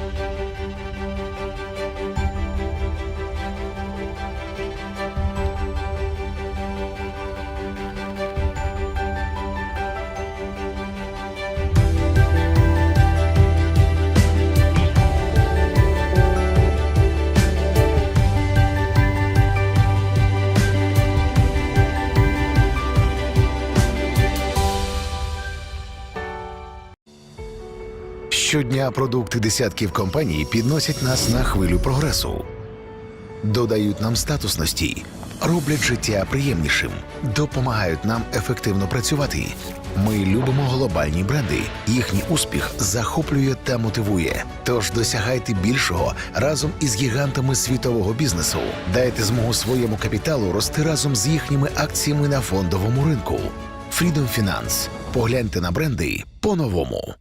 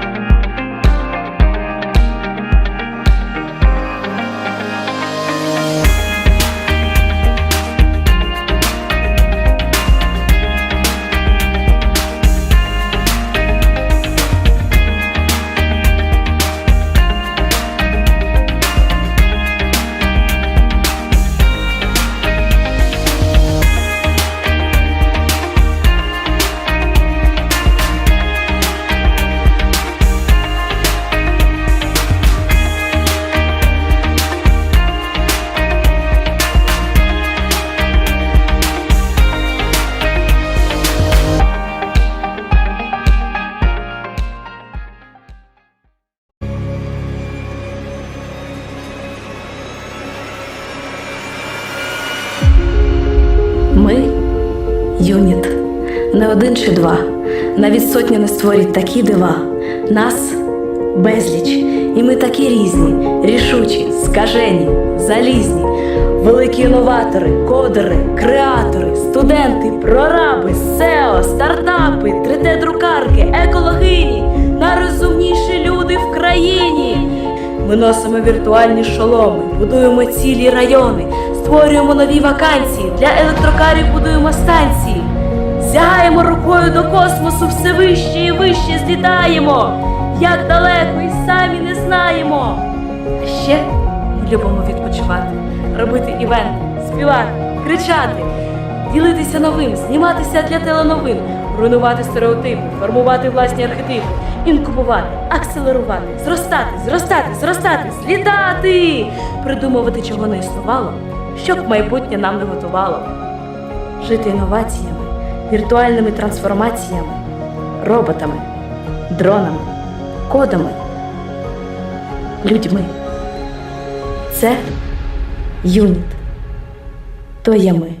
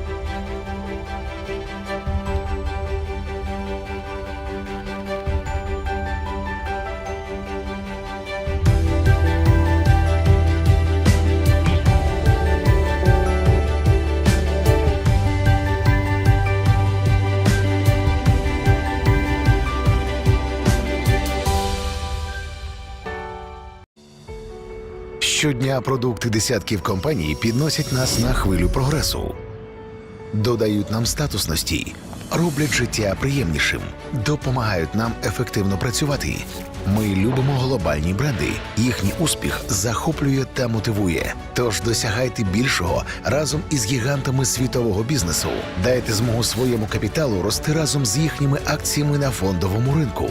Freedom Finance. Погляньте на бренди по-новому.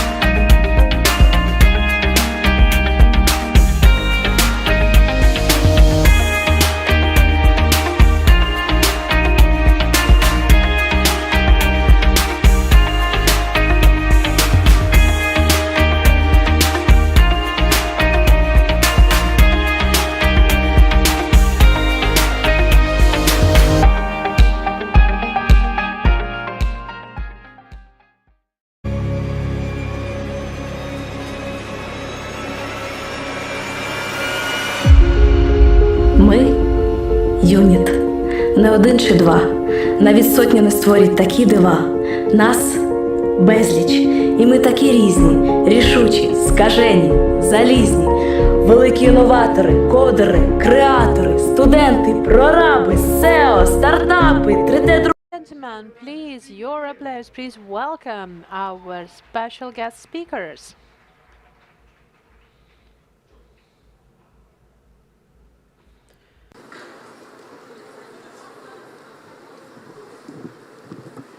Доброго дня. Hello. Hello, we wanted to sit in the center, but then we have understood that it would be not really typical for us to sit in the center, so we'll be just sitting here. So hi everyone. We have a special guest today. We're still waiting for the people to join us here to take a much more cozier sit. We'll have just half an hour, and for this half an hour we're going to be talking. Well, you're a nodal man, Gariko, come on. Включите, пожалуйста, спикеру микрофон. Я понимаю, что вы боитесь включать ему микрофон. We know that Garik's mic is off because you do not know what he's going to say, but we need to turn his mic on. You know, I will not be able to speak on my own. Can you hear me now? Okay, good. Yes, I can hear your voice. Hi everyone. Great. So, okay, the first and the last time that we've had together, we have been talking about sex. So now we're going to be talking about teams. So very close topic together. Yeah, it's like groups. We're going to be speaking about group sex. Yeah, we're going to be talking about team sex. Yeah, okay. How to say that? You know, the final one or what? I just wanted to say thank you very much for basically last. Okay, last. Okay, good. The last time. You know, I've said the word last time, and we still have this once again, so you can just always use the word last.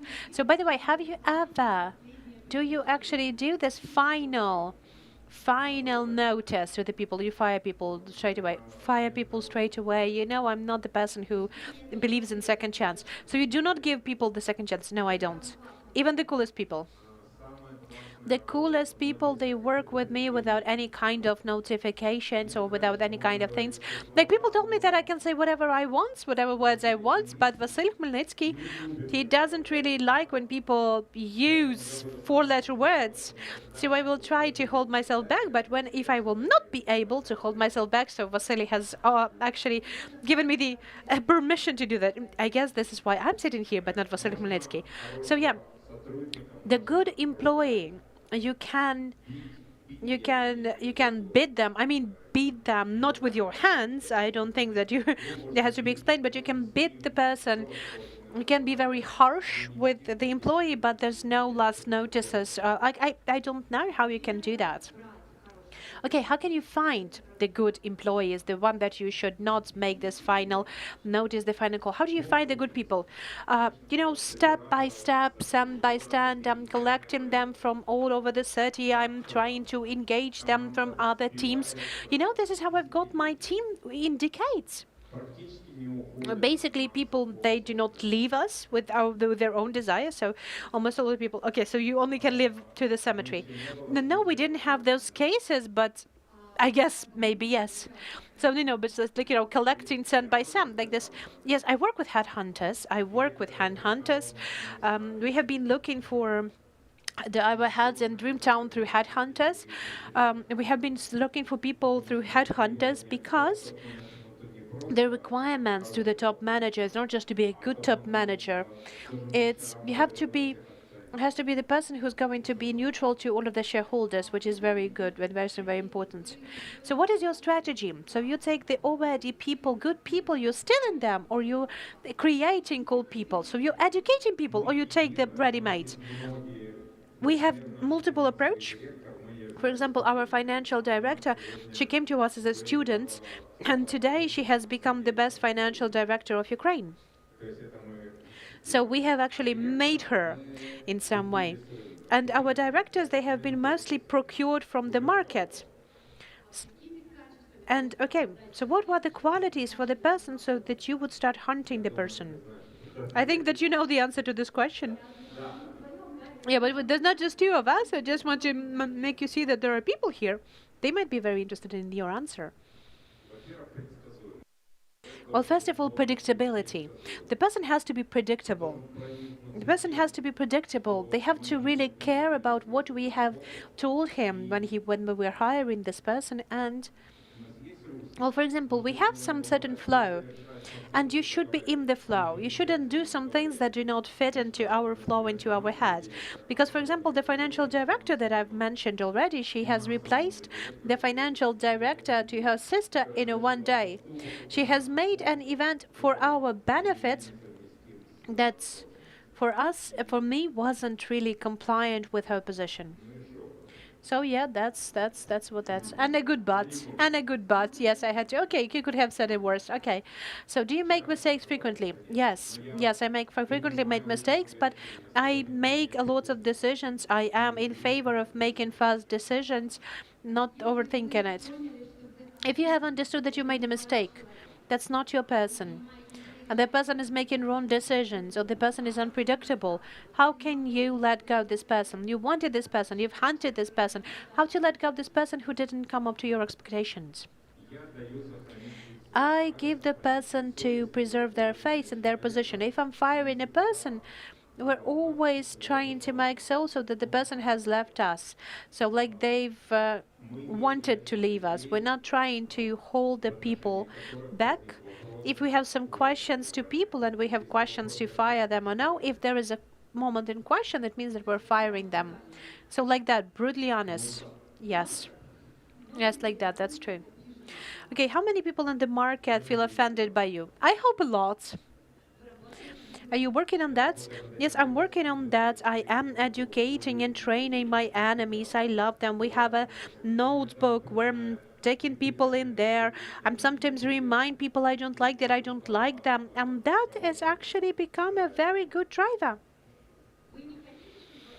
Don't you want to be loved? Well, basically, except for businesses, we also have the foundation, the life flower. And that was the topic of the foundation that we have thought that we are too good. Anna here, she's here with us. I don't know whether Dima is here, but we decided that we have to be angrier. We don't want people to love us. Okay, there will be the first angry foundation. Yes, the first angry charitable foundation. We will call it like this. So it will look like a television channel, the first angry TV channel. Okay, good. Another good question here. You have an experience of working with people and hiring people for businesses project and non-business project. Are those different people? Should they have different competences, or actually any person can be included into businesses and non-commercial activities? If you're providing the same benefits that exist in businesses outside of the businesses as well, then there's no difference. Under benefits, I mean that you give the position. They have the position, like all of my top managers, all the people I have been working with, they have, and I'm going to say these words, there's a limited number of words. They're just 18 cards. They have the right to fuck off. They can fuck people off without my advice. 18 people, 18 cards, yes.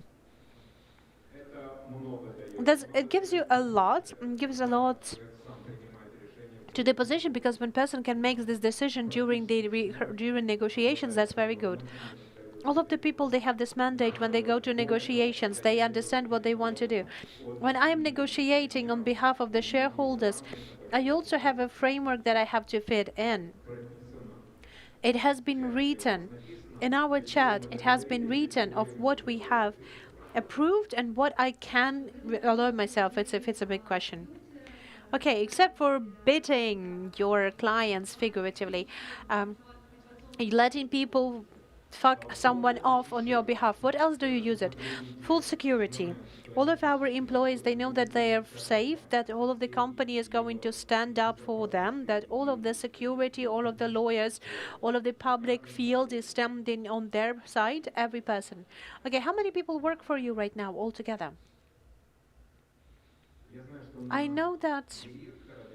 So the head of Dreamtown has 800 people working on them. I think like around 15 people work for me right now.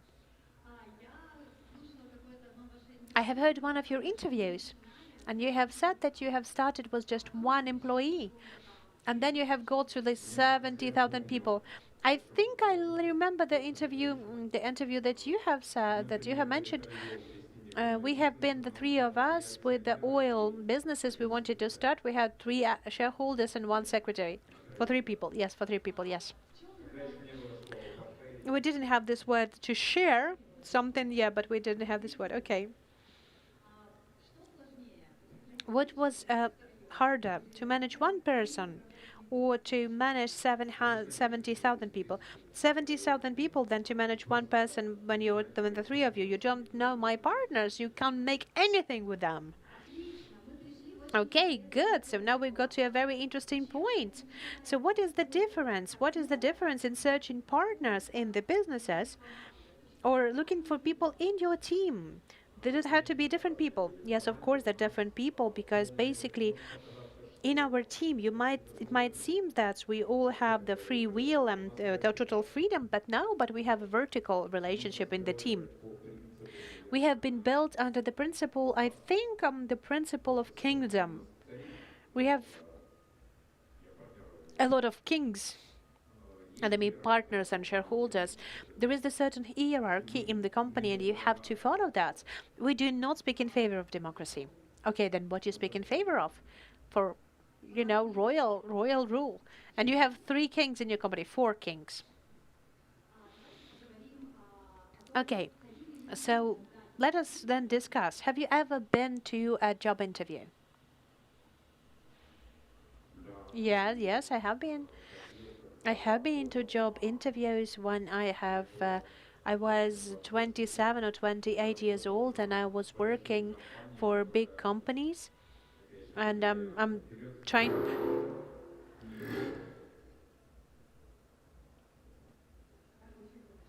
Right, the microphone is off. Okay, now it's back. You see what you mean, the making spoilers. Okay, the microphone has been controlled.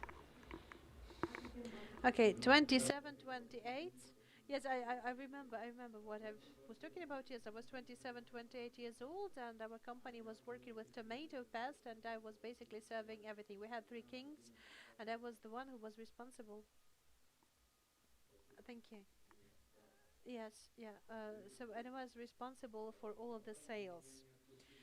And they didn't make me to the vacation, and they've asked me to tell the number how much will my vacation cost, so how much money I want not to go to a vacation. And I've said that I've already made myself a vacation arrangement and I went to vacation. And the owners, throughout this time when I was at the vacation, the owners were killed. There was this times like this, and I should have been there with them. So, this is the moment when you promised your friends and your wife to go to a vacation, so you have to go to your vacation. Yeah, so I was responsible for everything, for all of the sales. The company that was making the tomato paste, they were basically it was in Moscow. They were selling weapons actually. I was always interested why the Italians are buying the tomato paste, or like people from Arabic countries and Italians, they buy in tomato paste. Now, like what have you learned for being a hired employee in that company? Well, I've understood that I don't want to work as a hired person. That's first of all. I don't want to work for somebody else. This first thing. And the second thing, that you have to stand for your personal space and you have to stand for your personal position. All of our employees, we have our own personal space that you cannot intervene. The tops, they don't have their personal space. Yes, of course. Why would they need a personal space? And what do you think about when the people that you have educated, they leave and create their own business? Like, for example, you left the tomato paste enterprise. Does it hurt you when the person that you have created leaves you to create the new businesses? I have thought about this question quite recently because it's a bullseye question. I knew that we do not give this chance. We do not really like the good person that we know well, the person that we studied at school, or for example when we spend time during the students year, when the person changes their profession and they become very famous in the other sector, and we do not give them the right to do that. Like, for example, it doesn't give me the right to call myself a businessman. I don't feel like a businessman, but I'm still a businessman. If I would started writing books straight away, I would have been forgiven. Right now, they do not forgive me that. So you're a businessman writing books. No, you can't be that. No. Okay? So what do you think? I'm really good. I'm really good about it. When the person changes the direction and changes the direction of their life, I like it. So you're okay with that? Yes, I'm full for that. If the person says, I really want to live for my businesses, that's great. That's okay. Do you hire people that left you? Do you take them back? Like, for example, they left you, they've tried out, and they come back and say, like, it was the best time of my life when I worked for you. Do you hire them back? No, no, Olga, that's not like having sex with your ex. No, that's slightly different. No, we do not hire. So if you left, then you left for good. Yes. So there's no backstops and no backdrops in this case. No.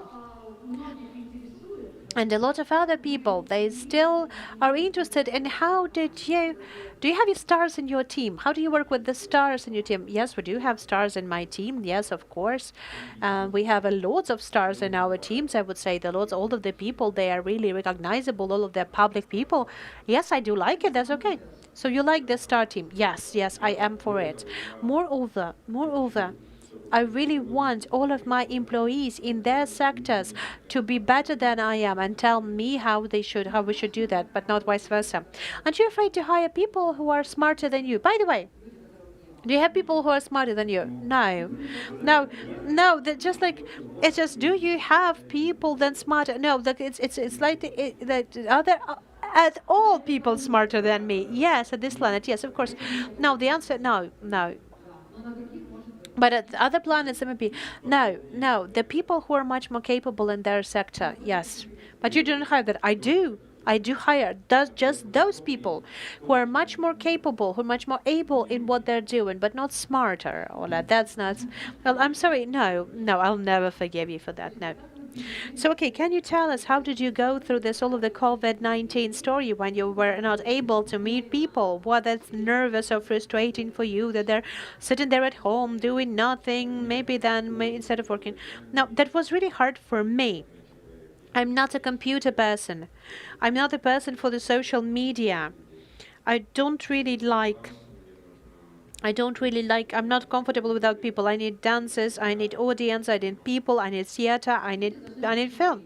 So people have to be live. Yes, I need to touch. I don't like Zoom. How many people left? Or how many people have you fired during coronavirus?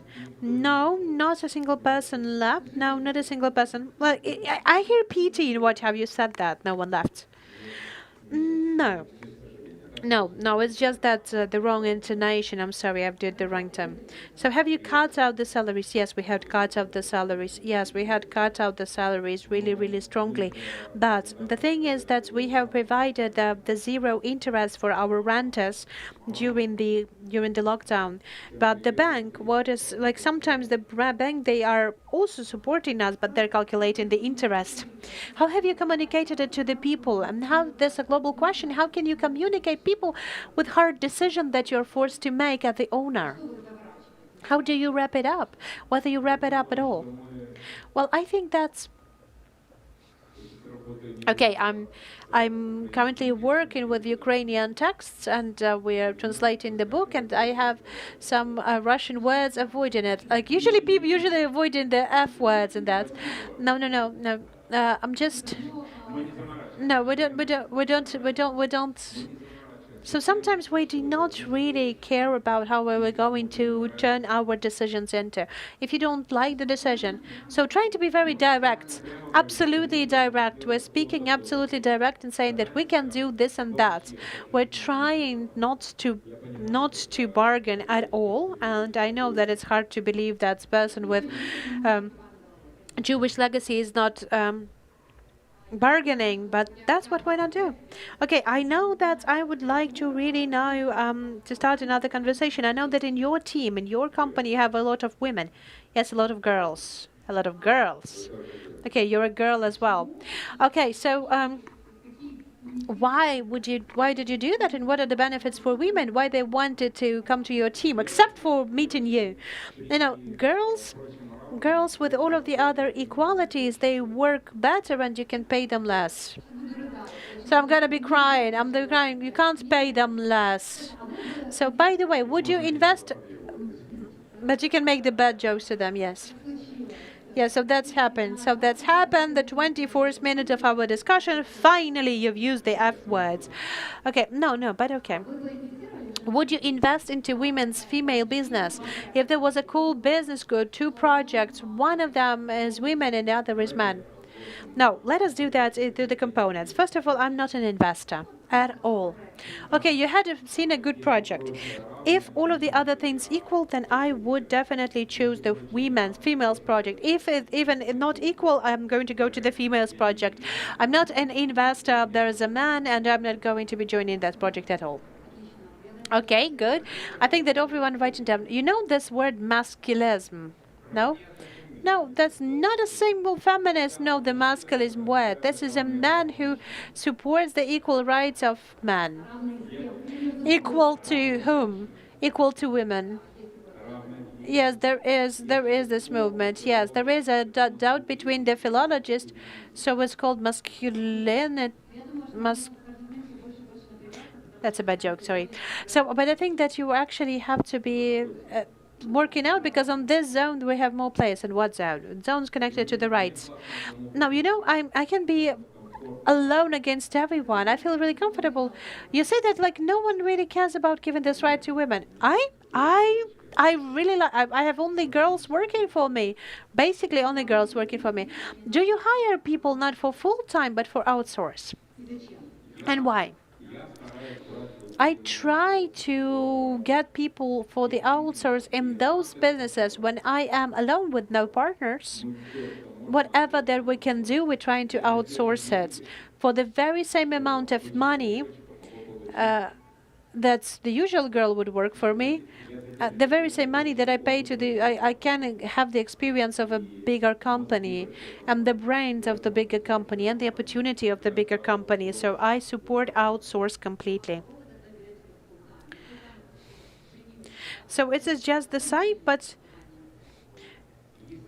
so it's like almost like a marriage. Do you have a marriage in your company? There is this moment when you presupposes the 24 hours involvement, and there are some positions like that. For example, there have to be like 3 or 4 people in the framework of the company. There's a lot of people in Dreamtown because there is a full day working day. So there are some positions that cannot be replaced. Everything that works the full time, then we have to hire full time. But who is the one that you're providing the job interviews personally? You can't provide the personal job interviews. No, there's just like just a couple of people. There is this experiment when the people go to the offices and they ask people to describe to the secretary the owner, and that has been the 80%. When people look at the secretary, they can already tell you what the owner is like. In my case, that would be 100% accuracy. I have such a nice bitch as a secretary, Sasha, and she's my assistant, and I have a Denise as an assistant. They don't work full time. They work 24 hours, 24/7. They work 24/7. They didn't have any other way as to get married. Just to resist you in a way. No. It just they're always together. So they don't have any time for any kind of relationship outside of their job position, outside of me. So that's how they have a nice, happy child together. I've told Denise already that Sasha was my backup plan and he ruined everything. So, well, you see, you're basically all of the women that works for you, they leave you for someone else. Well, Anna here, for example, as well. Do not cry. So what is that you would have never forgiven people who worked for you? Well, like something that you would fire people for. If they and I'm not going to be saying some obvious things right now, but like stealing or I don't know, neglecting your position needs, they will forget about that. But if in the presence of the person you can say something bad about me and about my partners, and the person will be silent and I will know about that, that's goodbye. Okay, I'm trying to think about that. So if, for example, in the presence of my top employee will say something bad about me or say something bad about my partners and he made a smile, If someone is going to say something bad about you, Olga, I like it. We just have a minute. I just have a minute left. So can you describe your image based on your experience, your image of an ideal employee, the person who's definitely going to fit into your mosaics, the person who's not afraid to make decisions, who's going to be also arguing with the shareholders, who can make the difference. I'm speaking about the top employees. Then you can make a difference when the shareholder said yes and you can object it, or when the shareholder said yes and there's no objections needed. So they're catching the tones. So they're very good in representing the company. Outside to the external market, I have forgotten the outside is no, there is a different word that I wanted, like forget about that, okay. And this person that you don't feel afraid of letting them go to any kind of negotiation. So by the way, I've just heard the message from our organizers that we were that good, that we have some more time. We have some more time. Like, I've just sent the organizers to this message, are you going to prolong your stay? And they said yes. Okay, we still have around... And hello again. Yes, by the way, hello again. Gary Karagotsky, we're talking about teams. We're talking about teams. Ola Rudyev. Yes, I'm talking to Garik about teams. And I don't have no more questions to ask. I will ask myself a question and answer it. Would you want me to do that? Okay, I like this approach. Okay, let's do that. So, Garik, can you please tell us about a case that has happened with your employee that would characterize you as a manager? Yes, I will tell that, of course, Olga. You can just sit back. Can I answer this question? Yes, of course, please. No, you should answer this question. I knew that you would do that. Okay, we had a situation when our property was wanted to be taken out of us. That was, we're talking about Dreamtown, our former partner. He's right now being searched by the police. Sometimes we also been mistaken with the partners. So that was during Yanukovych rule. And as soon as we have started this overall movement with the executive and the law enforcement, I have become the general director. And that has given the opportunity to all of the collective of the people that were not afraid, that we're not going to let people go. Because before that, the director general of our company was a person that was hired. We provide the full protection to our employees. When there was a moment that I think I've told this story, when one of our guard has took the phone from the journalist when we had a signal of the Dreamtown to be mined, and there was the wave in Facebook and Instagram with the requirement and the request that I should fire this security guard and to give him to be tortured. And I've said that I was the one who did it with the phone, and I was the one who had heat in her hand, and you can ask for my head, and that's what was said. If someone is ill, we are always there, and we always will help. And from all of our members of the team with their relatives, and that's something that gives a lot for the people to be feeling themselves secured. Plus the position, when the person says, there's not a single case when, for example, Anna, who's here, would say yes, and I would say no, or vice versa. So one voice policy. Yes, I don't know what you've said, but yes. And I'm really happy that you agree. Okay, would you go to work for yourself? No. I don't want to be a hired person, and I would not like to work for myself as well. Why? Because, I am good as a chef, but, I have really terrible partners. I wouldn't start working with them. So you wouldn't work with your partners, or would you hire yourself? No, I would do whatever to get myself hired, but it wouldn't have been enough. Okay, good. Because we're still talking about work? Well, yes, we haven't talked about work. You have been talking about work all this time? Yes. About teams. Okay. So can you imagine this kind of situation, like unreal situation? Something happened and you have to go to work and you have to work for some other people. Who would you go to? Or what kind of businesses would you do? Or this is an impossible situation for you?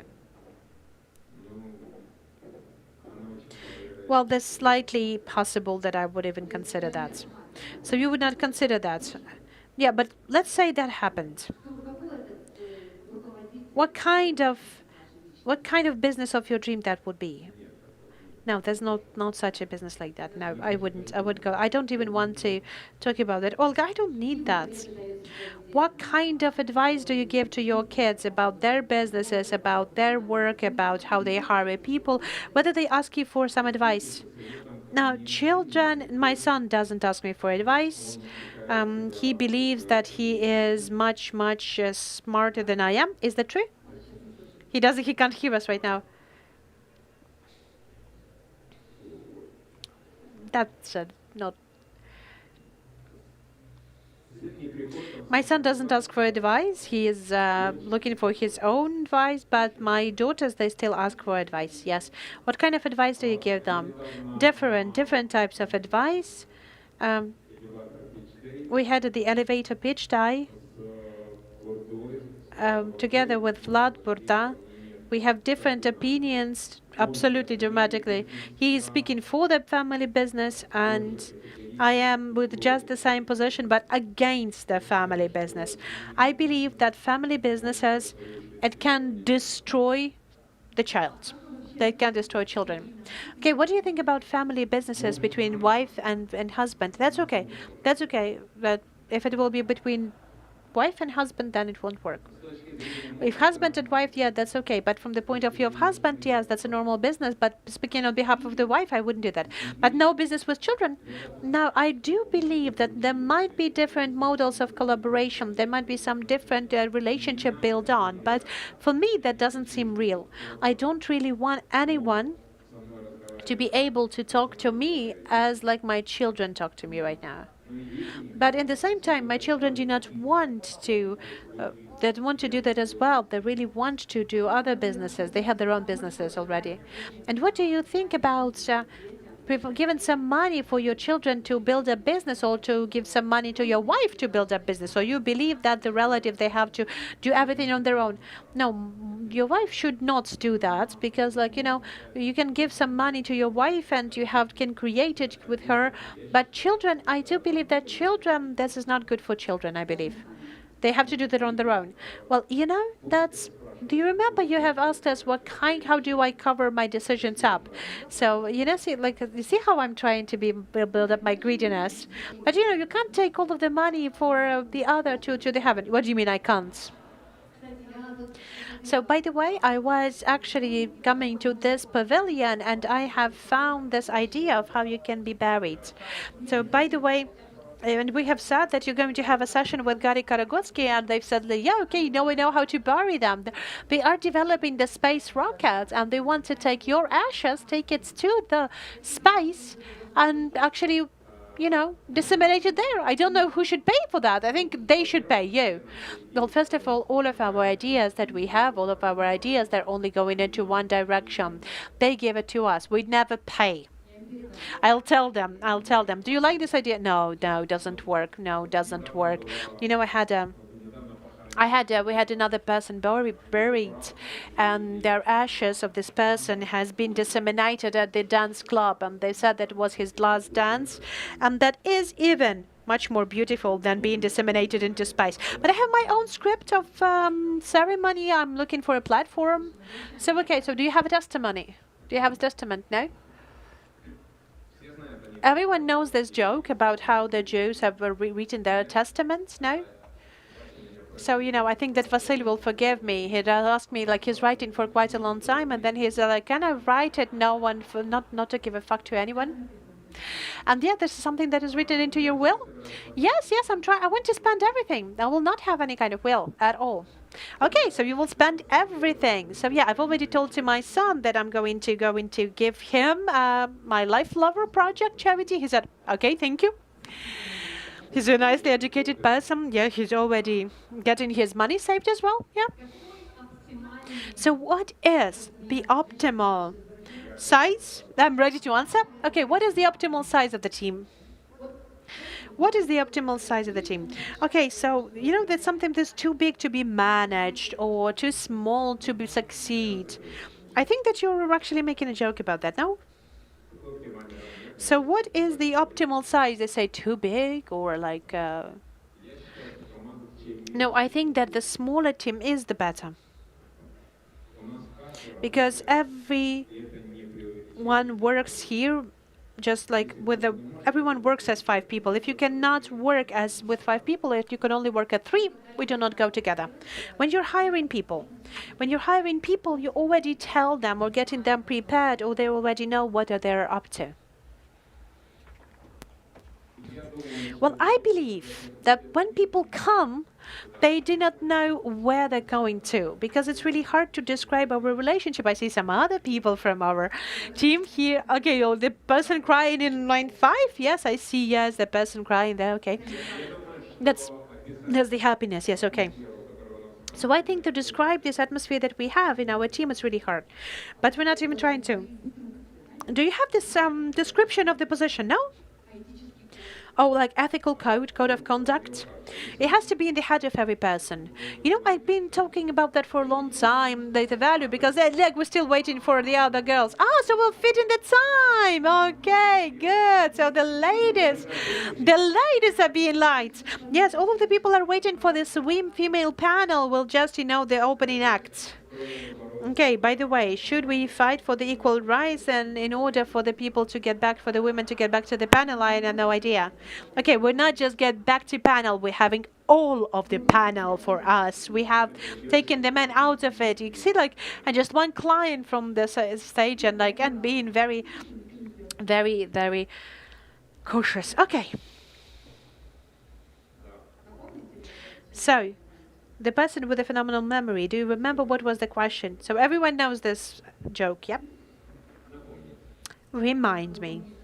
So how do you communicate your values to the team and how they know what to do? Ethical code in their head. Do you have it? I think that it's being provided step by step during the communication, because basically we will not be able to write it down in no way. Yesterday I was trying to explain it in Gara. Then I was explaining it for quite a long period of time of maybe slightly mistaken. And then when I was reading out through my book, I have found this definition of what passionate people are. And I've understood that we are those passionaries. And just to make it easier, because, the samurais, they don't have the goal, they have the path. So we are explaining everything on the way. As we do that, we have to be happy with what we're doing, all of us. That's the KPI? So you're hiring a person and there's the KPI? I don't know. Well, like if it's not written, how can you demand people of doing something? That's what we've had. It was very cool, and I think it will be even cooler. So that's like this. There's no points in that. That's all that.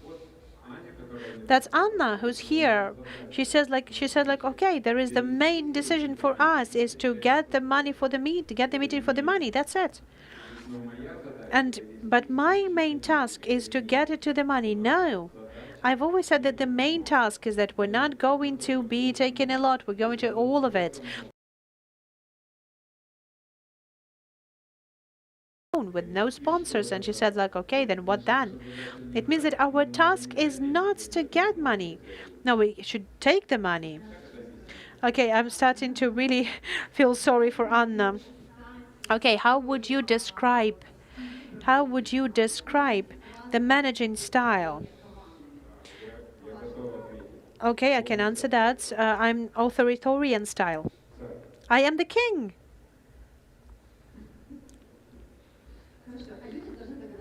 And people should know what they should do. Do you frequently have the problems with that? Frequently? Yes. Sometimes people are surprised why the head of their offices is not really satisfied with that. I have to explain that to them once. Yes, okay, you do not make any second chances. Okay, good. So do you pay some awards to the people and at the same time do you apply fines to the people? Fining people, no, that's definitely no. But I am really against the fines because I do believe that providing fines is about, you cannot do that to people. You cannot do that to people. Awards, yes. To connect with the final results, with their premium, with their awards or premiums, no. Because the person starts to calculate the profit of the company and there's nothing that they can do with about it. So this has to be a surprise. Now, like for example, I am accountable to the person who is connected to the company's results. So if I wanted to do something good and nice for the businesses, but will be expensive and useless for this employee, that will be definitely something that will trigger their income. So do you have any awards for the people who work outside of your businesses? And if so, then yes, then how do you connect that? Any kind of benefits? I'm just connected to my own desire, nothing else. Okay, what was the most unbelievable award to your people that you have done? Just what you did, just because there was some cool thing that the employee did and you have made a super cool award to them. If you're going to ask me what have I done, I can recall some kind of an unbelievably high award when we've sold Globus Center Awards. But if you'll ask a person that is close to me, that they will say that it was, that this card that I've said, this right to send other people to thank themselves on my behalf. Okay, so what was the coolest businesses that you've had? Because you have been working in different sectors. So what was the one that drove you the most? I don't like all of them. I hate all of my businesses that much. You hate them? Yes, I hate them that much. The oil business, the real estate that I've been working on. I hate business at all. I hate business as making money. So you're forced to do that. You just need the money. Yes, I just live with that as with a wife I hate. Okay, but what do you like to do then? I like working with my Gara brands, but it's not your business. And who owns it? You own it?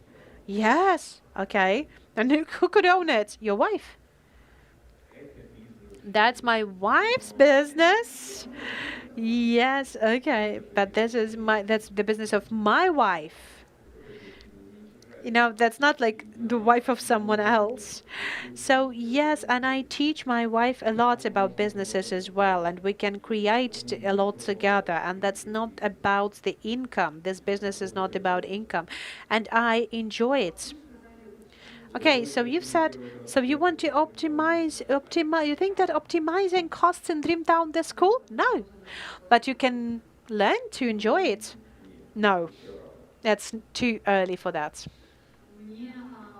Okay, I've been given a sign by our organizers that we can switch to the next panel. Thank you. Okay, so the girls are coming.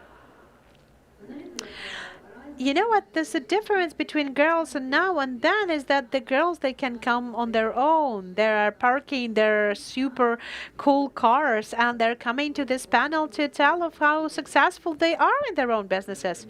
The people used to come to me on their own as well, even before.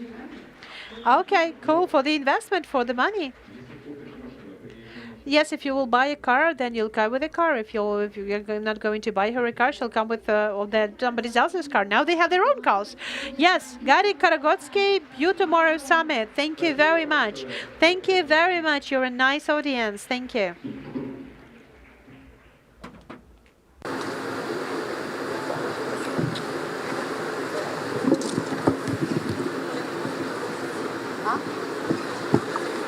Я попрошу не расходить.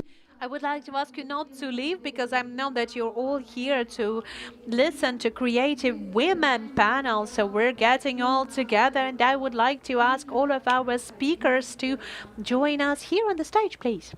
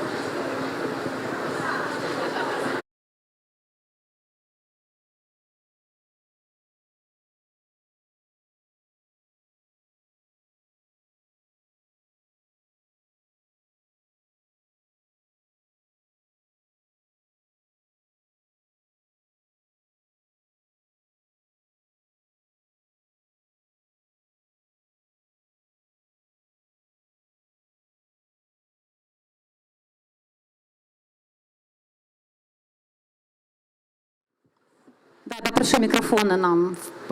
Yes, and I would like to ask for the microphones, please.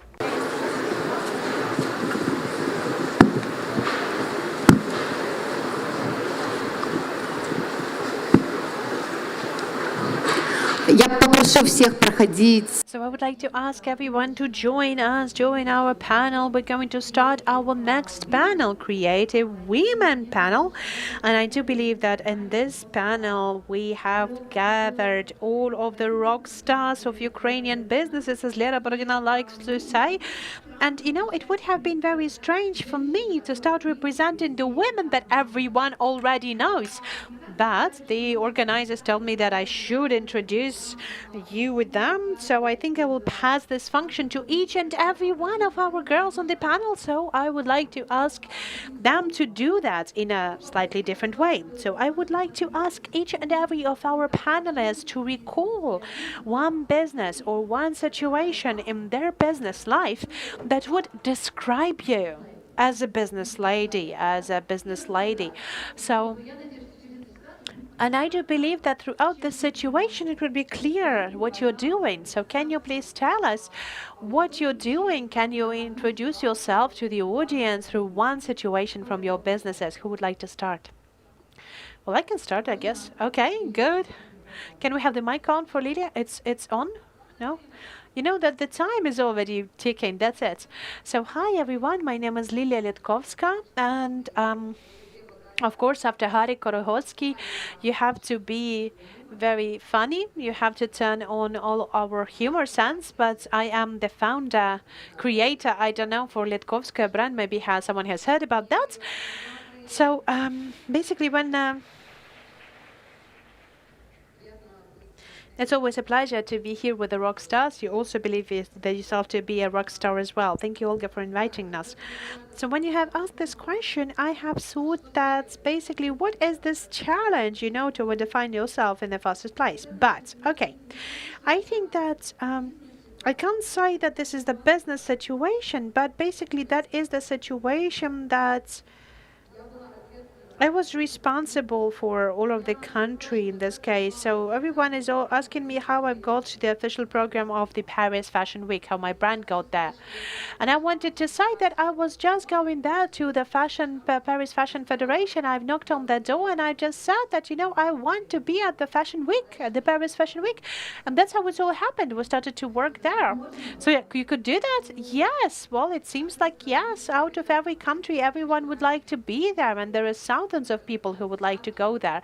So even like dozens of thousands, I think you could do that. Yes. Why did it work out for you? It worked out for me because I haven't been putting any kind of barriers for myself, and I've thought that why wouldn't I try that? And I will speak on Lilia's behalf because she's not from the creative world, she's a genius. And when I'm procuring the garments from Italy, and they tell me that we have two people coming from Ukraine, that you are the celebration and everything's around yourself and Lilia is a genius. And I said, yes, she's a genius. So the genius should have all the doors open for them. And I'm really happy that I made this pass quite recently. I've also wanted to find the super talented designer while I was the student. I wanted to meet Lilia Litkovska. Right now, wherever I go, in Paris, at the fashion shows, in Italy, in the factories, they tell me Lilia is a genius. So yes, let's applause that. Okay, we don't have the rock stars, we have geniuses here with us. Okay, Katya, if you're taking the mic already, what is the situation that describes you as the person of businesses?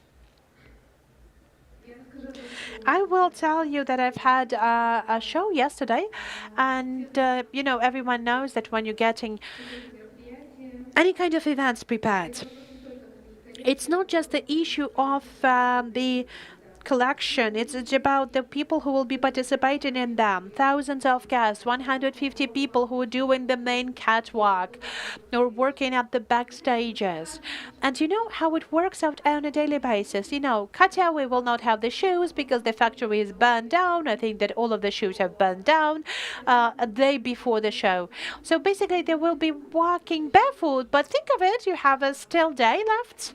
The Olympic champion that has to be had the show, we had made this agreement, and we wanted to have this dedication from the brand that she got this medal for Ukraine. That we've had this cape that was my creative element. She would be wearing the medal, wearing the cape. So that was how I wanted to highlight and describe that and to make this compliment as a designer to her. And she told me, I don't feel really good, so I'm not going to be participating in that. So the whole night you'll be going out, that you're going to have your models barefoot because there are problems with that. You wake up in the morning because there is a problems with the health of the people. You're dreaming that everything is bad. Your child is sick. Problems in your personal life. So every 2 or 3 hours I'm facing this kind of situation, and it was for about the recent 5 days. And I've just understood that I have to hold on because it's definitely gonna happen. It's definitely gonna be cool. You're gonna do that because you're working with the best professionals in the world and you're a professional as well, and everything will work out. But you know, this number of problems that are keep on coming on, this is definitely making you stronger, Yes, yeah. I'm sorry, I'm already taken by the train of thoughts. Okay, we have genius in our panel. We have Katya Silchenko that can resolve any kind of problems overnight.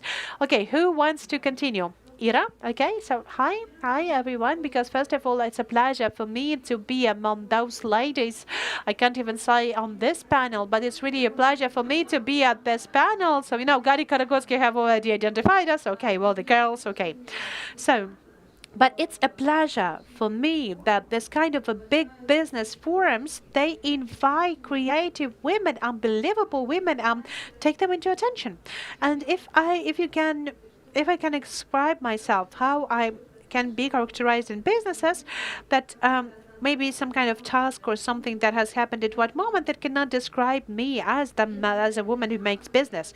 But if the moment when I identified it, I worked with the creative people. So if you don't know, hi, my name is Irina Horovaya, and I'm working with the most unbelievable creative people, with musicians, with artists, with advertising companies, with strategies. So basically we're developing in the really, really fast way. And I know that we're making business when I have understood that I can monetize creativity.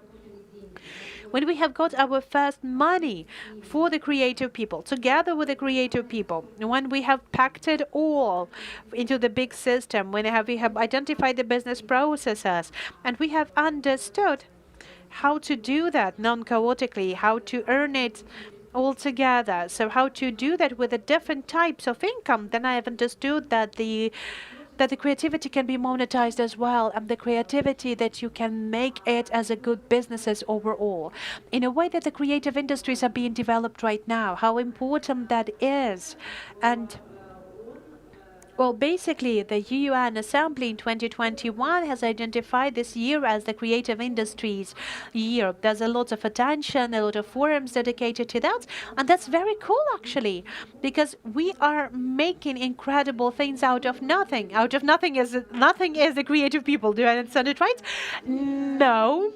I mean, like, you can make, if you can make a product from nothing, but I don't know what kind of creative people you have. We have very creative people and very talented people, all of us. But what I meant to say, that basically we're very ecological. We have sought as Mosgy Group, we have created some product. So that's very cool and perspective, and I know that a lot of people care about that right now. So if we will keep on doing that and turning it into businesses on and on, I'm sure that there's a lot of good things that we're about to see. Great. Irina Horova knows how to monetize the talents. Good. A round of applause, Lera. Who would be next? Okay, I think that I would also agree to what Ira has said. Hi, my name is Lera Borodina, if someone don't know, and I'm talented, I guess. I'm making invisible visible. Invisible, it's about fantasies, because, you know, I'm really lucky in my life. I really do the businesses that I'm really I'm really driven by, and we have built a unique case for Ukraine, a unique case, and the businesses that I never thought about working on this also gives a good example of me. But I've had this opportunity here because, you know, I am an opportunist in some way, but I've had this opportunity, and had to open a beauty bar, and I thought, like, if I have to open that, I have to think of it, how can I make it so I would enjoy working on it. In 6 years, we have created 47 beauty bars in 11 countries all over the world, and we continue in broadening our geography. And right now, as in show businesses, that is for a lot of people who have never been working in show businesses and never have been working with creative people, it's hard to think of what is going on inside. There's a lot of tactical decisions are being made behind the curtains that influence a lot. The very same stories for us. I really love that combination. I really love this combination of nice, tender, and well-structured things. And what I'm just supporting Katya, and I'm also lost the thoughts in the end. So Lera Bardina makes invisible visible. Good. Lera Guzama. Hi everyone. Honestly, that's very, very cool because we have a chat for all of us, all of the people here on this stage, and was so happy when I have seen all of these incredible women in this chat all together, because I do believe that this is a super synergy. And personally, for me, I'm really lucky to be here today with you at this panel. For if you don't know, my name is Valeria Huzema, and I'm the creative director and the founder of Huzema Fine Jewelry. We have been 5 years old already, but this is a question with a trigger. How would I characterize myself through business? Because business for me is life, because my team is my second family. There, for example, 5 years ago I was asked, how do you see the development of your businesses? I think I would love, because I have started with a hobby. I can't say that I was really planning to make some kind of a big brand or big businesses. So I am a successful, okay, not successful, I'm a happy person because I've turned my hobby into business. And so when people tell me that it's impossible because the work, it has to be very sad, you have to be going there every day and you should not enjoy it. So I do believe that I'm a good example of how you can enjoy what you're doing. And speaking about the stories that I can give, well, in 5 years of work, I've had thousands of stories. For example, I have been robbed twice, and like a year ago, our showroom has burned down. Now I'm speaking about that smiling, because basically we had a nice party when our showroom got burned, because we had a big party after that. And I believe that the best explanation for myself is that in every situation in my life, I believe that this is the coolest experience, that is the coolest case that I would put with a happy face into my portfolio and keep on moving further on, because I don't know what we were talking about. Okay, I think everyone loses the train of thought in the end. Okay, we got carried away. So Valeria Huzama, she enjoys whatever she does, and she has turned her hobby into business. I think that this is the best dream for every person, because to find the job that brings you joy and never to go to work but enjoy your life. Okay, good. We have a very interesting title of the panel: Creative Women, or it's about creative industries or about women, but let us talk about both. So I would like to start this conversation with creative industries. So whether it's relevant to use this term as creative industry, and what the creative industry is today, who are there in those industries, like how the industries get the money, what is it about? Ira, would you like to start? Well, yes, thank you. Well, I believe that everyone should be in the same context, and we should understand that the creative industry at this very moment is a very important industry that includes around 12 sectors. We're speaking about the IT that is currently generating the very good revenues for all of the companies. We're speaking about the showbiz. We're speaking about the creativity, the film, scenography. So this is a huge industry that is very important. And that's something that I've said, that we create something from nothing, is that first of all, we started with an idea. We're starting with an idea, and then everyone are lighted up by this idea, and we're creating some kind of a big project. Why the creative industry is important? Because right now, no one is interested in mono product. Okay, no one is not interested in mono product. It's not perspective. When we have a collaboration between products, for example, the IT and showbiz, everyone knows this Travis Scott and Fortnite case that has had more than 10 millions of watches and views in a game. That is a collaboration we could never saw before. in this game, there is a meta universe. They have been presenting films in that. They have been presenting new artists. The albums have been presented there. So basically, this combination and creation of virtual people. Okay, this is the pandemic. Pandemic has caused us to the idea that basically the people go into online. That's it. But now we have the online education. So basically, at this moment, we have the new products and we live in the new world. So we have to use that. We have to use it well. So our company is currently working on those projects. That's basically, it's not about the advertisement. It's about connecting the best way to find the best ways to earn money. And that will be collaborating in the framework of this creative industries. And I don't know whether you are aware of those cases, and I'm already speaking about the K-pop culture. That's a very interesting phenomenon that we have to use, that we have to analyze, because basically just one band, BTS, generates around 5 billion in the GDP of Korea. This is the GDP of Maldives, because everything has been connected to that. The subculture, the trends. So basically, they understood that the creative industries are very important. And we understand that's all being developed in the best way. Not only to work in the industry of show business or in IT, but to combine it. So I do think that they can build up something good. So, okay, we build up that the creative industries, they are basically combining many ideas, and we can now just treat it as the showbiz. No, take a look at the big brands. They're using creative industries all the time. They're using the influencers that you cannot deal without. Creative artists, bloggers, influencers, or whoever there are, they're always using that. Just it's not interesting just to make a commercial campaign. No, there are a different approach to commercials. There's a collaboration between the influencers and the brands, the new products rising. So I do believe the world is impossible without that right now. Okay, thank you, Ira. I would like to pass the question to Lilia, because Lilia has been in the fashion industry for quite a long time. Can you tell us about how the fashion industry has transformed during this year? What were the changes, or it's just more or less the same in the fashion shows and the sales? I would like to add up to this creative industries moments and to what Irina has said, that the creative industries, especially the creative industries of our country, they're building that's an they're not working it as the local story. I'm going to be speaking about from case of my industry, from the fashion industry, that our designers and our musicians and the filmmakers and the IT people, they're basically have already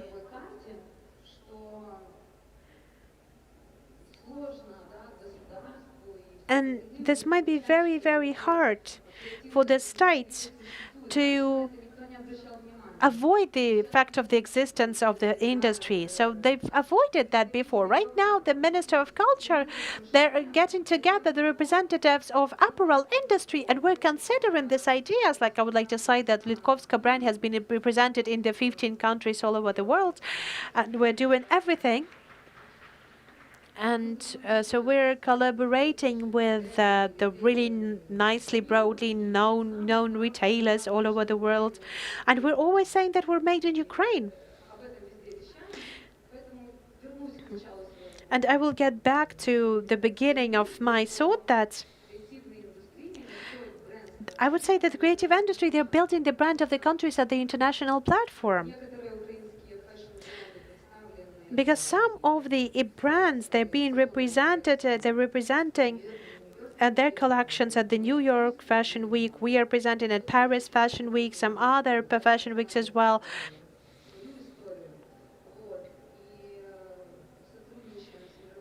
And we're collaborating with international editions. We're collaborating with fashion brands all over the world. We had experience with Korean, with Japanese, with the American Americans, with the cyber sports people as well. And you are broadening this space of opportunities when you can already express you not only your own personality but the country as well. How the industry has changed, and as Irina has said, the industry has changed definitely. And right now, by collaborating with some other sectors, the sectors with the representatives of other industries that haven't been connected before, like for example, collaborating as fashion with the cyber sports. I think everyone knows what Navy is, so you know that Navy is a Ukrainian cyber sports team, and we have collaborated with them. We have made the merch for them for one of the seasons and the uniform for them. They made 5 or 6 um, uh, remakes of this merch. That was something unexpected for me.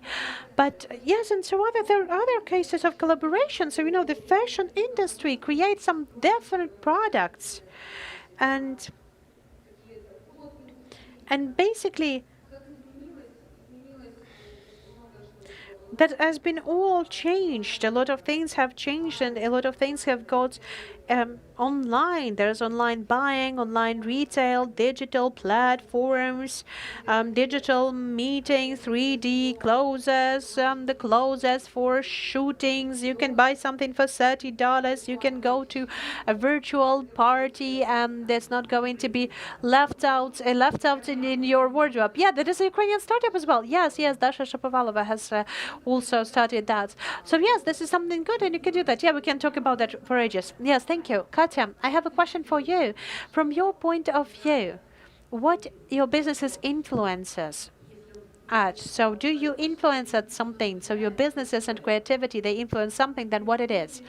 Well, first of all, it influences the mood of women, the hormones found, because every day I'm having those messages that women believe that they feel very beautiful, that women are always like my clothes as weddings. By the way, about collaboration, I had a L'Oreal brand, and they've told me that we really want like you to be the official face at L'Oreal Ukraine. Like, are you sure? I know all of the stars. I can call whoever want. We will make this we would like to make this things. And like they said, no, we would like to have the market. We really want to have a two-sided collaboration. We really would like you to give something to us as well.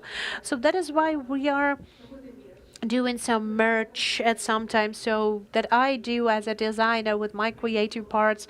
I am thinking about this, I'm offering them, and they say like, this is an ideal collaboration because it's not one-sided collaboration, because we are actually collaborating with one another, and there's a lot of ideas that you give to us, and we're really grateful for that, and we would like to continue our contract all together and to get you into more serious age when you're going to have these gray hairs coming on. And I know that when they like their character, they collaborate them for the long time. And it's not just about this brand. I've had this wedding stories. This spring, we've had this collaboration with the Luna brand. They have the wedding collection. And it was very cool because every morning, especially Friday, Saturday, Sunday, and you have that. A lot of brides who are saying that I'm so pretty because of this collaboration. Thank you very much for making my celebration good. So that is why I am working on, because all of the other things, when I know that the collaboration has been built in the best way, that I, for example, have some revenues out of sales. I know that they have shops on the Fifth Avenue in New York, and they're selling a lot of things all over the world. But I know that I have had my creative there. I created them. I filled it with my energy, because that is important, because they really wanted me to be the role model. So that is something that I've talked about when we talked about it. I can see that. Do not bother. That will be cool. I know what is lacking. I know that we do not have dresses for the pregnant women. The time has changed. We should not try to say that the child has been born at the 7th month of pregnancy. We can say that, yes, the child, we first got pregnant, and then due to the time of life, we've decided to get married officially. So yes, let us talk about that in our campaign as well. There have been a lot of things that I have thought about that, and we've got it to the brand. We've talked in Zoom. We have been talking about that directly. We have this shooting in New York, and now they say that we never had this effective sales. We're really happy. We feel like we feel like the work has been done properly, and the most important, this is the happy women. So you're influencers, woman, yeah, okay. And that is a great opportunity, the great thing from your side. You're taking clear services and making super creative products out of it. I have a question for you. In what way you do that? But how these creative approaches are the best of success for those businesses that you launch? Well, you know, I had the best question. Thank you. Yeah, how it works. Okay. And how in this classical market to create something unusual? I do believe, because basically I've got to entrepreneurship through communication. I have been in PR and marketing, and then I've started to go with a serial interpreter. So right now I believe that this is the easiest way to create something, to create a business that is different than others. There is a million of others. You have a market, let's put it this way. You have chosen something that is good for you, that you like. Around you, you can see the market. You have analyzed the market. You have analyzed all of that in details. You have seen what is good about from your colleagues on the market. What really distracts you, or what you don't like as a client. You know, I was okay. I'm the target audience of each and every one of my businesses. First of all, analytics. Providing the analytics from your colleagues on the market, the great understanding of your client, the real need, the deep need, the motives of your clients. Before you create some kind of prototype, you have to have some creative work in place that has to be supported by the creative work, by the way. It's a very simple tool that is called the antipode. Then on the left, you're writing all the things that you associate with coffee shops, I don't know, the beauty parlors, the beauty salons, everything that you can believe, like for example, the long waiting line, they do not answer the phone calls, all the same. Or I do remember before we had the G bar open, I was the clients of different beauty salons. And for example, before some kind of shootings, they made the makeup for me, and the people made makeup for me. I've always was thinking about one thing. So this shooting would be there, and I'm going to go and wash my face, because all the times I looked like a prostitute. I'm sorry for saying that, but that was something that was super uncomfortable for me, because so you write in all of those stereotypes that the specific market has in the specific region, in the specific city, because you know the coffee shops are different and the beauty business is different in US and in Germany and in Kiev. Those are very different businesses. And on the same piece of paper on the right, you make them this. You're making what you want to do. You're not holding back your imagination. I don't know, a flying coffee shop, the hotel that changes its decoration every day. So you can turn all of the wildest dreams. For the people who like fantasizing, you can actually put everything that you have in your head, everything that you have in your head for your colleagues. That's it. There are a couple of other steps how you can work with that. But you are following, you're looking for some things, how you combine your needs and desires and all the needs and pains of your clients. This is the answer to the first part of the question. What was the second part? I can't recall already. Okay, that's okay. Okay, so I think I will go to Lera Guzema then. Lera, you have very beautiful products, unbelievably beautiful products. Okay, if we will take your success as 100%, how much creativity have you got that? So you're successful because you have created this kind of a good product, or you have found a way to make people love your product? Well, the product today, it's not just enough for you to build your businesses on it fully. I do believe that the creative industry is that industry where you can build the super businesses with not a lot of investment and not a lot of money. Because when you have an idea, when you have the sense that it makes you different from all of the other people, then in this case, that is this grain that can then bring the whole garden for you. And at this moment, the creative industries, again, I'm going to give you this example. You know, I'm only speaking from my side of the businesses. That's something that gives you the talent, to these youngsters. They give you the opportunity to self-actualize with any hopes. But because, you know, if I get back to my 10 years ago, to my 20s, what I wanted to do. I thought that if I'll be working at the receptionist of kind of a hotel, it will be a super success for me. And then, seriously, and then I thought, like, okay, if I will be as a manager who's going to be ruling all of the receptionists, that will be the greatest thing. That's a good thing that ever happens. Yes, but at that moment, I didn't have a clue, like what this small idea can do to you. Lera has taught in a really greatest way of how those ideas appear and how you can make difference of these ideas, how to find your audience, how to find the clients toward those ideas. Because some people, they don't really, it's not enough just to have this talent. To make the businesses, you have to keep on working and not to be afraid of making mistakes, not to be afraid of failing. Because I do believe that our future is about creativity. If you do not create, if you do not make mistakes, then you will not be able to move faster. So of course it's not enough just to have just one sole product. So the ideas, the creative component have helped me to do something that I have now.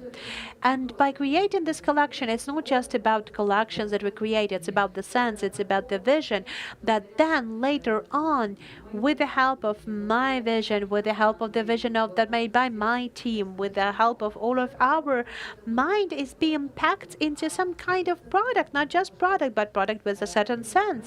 Because, for example, the brand is basically the margin that you pay for the emotion, for the sense, but not for the product itself. So basically, that's it. That's it. Okay. I wanted to have another example. I have launched a sport collaboration. How did it come? That's my close friend that was wanted to launch her sports brand for quite a long period of time. She told me, "Yes, Katya, I've launched everything. Everything works, but I think that I don't like this creative. The magic doesn't happen."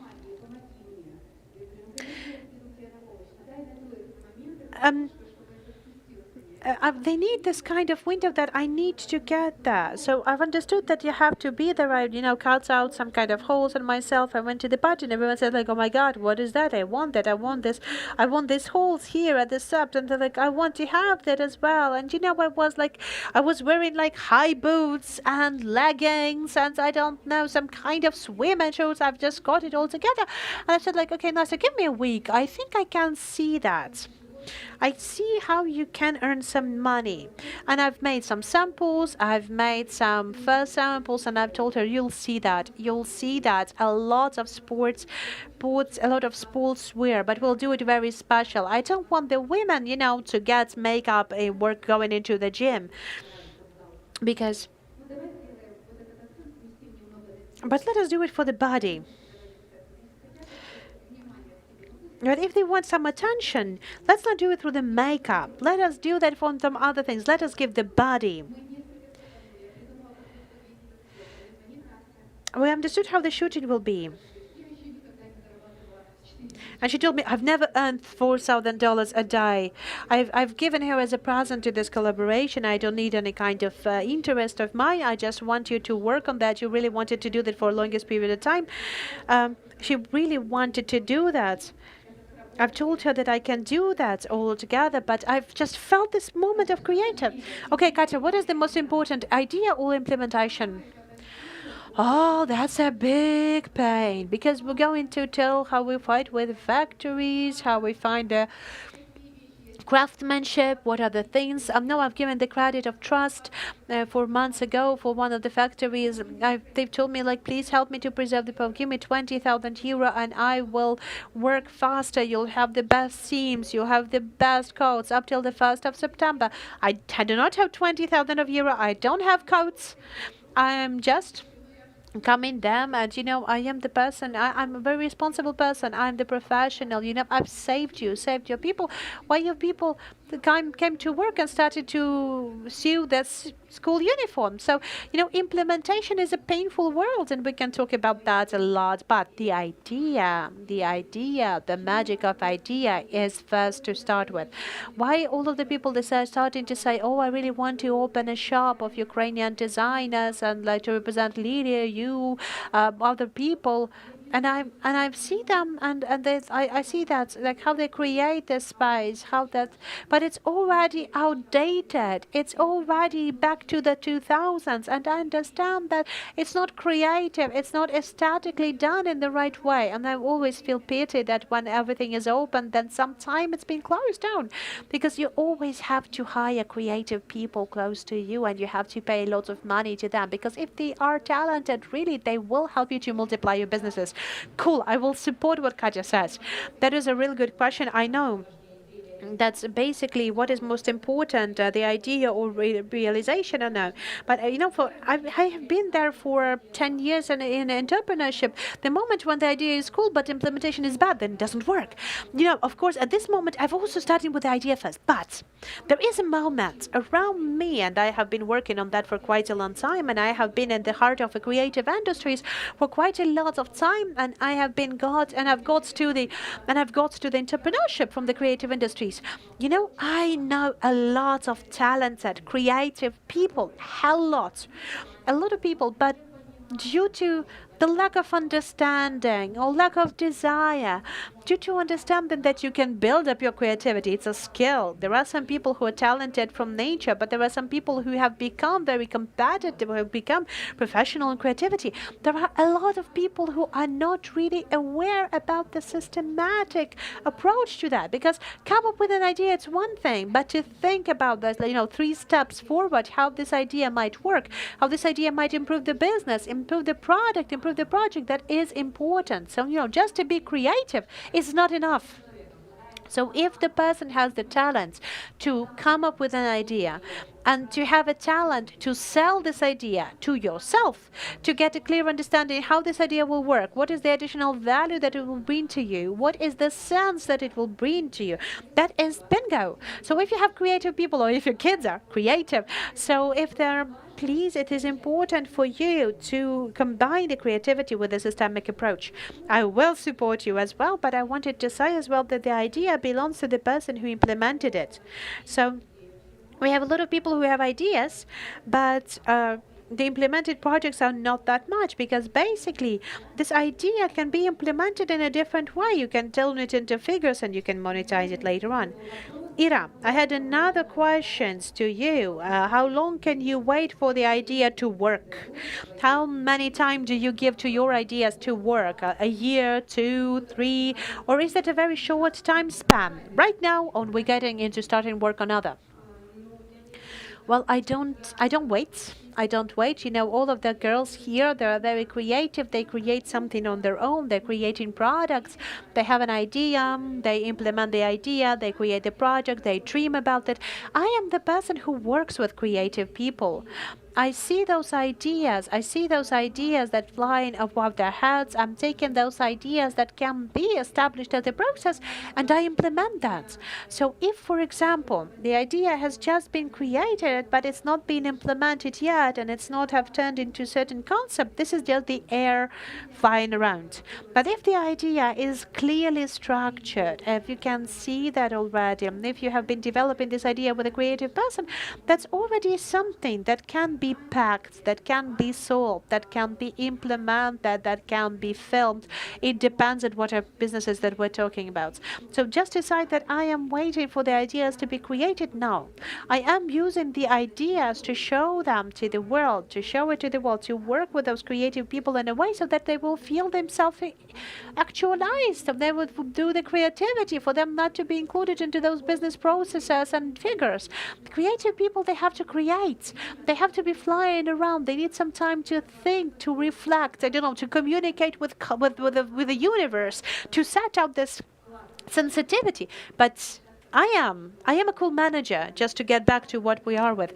I am an integrator. I see one idea, second idea, I can combine them. I know how to calculate the financial business model. I know how to make sure that the creativity that is being born somewhere, I don't know, on the bench, on the playground with just a piece of paper, how it can be packed in a different way so that a lot of people would see that. We had around 20 million of subscribers, 150 billion views. And this is the currency that we see, that we track, understanding that we're really successful. So, I have this opportunity to take a look from outside, the people who are smiling, whose eyes are being bright, If you know how to catch this, if you know how to see that, then this is the best connect that you can have. Okay, I had a question to Lera. Yes, I just wanted to add up to that because basically we have to have a clearer understanding that here at this panel, again, at this stage, at this panel, we do not have just creative women. There are the creative women, they're business women.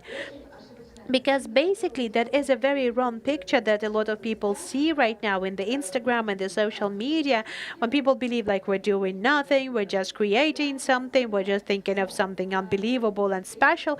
But yes, there has been a lot of tremendous work behind that, and I'm speaking on that as well. I know that the girls have said the same. Every time when we meet, we discuss it. The first thing that we're discussing is the business processes, production, how much problems we have, financial part. So basically, there is a colossal part of work because right now we have around 50 people working, and that takes a lot, unfortunately. It takes a lot of time from me, and sometimes I don't have I don't have this time for creating collections. So that is why I'm always signing up as founder and creative director of Huzama Fine Jewelry. That's not like that because I control all of the processes, but I really want to be that. I want my business to work in the way, so I would only create, and all of the other things would be done by the operational team that is not going to consume me and not going to tell me about these processes. How the international brands work, all of the brands, whatever brands, Gucci, Louis Vuitton, they have a creative director, they have a designer who has his name or her name as well, but they're not engaged into production or business processes. Yes, but sometimes they're Gucci is Gucci, Celine is Celine, but the creative director with their even own name. But that is how it works. That's how it works, is separated. Because if it's Guzama, and Guzama the one that lives right now, so yes, Lera, you have to work that, for example, and then in your house, in House of Guzama, you will have a creative director with a different name, and the brand would work. Because you say, unfortunately, but I would say that fortunately, because basically what you're doing, you are working on this craftsmanship, on this mastership, and you do how you want to work due to your uniqueness. None of people who work in the production lines, they will not go into do the way you feel it, the way you do it, the way you want to do that. No one is going to doing this seams and lines. Yeah, but she said that she wants to be the creative director, but not the operational manager. Yes, but then maybe the brand will not exist. Yeah, we will get to the moment when we will all start talking in the same time. We're always close to that. Now, this wanted to emphasize in this case that, when the creators, there is an ideal component when the creator creates and some other person is packing that all together, because then the creativity is even better. But if she will not think about that specific string, then no one will do that. But that's about creativity. Packing it is about creativity as well. Yes, but that's what I'm saying. This external thing is creativity as well, but financial investment. Yeah, but it's also creative as well. Let's do that as well. Yes, but let us do it. Okay, I'll get you to the coffee and you'll discuss it all together. You can't talk directly to one another with the living moderator. I'm still alive, I'm still sitting here, and I'm still having the word to say. That's not all yet. So we have a Telegram bot working, so you can post your questions. I don't know if I will read them, but you can try to do that. I'm reading it, so it's a bonus of that. I read your questions, so you can keep on sending your questions, and I will then do everything from my side. Lilia will not give the word to Ms. Huzama. Let you smile. Yes, I just wanted to anyone to end, but no, you're sitting in a panel with 5 women. You cannot be silent here. Okay, Lilia, how do you measure your success? Your successes, your KPIs are sales and money, or your KPIs are basically the acknowledgement, the shining eyes of your clients? What is that? A good question. A good question. I like questions that I can think about. The success for me is about idea or in the implementation. But how do you measure success? So did you have the money? You've earned some money. You've liked it, and you said that yes, that's cool. That has been a successful career. Yeah, you had zero, but you love this collection so much, and you said like, I don't care about money. I'm very successful. I created a collection, a great collection. What is the KPI? The best collection for you?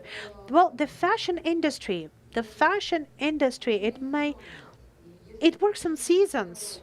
So if you have made something half a year ago, or if you have sort of something half a year ago, or it might work out in half a year or in a year. So, or you can get in trends, or for example, we have had this idea when we have been presenting the new collection, and we have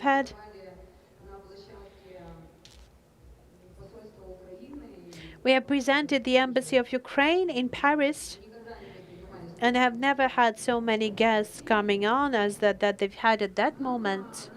What we had then, there was one story.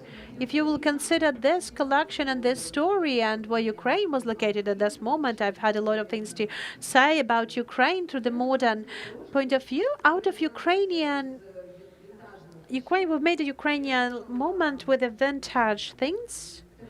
And I have made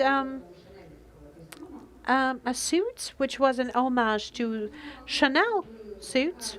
And I thought that it wasn't a nice idea. Let it be. No one cares about that, but I like it. But the idea was so good that it turned out to be a very big line right now. A big line that we have been collaborating with Lenovo, and we have talked about protecting the environment with that as well. Just to make it brief, we are now recycling the leftovers of the production line of the garments. We're now collaborating with big enterprises as well. We are sorting their leftovers. Sorting out their leftovers. So how do we sort it? Based on some certain categories: cotton, silk, or colors, white or black. We have 6 villages that are making those rugs for us. And if I was joking about that, but if you have the button phone and you can call this person, or they will answer you, and they will, I don't know, come and say that that your rug is ready, and someone will get it to Nova Poshta, then that's good. Okay, so basically that is how we work with those rugs.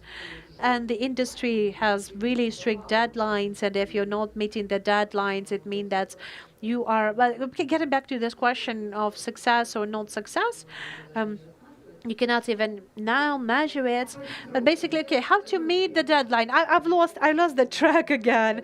I've lost the track again, and I've got, there's a lot of things that I wanted to say.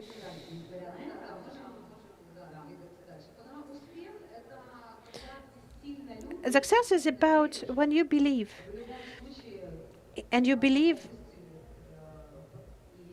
it's okay, and you will have it.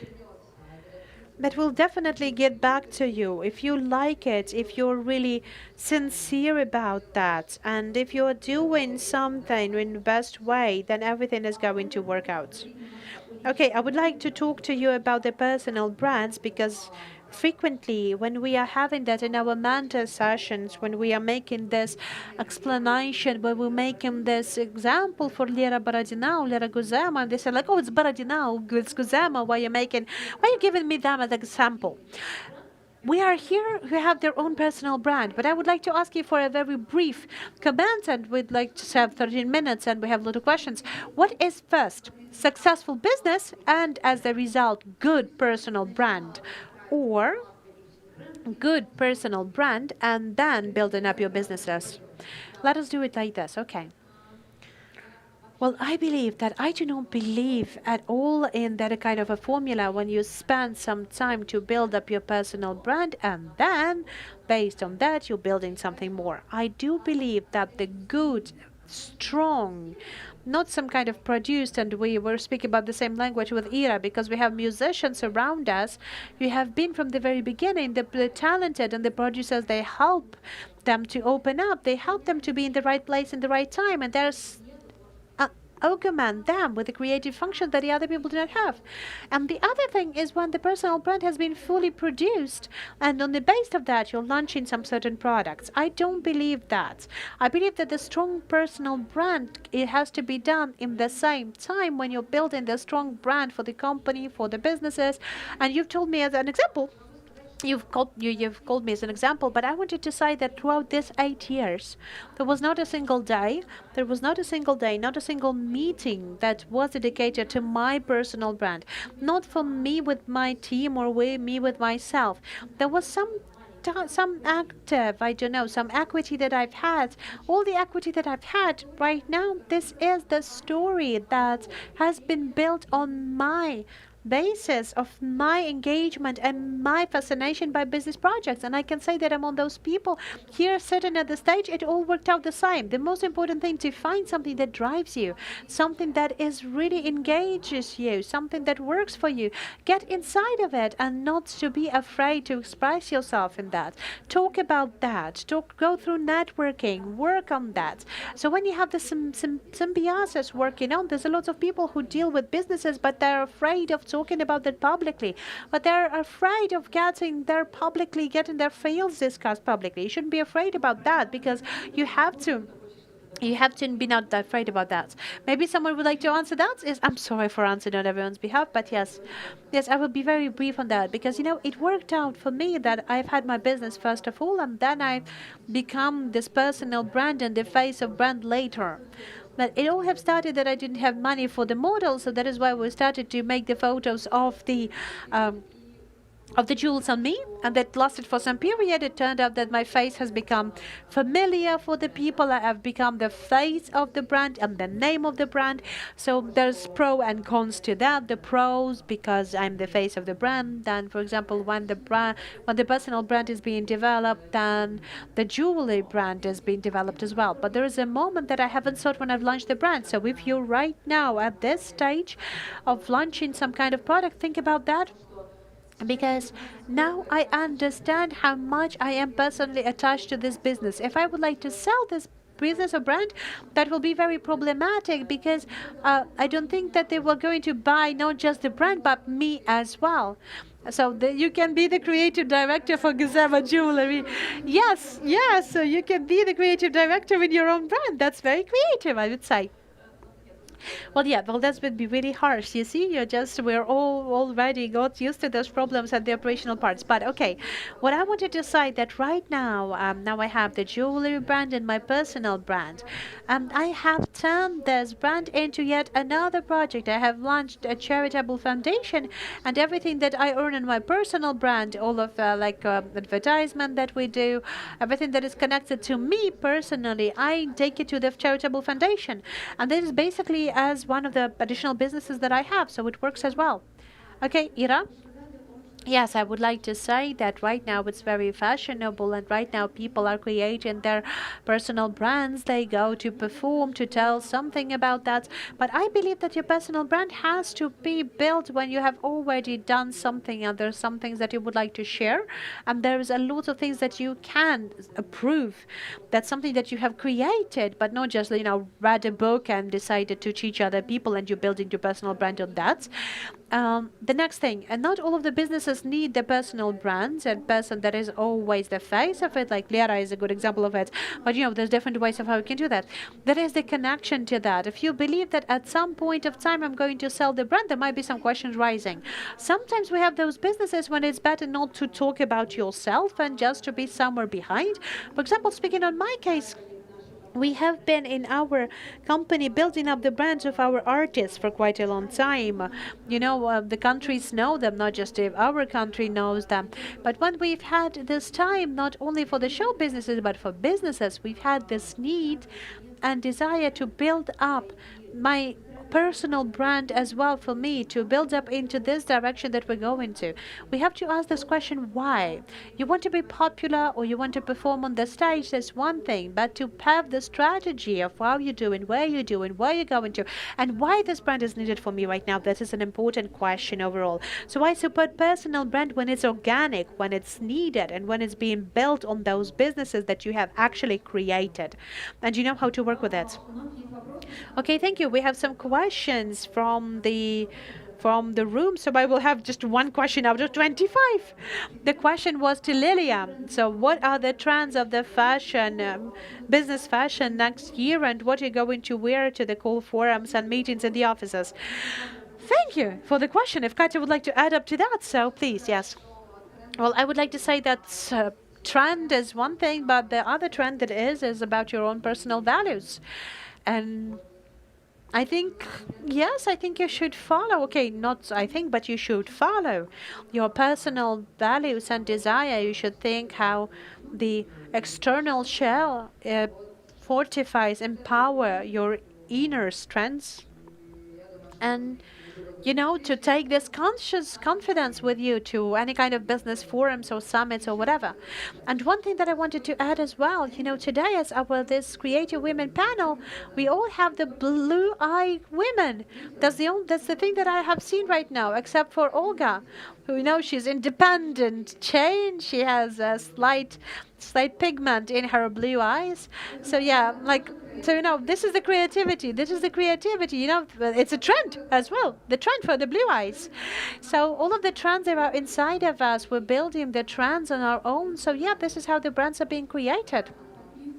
Yes, I would sign up to all of that. I didn't know that when you are going to you're going to say that. There has a lot of questions about that trends, and I've said, guys, but you're asking me a question, but you're an old people. The trend, the world is changing. Create yourself, because basically Woody Allen is trend as well, and his glasses are trend as well. I don't think he actually thought about that for quite a long time. He just got himself going on, and he has created a story around himself with the help of his creativity. What is in his head, how he makes it, and we see his films and say how cool he is, and when you meet the person dressed like that and you say he's so stylish as Woody Allen is. So I'm always trying to say that people, they should not, for example, wear the bow tag a green or whatever there is on Instagram. Find something that will fit yourself. When you find this good thing, when you know how to reflect it, then you will have much more attention. People would like to know what is inside, because you have had a very nice, interesting combination. Or, for example, you're doing a total black all the time, and it's a magic as well, and it's very stylish as well. So, not following those things, they disappear so fast. And, these trendy people, they disappear so fast as an Instagram feed. I do believe that with every next year of your life, you have to go in depth and explain what you are. Like, for example, I'm different. I'm going to be half naked in the many bikini, or for example, I'm going to be in a suit from a new collection that makes me comfortable. That's all the same, and I'm going to be sharing the information with everyone else. Okay, we have 4.5 minutes. I have a very brief blitz question. I'm going to give you 2 questions. I'm just going 2 words, and I would like to ask you to choose the words that fits you best. Then just in 1 sentence to comment on your choice. Lera, let's start with you. Clients or fans? Clients. Why not? Well, no, just not in one word, but okay. We said answering fast. Okay. Well, fans or clients? The fans, they can be very specific people. Being fanatically. Being fanatic, so it's not if you're speaking about the live class. No, I'm speaking about the fanatical fans, fanatics. I really like adequacy, so let it be clients. I really like adequacy among people, so I would choose clients in this case. Okay, Ira, dictatorship or democracy? Democracy. Why? Well, because dictatorship is just the rule of one strong leader, the one that actually doesn't take anyone else. And, in company, in our case, it's democracy, because just the diversity, just freedom, and that is trend right now. So only in diversity and freedom, you'll get the clear ideas that comes from your heart, but not like you've said it. Okay, so I for democracy. Okay, Lera, success or happiness? Happiness. Why? That's a silly question. Happiness, of course, because success is being unhappy. I mean, no. Okay, success is not equals happiness. You can be successful and unhappy. Yes. Yes, that's for sure. That's for sure, because happiness is something inside of you. And I have been talking about that with my presentations and in my presentation that concern happiness. Happiness is something that is inside and somehow something that you feel yourself on. And you know, trends are important, but it's important not to betray yourself. So if you have no clear understanding what you are about, what you have inside, if you will not find the ways how you feel yourself, if you will not understand what it is that you like to do, what do you like, what do you enjoy, then how will you become happy? What will you like? So it's not about, so happiness, yes, it's not about money, not about acknowledgement. So it will not get you that good things, and you will never be happy. Okay, Lilia. So the form or the essence? The essence, the content, yes. Why? Should I explain why?